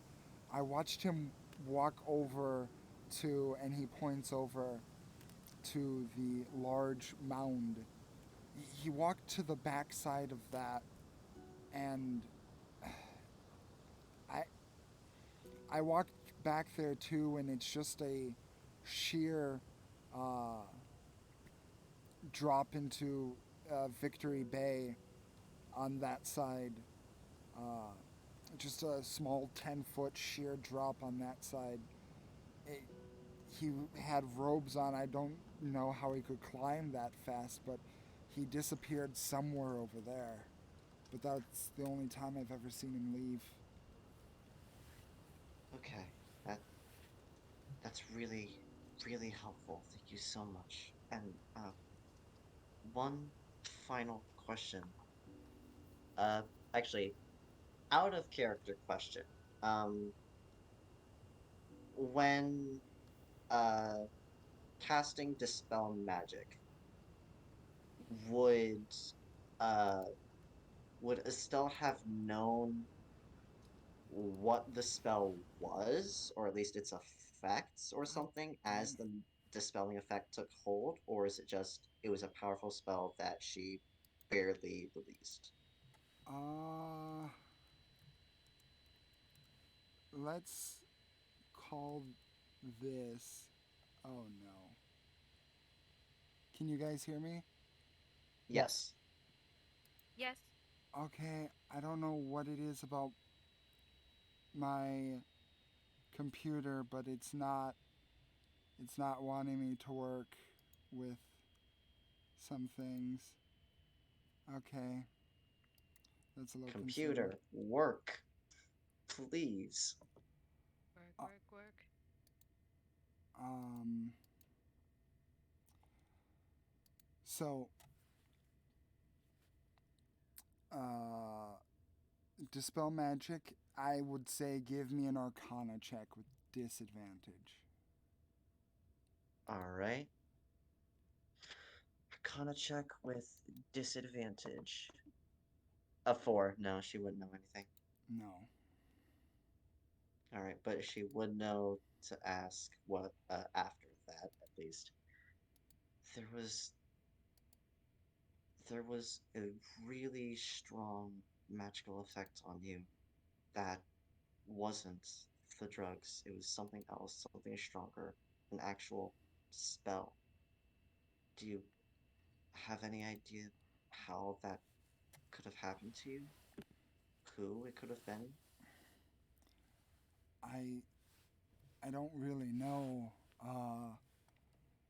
I just remember last night getting high, and then I don't know, it just felt like everything faded. Um, like everything just got real simple and complicated at the same time. I couldn't really think well, and my head hurt a lot. I thought I was gonna die, but I didn't.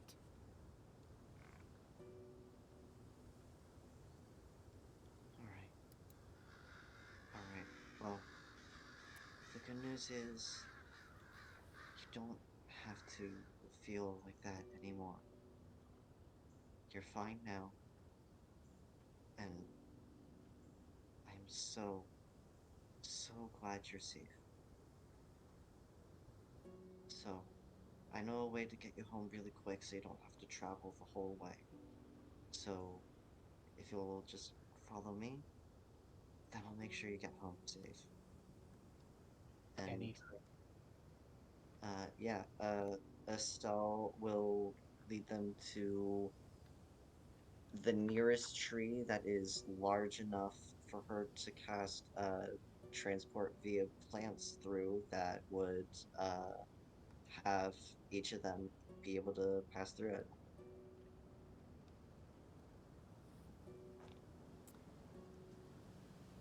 As you cast this spell, you see uh, the little face of a frogman kind of brighten.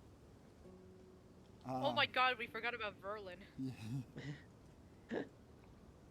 he sees this wondrous moment and is smiling brightly, and the druids just nod at you and with a quick thank you, thank you, thank you. They all look at all of you nodding their heads and quickly rushing through the tree, with Cedar being the last one and saying, "Be careful, please," and heading through.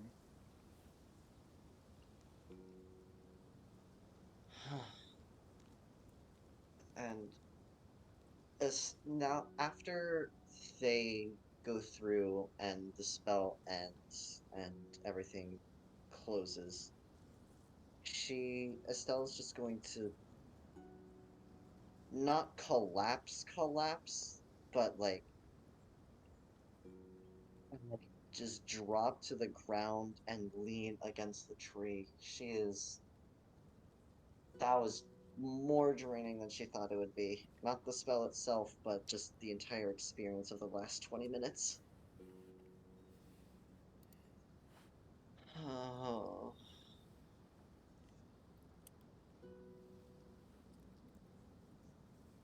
Okay. A little pat on the shoulder. We got them back. Now Yeah, I it's think time we got something done. You got them back. Congratulations on your first completed task, everybody.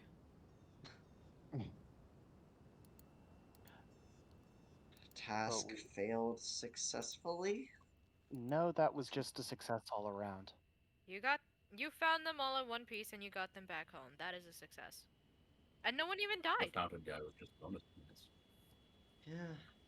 No one's hurt, immediately, at least. And we have a lead to get to the distributor. So let's head to the mound, which we were going to do anyway. Comes to that place, doesn't it? Yeah. But Leanna's going to look to Naraya and give her a serious look. I look back at her and tilt my head a bit, as if saying silently, "Yes." Leanna will tilt her head to the side and have a questioning look on her face that's basically saying, "Is it okay if I tell them?"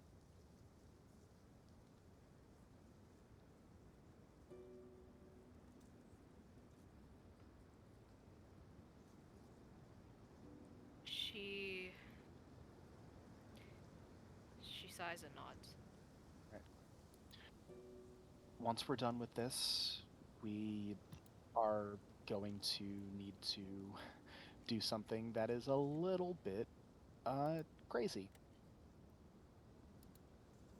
We're going to need to go to the Underdark.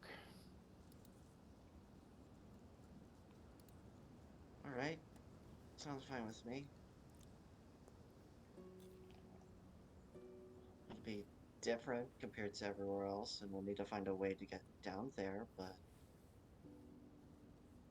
Wait, is Not it in your Big Bean in your maps and stuff? Isn't there like a big old hole somewhere? That's Dark Gulch. That's a city. Oh, that's a city. Never mind. I think, doesn't Crystal have an entrance to the Underdark? Really?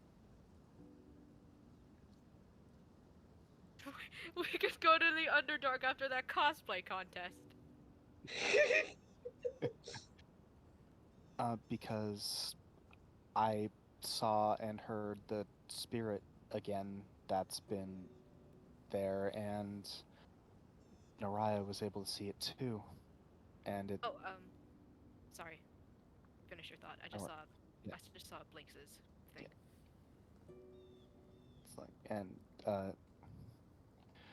Naraya saw it too, and it kept saying, "Find me deep underground." And while everything was also going on, we, if you, I know you remember Paseth, but you remember Estelle, when we were told about the Dianzushi and how something was going on with them in the Underdark, and then us not doing something about that almost caused the promise to devour all of them and end the world. When you say Dianzushi, Leona, Naraya's whole she turns and looks at you fully, And she says, "How do you know what those are?" Because of our friend Malmund, who is a Dwergar. He mentioned them to us 35 years ago. But then we didn't really do anything. And then that came back to almost significantly haunt us. Yeah, the resplendent promise nearly consumed all of them. But we were able to stop it before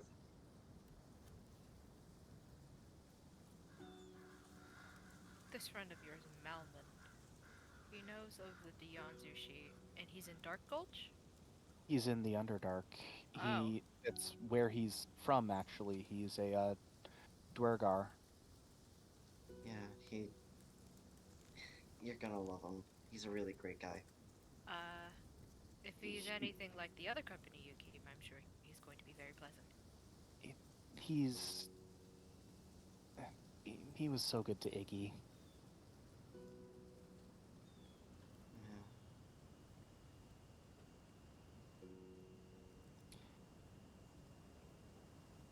Yeah. When he was on the surface, he walked around in very loud shirts, socks with sandals, and got knickknacks everywhere we went. He's like your best friend? That's adorable. Sorry, Passeth said Malmund is like his best friend, and yes, I love that. Friendship! Malmund is awesome. Yeah, I think my favorite little thing about him is that he always got snow globes, no matter where he was.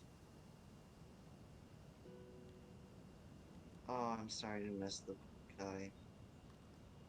So yeah, Oh. after we deal with the dealer, we go to the Underdark. Find Malmund and... I'll find the spirit. Yep. Unless you have other pressing matters. Listen, No. what? I'm going to be honest. If we go to the Underdark, it'll be for my purposes, and it'll just be for me. And if you have anything more important, that's fine.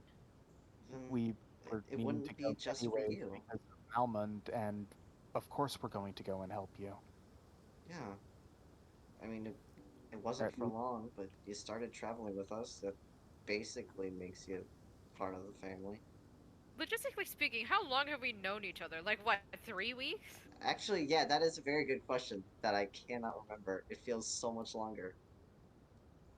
Say 3 weeks, because I know we hung out for like 2 weeks while you and Baseth fucked off to the Feywild. You guys know each other for like 5 days? Because you met, you went to Ember Hollow, spent one night, then you immediately teleported to Shiroknatau, spent 4 days there while Paseth and Estelle were over in the Fae, and then you teleported to New Pass here and spent another day, so about 5, we'll round it up to a week. These days seem like years, dude. D&D, time in D&D is wild, man. Time is a weird soup. Alright, so gonna rephrase what Estelle said then, since if it's only a week, it wouldn't be that much immediate trust, but Estelle is too trusting anyway, but she would say, hey, you've traveled with us, helped us so far, so I mean, the whole reason we came to Shreknatal and part of the reason we came to New Pass is because I was being selfish, so why wouldn't we help you with yours? I mean, you were checking in on your family. That's... Estelle kind of gives like a side nod, not side nod, but like tilts her head slightly. It's kind of like yes, and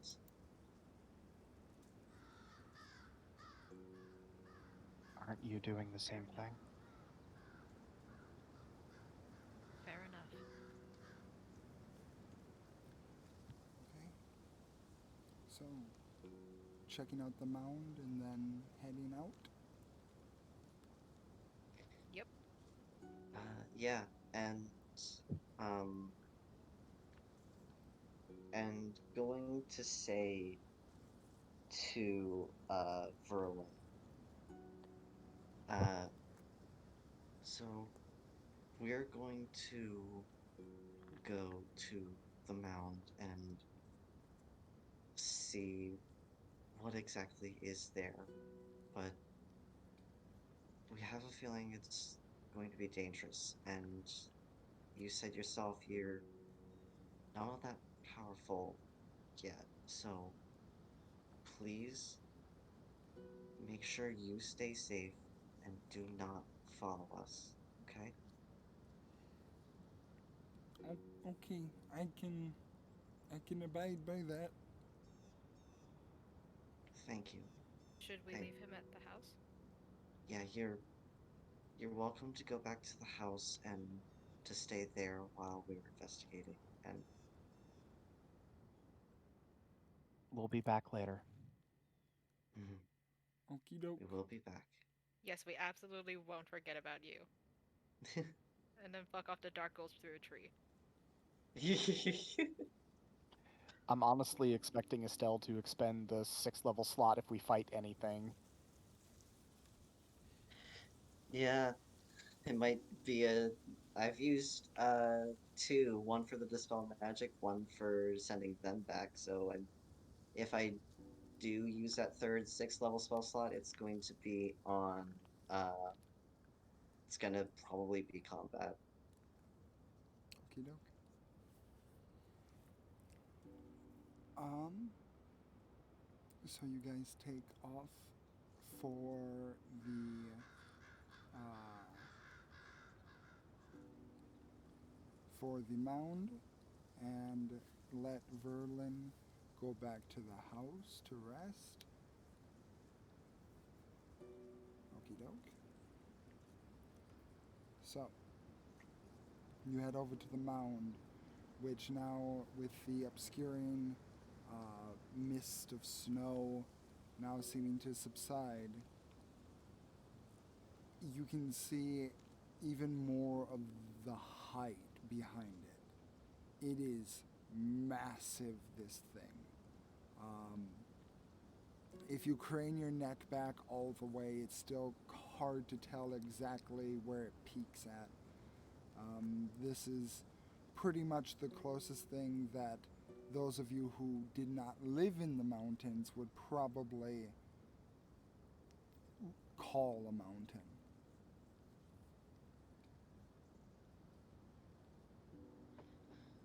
Oh boy. Cedar said that the dealer went to the back of it, right? Yes. Yes, he Okay did. then. Also, what is it? What is this mound made of? Is it like it's just like a snow-covered mound? It's alive. Like if I dig at the snow that's undoubtedly piled on top of it, will I find grass or fur? Are you doing that? I'm just gonna try and brush away some of the snow to see if I can find what's beneath it. There's a lot of snow. Uh, Like, you brush I'm gonna away like, a foot and there's still plenty left. Jesus Christ. Okay, after like a foot and a half of just straight snow, she's gonna give up and be like, that's a lot of snow.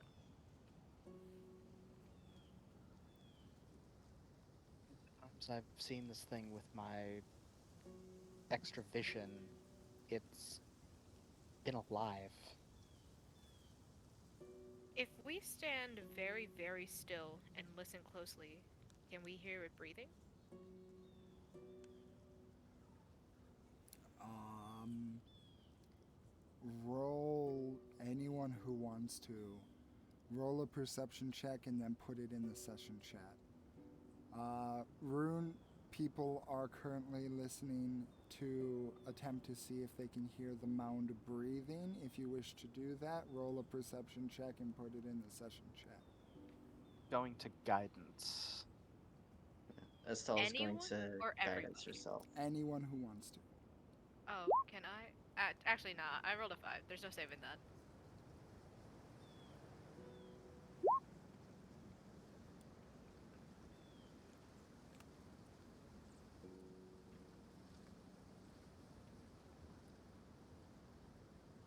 Okay. Passive has Boxbot digging away at the snow just to get more towards the actual base of the creature. I'm gonna keep an eye on Boxbot just to make sure, like, that it doesn't get buried if snow falls on top of it. For those of you that rolled, let's see. So, Drager, Leanna, and Estelle listening. You hear the sounds of wind.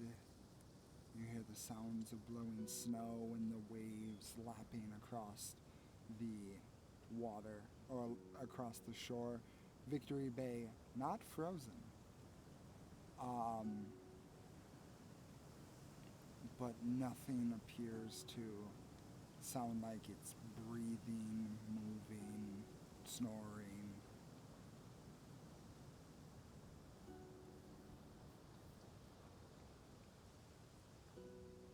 Alright. I can't hear anything. I can't either. Quick question. Mm-hmm. My long sword and my rapier, which one is longer? I'm gonna guess the long sword, right? Longsword. Yeah. I'm gonna draw my long sword and just stab it through the snow and see if I feel any give before my hilt hits the snow. Your longsword goes through the snow. Doesn't hit anything?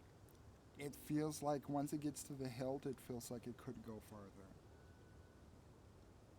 Lot of snow. I'm gonna reach in to like half my arm. Okay.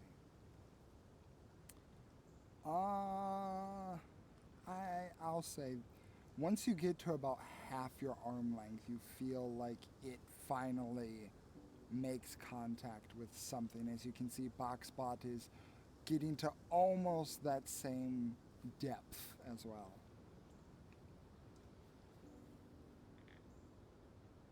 This is a very thick layer of snow. Is that normal?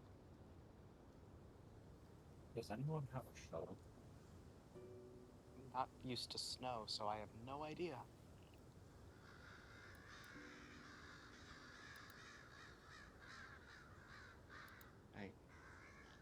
Not on me. I could wild shape one more time, but I'd rather use that to use the starry form that I can take on. I would save it. This doesn't seem. We should just. Are we just like at the front of the mound? Yeah, you're at the base. Yeah.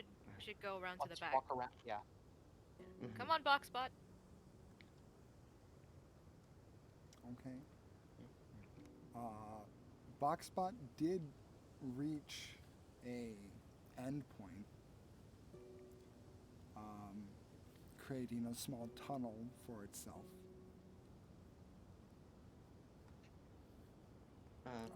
Looking into the tunnel after it leaves, is Estelle able to see anything through it?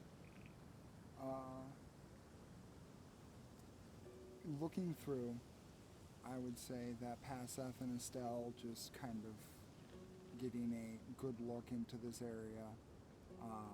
You see that there is a hint of what appears to be orange.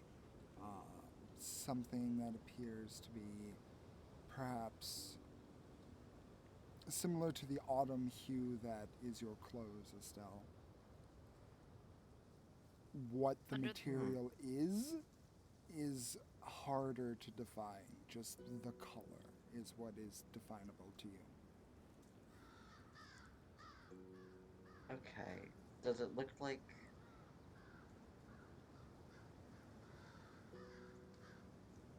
Estelle's biggest concern is that it is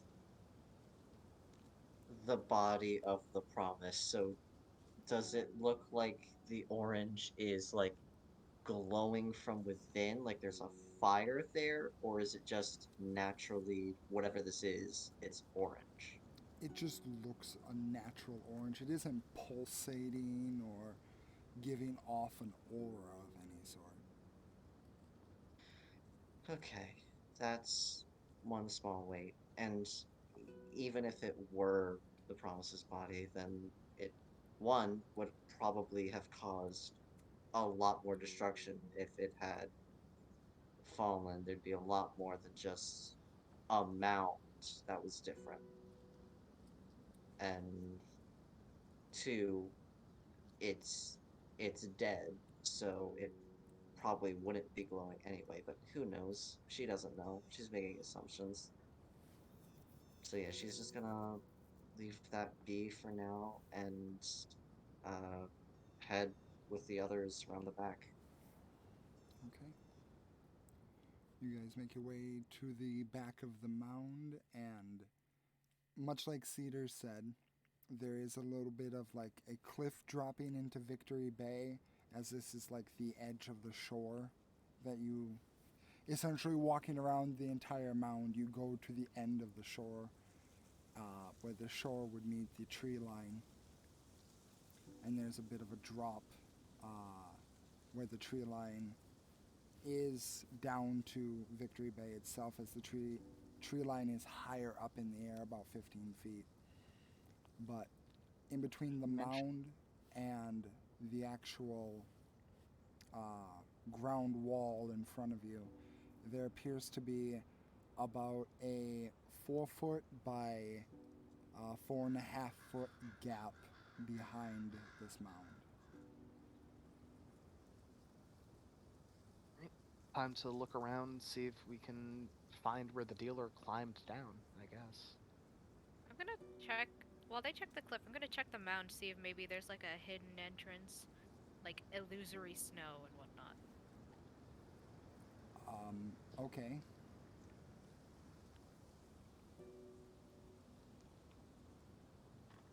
So around the other side, there's a depression in the mound. There's a hole in the wall. A 4 foot by 4.5 foot hole. Like a hole that actually goes into something, or can I see the wall at the back? It looks like a tunnel. How far can I see into it?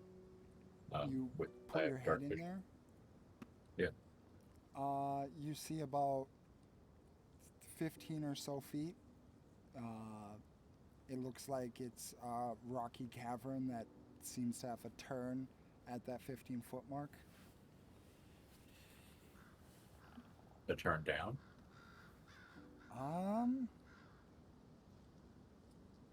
Let's see. No, it looks like it just turns to the right, still on the same level plane. I'm gonna crawl in. Okay. Narai, you're looking for a different entrance? Yeah, like maybe there's like it's hidden in the snow. Okay. Roll an investigation check. 22. 22. In the meantime, what are Estelle, Leanna, and Paseth, if you could write down what you're doing? Leanna would assist Estelle if Estelle were to investigate to try and find where the dealer would climb down, because that's what Cedar described at one point, right? Mm-hmm. Yeah.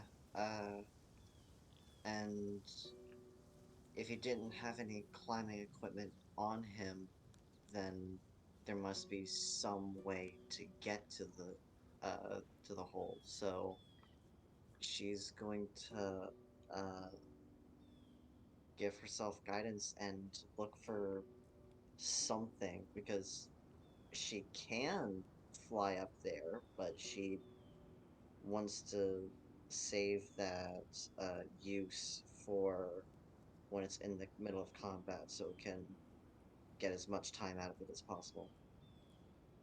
Okie doke. Then roll an investigation check with advantage, Estelle. And I'll also give guidance to myself. Investigation with an advantage. That's a 26 plus 1d4, a 2 for a total of 28. Seth has reason to believe that this is a passage to the Underdark.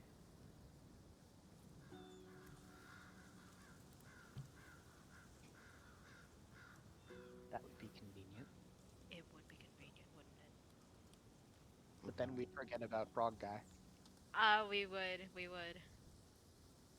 We'd just come back a week later, he's already starved to death. Oh no. Oh, that's dark. I like it. Of course you do. What has 2 legs and bleeds? Yes. Everything? Verlin when someone breaks into the house and kills him. Okay. I am just currently waiting to make sure I don't skip out on Passeth, so they have what they want down.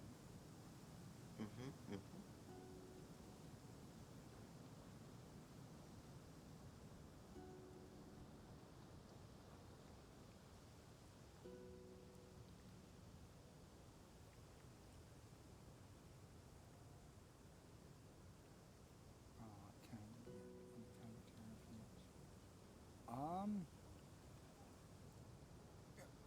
of so Passeth would like to, from the hole that Boxbot dug, get material from what was uncovered. Okie dokie. Are you going yourself in there? Like, are you in Boxbot or Barrelbot piloting in Centaur mode, or are you going to fly in and investigate as Passeth, or is Boxbot going to extract this sample himself?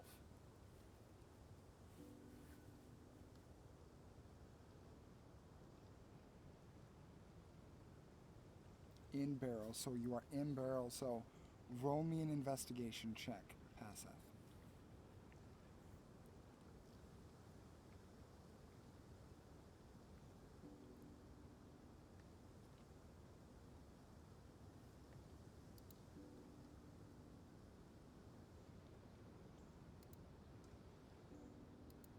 And forgive me, I do not have.